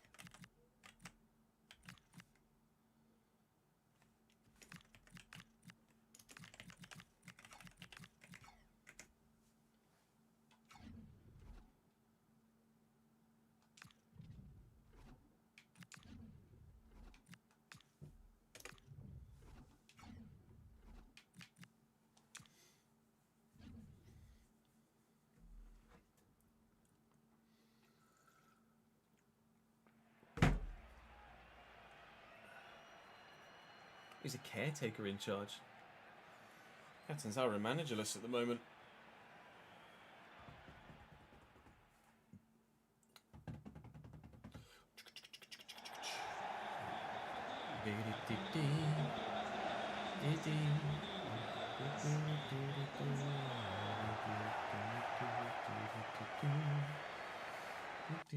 Bloody bug's back again.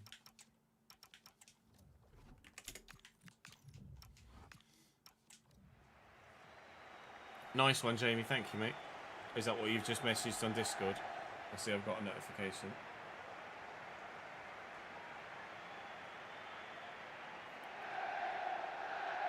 Nice.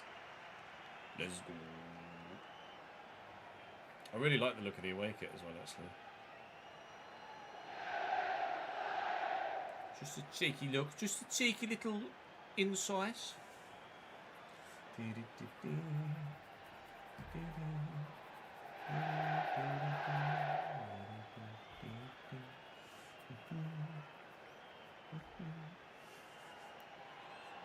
Yeah, I know. I thought the dress code was a bit odd as well.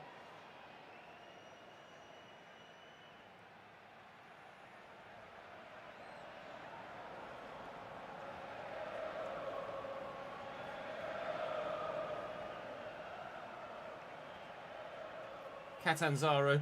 Pigliacelli in goal. Esteves, Antonini, Bassi and Favasuli. Petriccione and Pontiso. Liberali at Cam. Behind Uda, Yamello and Marcel. Yamello almost always scores against me. They have a caretaker in charge at the minute. They are managerless, Catanzaro. So either their manager has been poached to go somewhere else, or their 10th placed current position in the league is not good enough for the board at Catanzaro, which is more likely the case, I think. And the manager has had the chop, because they're not going to get, or even stand the chance of getting promoted this season, Catanzaro. Expectations, I envisage, are quite high, considering their recent up and down in from Serie A. Please don't be rubbish for me. Oh my God, 1-star week. It wasn't that bad, but calm as you like from the keeper. Basically juggling it to ensure it doesn't go in.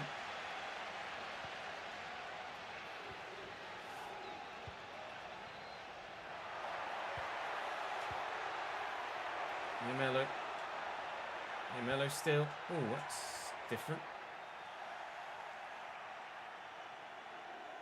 Fiore. Oh, Jesus.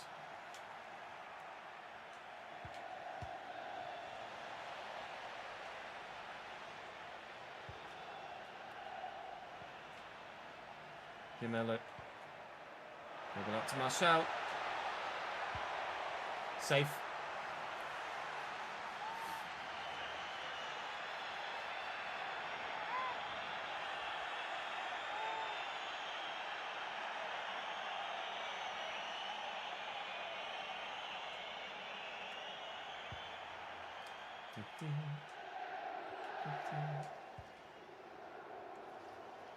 Gasperoni, Fiore.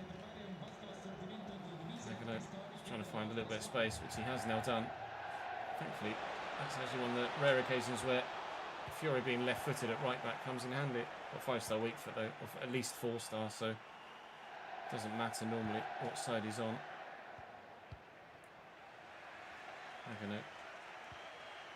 Gasperoni. Oh, I was probably expecting a bit much to see Gasperoni go for a lunging run down the wing. Hagano will look maybe for a switch though. Russo, Bianchi, and there goes Galli. Time it right, and he could be in. Time it right, and Bianchi's in too. I saw him in the middle.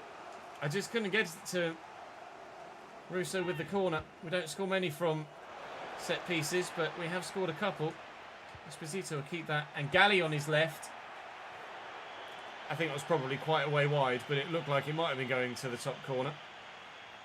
That's a perfect angle for it. Was it a long way wide? Yes.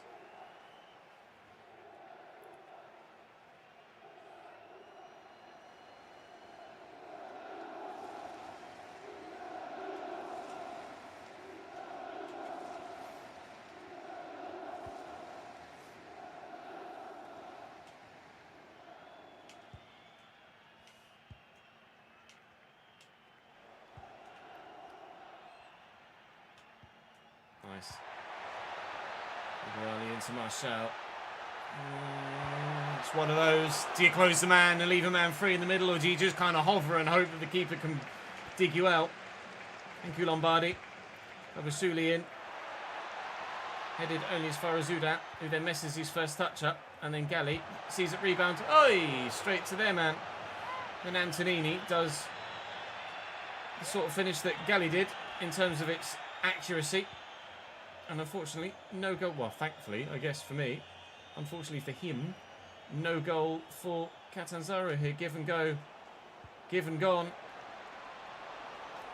Pagano's really changed things on this right-hand side, hasn't it? Since we brought him into the starting lineup. Gasperoni, Esposito, Pagano again, cutting inside. Oh, but Favasuli read it well. Looks like it's likely to be 0-0 at half-time here. We have still only drawn one game all season. Kind of disappointed that we aren't going to go the full league season without a draw, because that's so very rare. I'll float this, and maybe we can get Bianchi on the end of it, or maybe someone else in the middle. I think the referee's pointed to the spot. And there might be some legitimacy to this claim if it was the man that was challenging with Bianchi. I need to have a look at the replay. Was it? I don't actually know how that came about hitting his hand, quite frankly. But if it stopped the ball going on target from a shot, regardless of whether the fact that he was actually in a clearing animation, then maybe. Oh, I'm not sure you can give that. He's cleared it and it's rebounded up and hit him on the arm. Can't give that. I don't think you can give that. That's just pure misfortune. That's just a rebound. It's not a pen.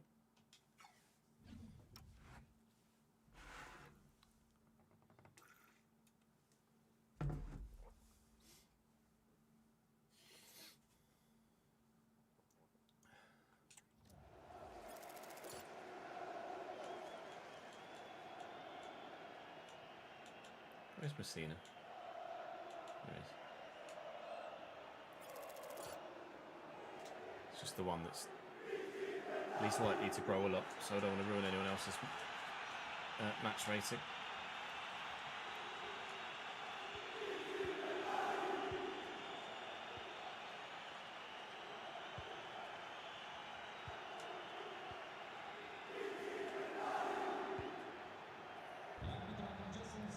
It's a great switch. There might be a twist in the tail at the end of the first half.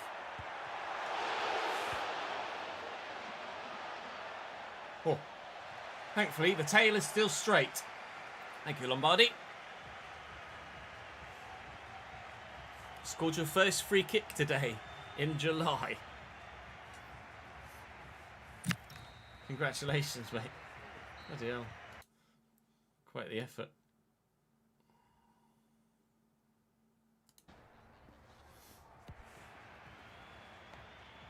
It certainly was a panicked Avit.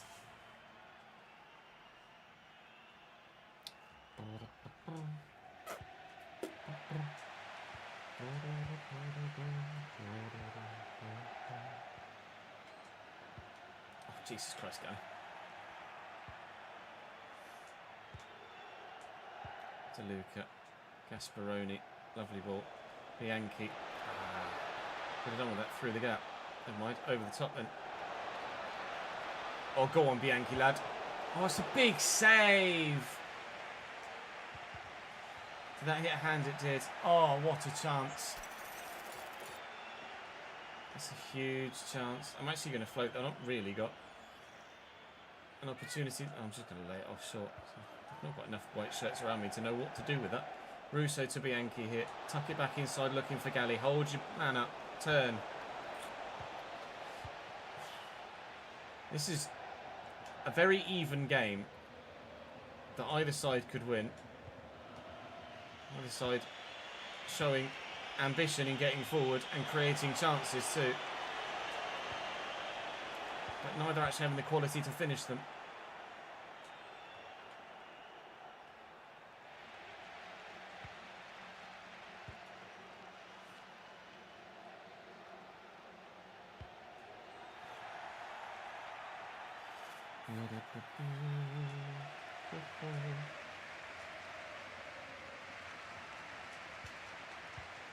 Nicely worked. It's Russo forward from central midfield, looking in for Esposito. It wasn't meant for you, but probably wouldn't reach Bianchi anyway. Who that? Pompetti. It's nicely done. Liberali trying to pull the strings from a cam position. Yeah, that's not going to work.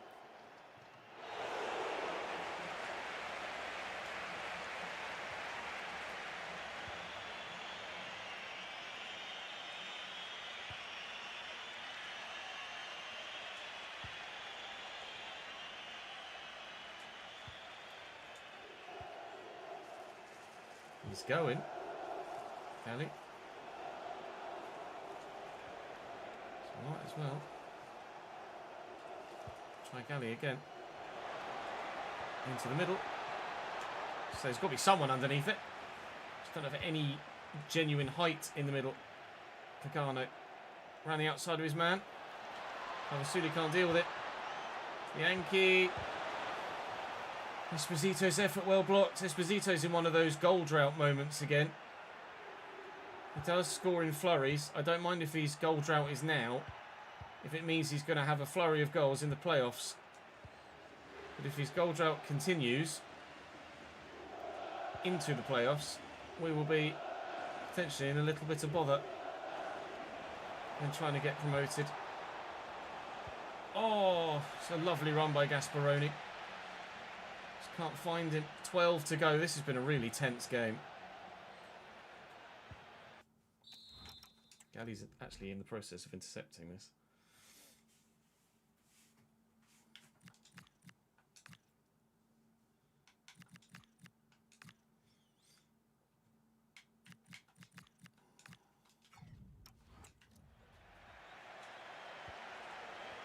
Beautiful. Oh, Esposito. What a save. Piracelli. Stop it, mate. Wow. I thought I'll go low and hard. There's no way he stops it. I was wrong.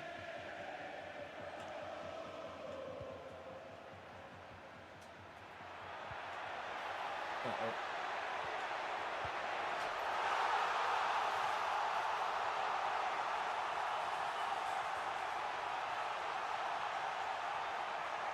Always Yamello whenever it's Catanzaro. Ah, devastated. Devastated. Don't deserve that.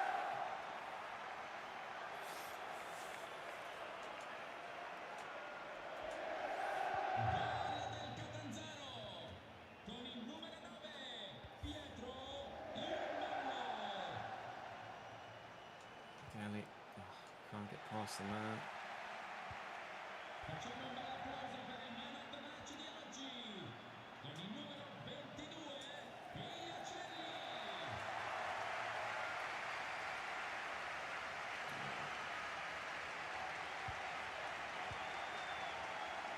Petty, Uda. I mean, there's no time for a counter now. There might be time for a second for them. There isn't. That one's a bit heartbreaking, really. I really don't feel like we deserved that. That should have been our first played draw of the season. 7 shots to their 4. Some of the saves their keeper made. Genuinely unbelievable. Udinese get a win. Pisa draw with Juve Stabia. We stay 4th for now, though I'm not sure what the games played looks like for a handful of players. Esposito wants more first-team football, but at the minute I just can't guarantee you it, I'm afraid, my friend. Role update for Sarah as he improves at fullback is 61 and very soon to be 62. Try and get that sprint speed up as well, because that needs to improve too. If he used to be of any real use to me. I'll do wing back. Let's do wing back. Get those defensive stats up, the important defensive stats, as well as his sprint speed too. Bari next. I think that's one we're going to sim. And then we'll play... Who else was it? It was Catanzaro. Cesena. We'll play Cesena. 1860 Munich available. Job was available. Let's sim Bari and go and play Cesena. Cesena, a side that have also been a little bit of a bogey side at times. A 2-2 draw. Pagano with a brace. Point against Bari. Sampdoria beat Cesena. That might be us down to 5th. It is. Big final 2 games of the domestic season left. We're definitely getting playoffs. We know that already. But are we having to go through the extra quarter-final stage? Or can we potentially force ourselves into the semis right from the off? Got 3 scout reports here to look at too. 6 unread emails. Lots of jobs. Servette, Amiens, Sirius, Gais, Odense and Central Cordoba. Of course, none of which we want. This isn't a journeyman. Give me a star. 60 with 75 potential. There might be something in there for Rossi. We'll call him up. The other 2 we will say no to. Let's have a look. Agostinelli. I mean, look, 62 rated is decent now. Squad player, maybe? He's only got defensive awareness of 58, stand tackler 59. I'll call him up, but I think we've got better options in the squad already that are potentially out on loan. Thinking of Aliardi, I think he might have grown quite well out on loan. And then midfielder-wise,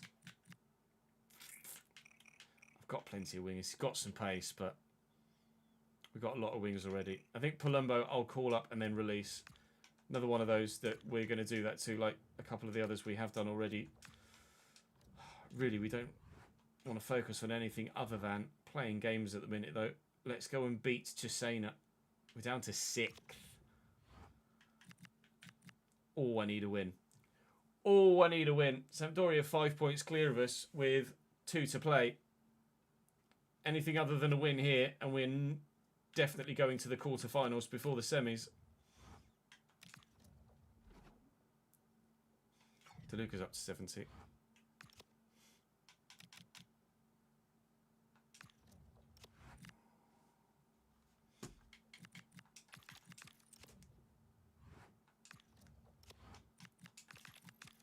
What was Gasperoni's potential? 78.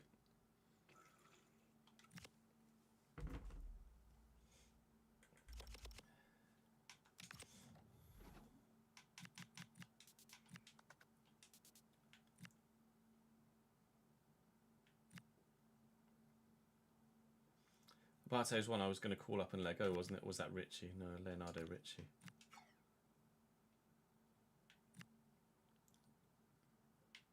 And D'Amico. And Palumbo. These guys could just be squad players.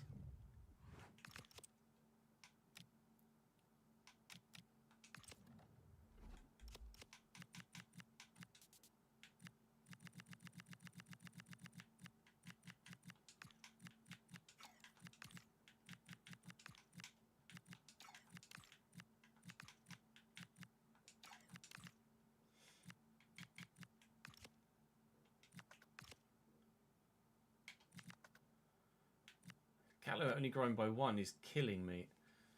Gallo's potential surely was very high.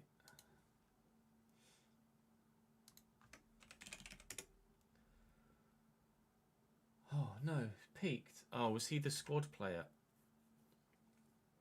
I thought Gallo had potential. Giordano's up 6, which is huge. Gianetti's 2. Barbieri 6 now, 65 rated. Tini Martini's now 5'7". Still growing. Palumbo up 8. Aliardi up 5. Conte up 3. We're getting our squad players together now, aren't we? Right, Cesena, bring it.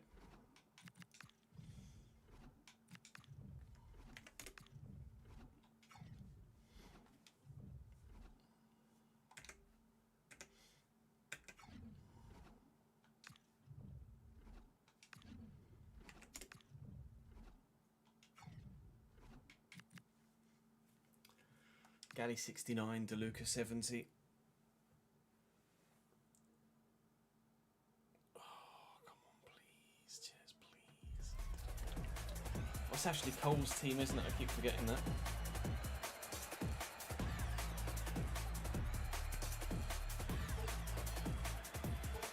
I don't know, Corgi. We'll find out.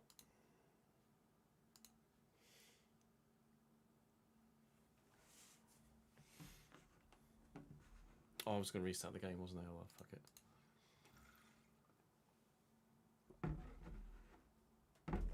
Fuck it. 313 times for Brescia, wow.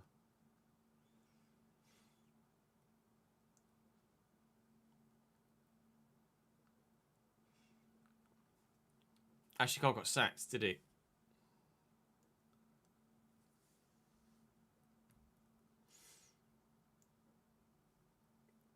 Retiring at 32. Okay, Zara. Or he was just temporary to finish the season, now Fez.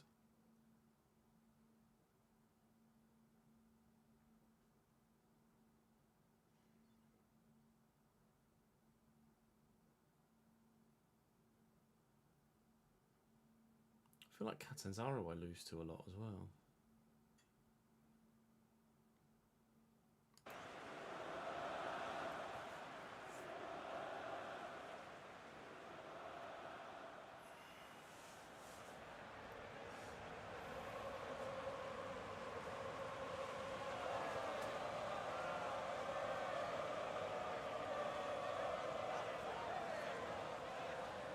Ashley Cole's Cesena line up with Klinsmann in goal.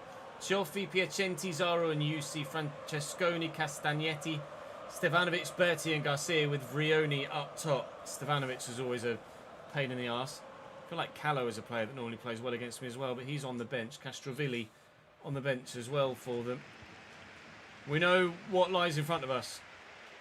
A big challenge. If we're to beat Sampdoria to a top 4 position, we need to win our last 2 games. And we need them to lose their final game of the season. But Cesena are never easy.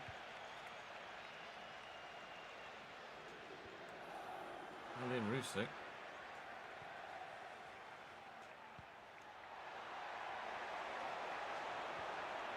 It's not necessarily where I want to play that ball. But I'll take that as a clearance. The midfielder just didn't pay attention.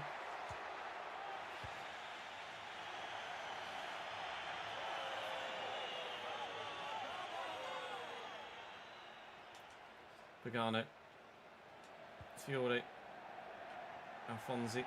I believe it is Shaz. Willian, Fiore. Casper Rodri. Pagano's pace. And turn. Esposito was trying to get away from white shirts to try and find a teammate. Vrioni out to Stevanovic. Well then. See how the game chugged there? That's what it was doing when it was crashing. It would just crash during those chugs.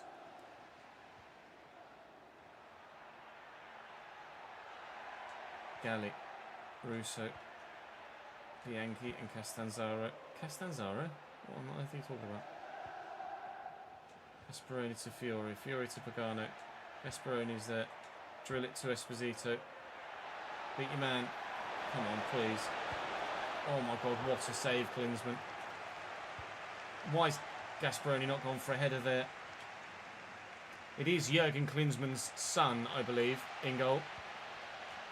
His dad was famous for diving, for all different reasons. None of them included being a goalkeeper, but his son made a good save there.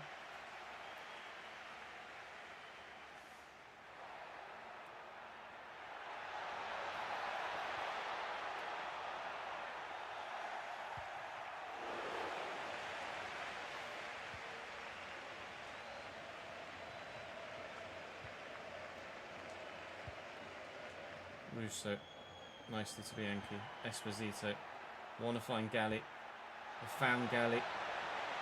Dear Mr. 54 finishing. I wish you had 55. Hello, Ashley.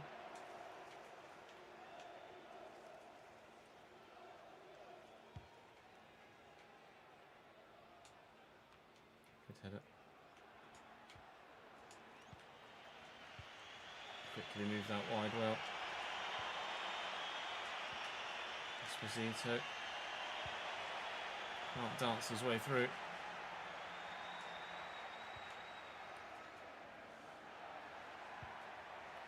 And intercepted.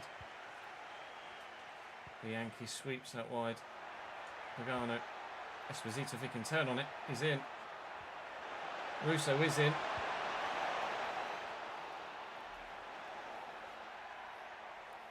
He's left-footed as well. We've got to be 1-0 up, surely. Oh, with some of these chances we're throwing away in today's episode. Oh, if only we could have held on against Catanzaro or even beaten Catanzaro, but never that simple in football, is it? Galli. I see the man on the edge of the box, but Bianchi stopped running as I played the ball. Could have found himself in loads of space. Not that it meant that he got the goal in the previous game. No, he's got options. Here's Vrioni. Big save and away, please. Anywhere will do. It'll be 0-0 at half-time here.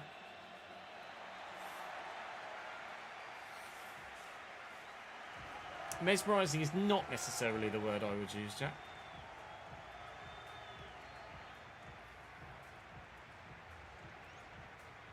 In all honesty. Not quite.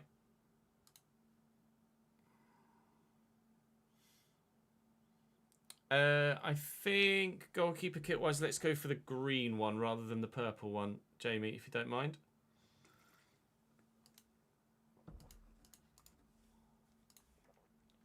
Chat, we have an Ipswich home kit for the new season. And Jamie's also been able to give us an away kit too.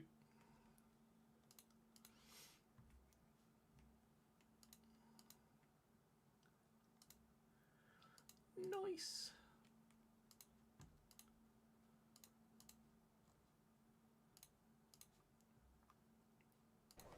Some poor guy out there has him on for a shot on target. Yeah.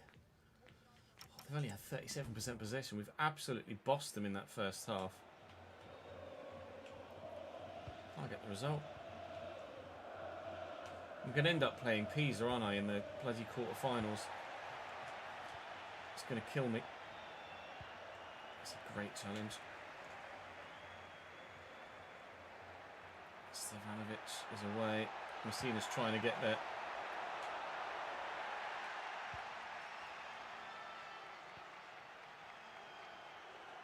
Esperoni and Fiore.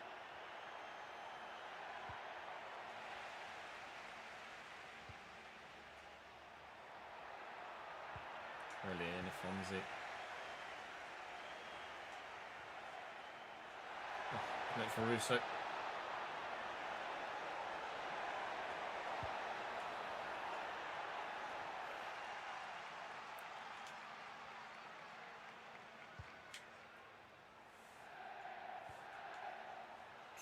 Vrioni.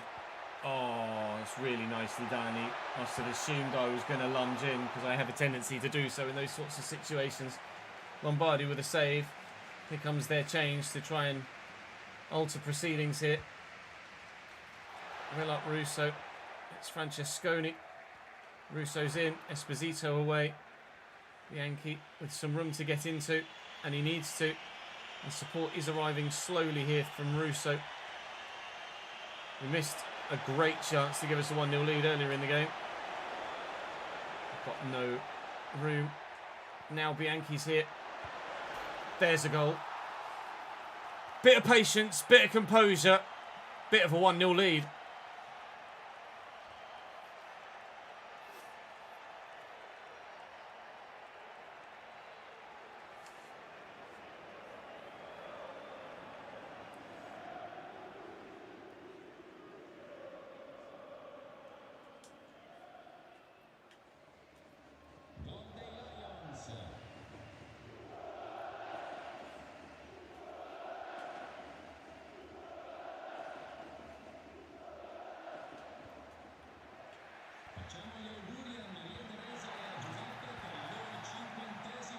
Esperoni, Russo, Bianchi, time it. He's just not got the pace to race in behind like some. It wasn't meant for you, Mr. Bianchi. It's meant for Russo in support. Magalli's misplaced the pass.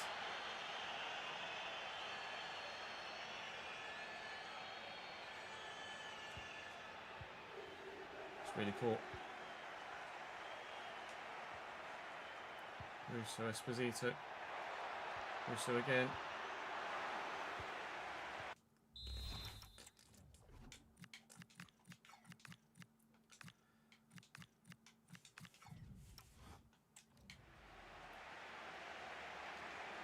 Oh, committed with Messina then, got nowhere near it.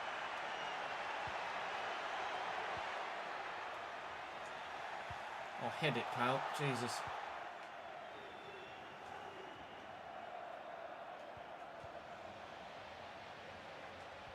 Challenge Fiore. Wow. Full-blooded. Knew what he wanted to do. Executed it perfectly. Esperoni, I'm worried about Pagano drifting offside, so I won't play that pass. Russo. Bianchi. I asked Ali to go, and they looked like they were going to try and cover it, so I tried to be cheeky and find Esposito and couldn't. Berti. Stevanovic. So getting away from Messina here. He is a little. Lombardi, you hero. Still 1-0 up with 6 to go. And Gaspar Rodri to the Gaspar rescue.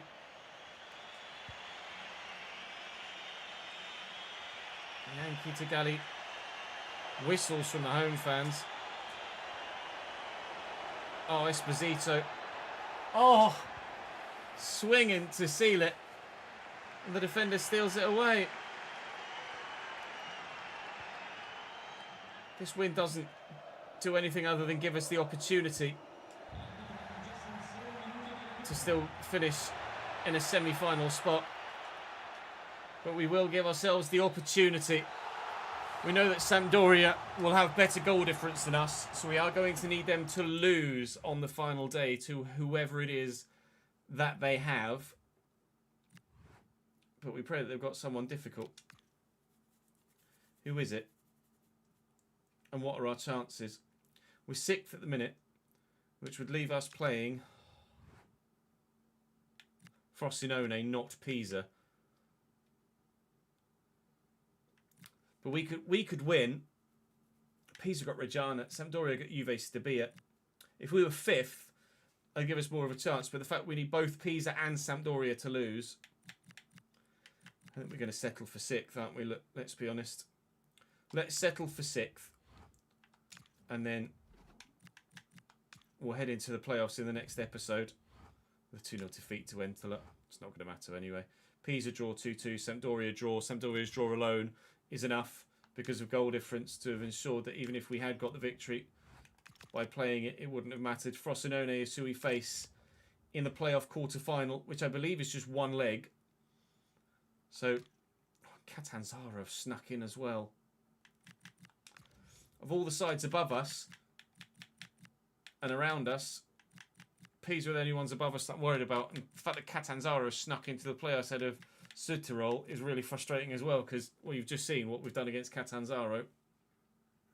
Oh, no! Okay. Well, in the next episode, playoff quarter-final against Frosinone. Playoff semi-final, hopefully, against either Hellas Verona or Sampdoria. And then, fingers crossed, playoff final after that. Venezia are up. Udinese bounced back at the first time of asking. Who will join them in Serie A? Don't know yet.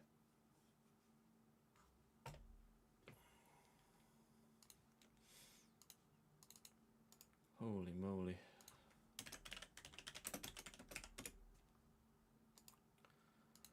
Holy moly indeed.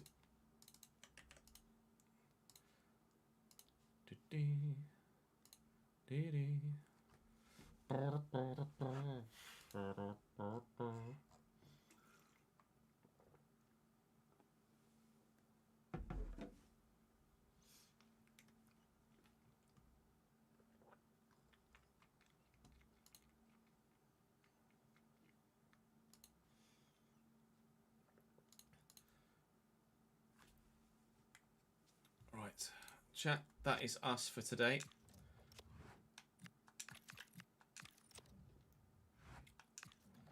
It's 4 o'clock, so we need to dip. Thank you for your support. We are live again. Hey, Jackie, you've unfortunately joined just at the wrong time. That's us done for today. We will be live again tomorrow. We will be live again Friday. I don't think I'm live Saturday, but we will be live again Sunday as well. It is huge that we've made the playoffs, quite frankly. I'm going to send you guys on a raid because Dr. Benji's live at the minute. And whilst Ben's live and we have the opportunity to send you guys to him, we shall. Thank you very much for watching today. Go and join Ben on a raid and say hello from us. And we will see you guys back here tomorrow for the Serie B playoffs. Serie B playoffs. Don't miss it. I'll see you later.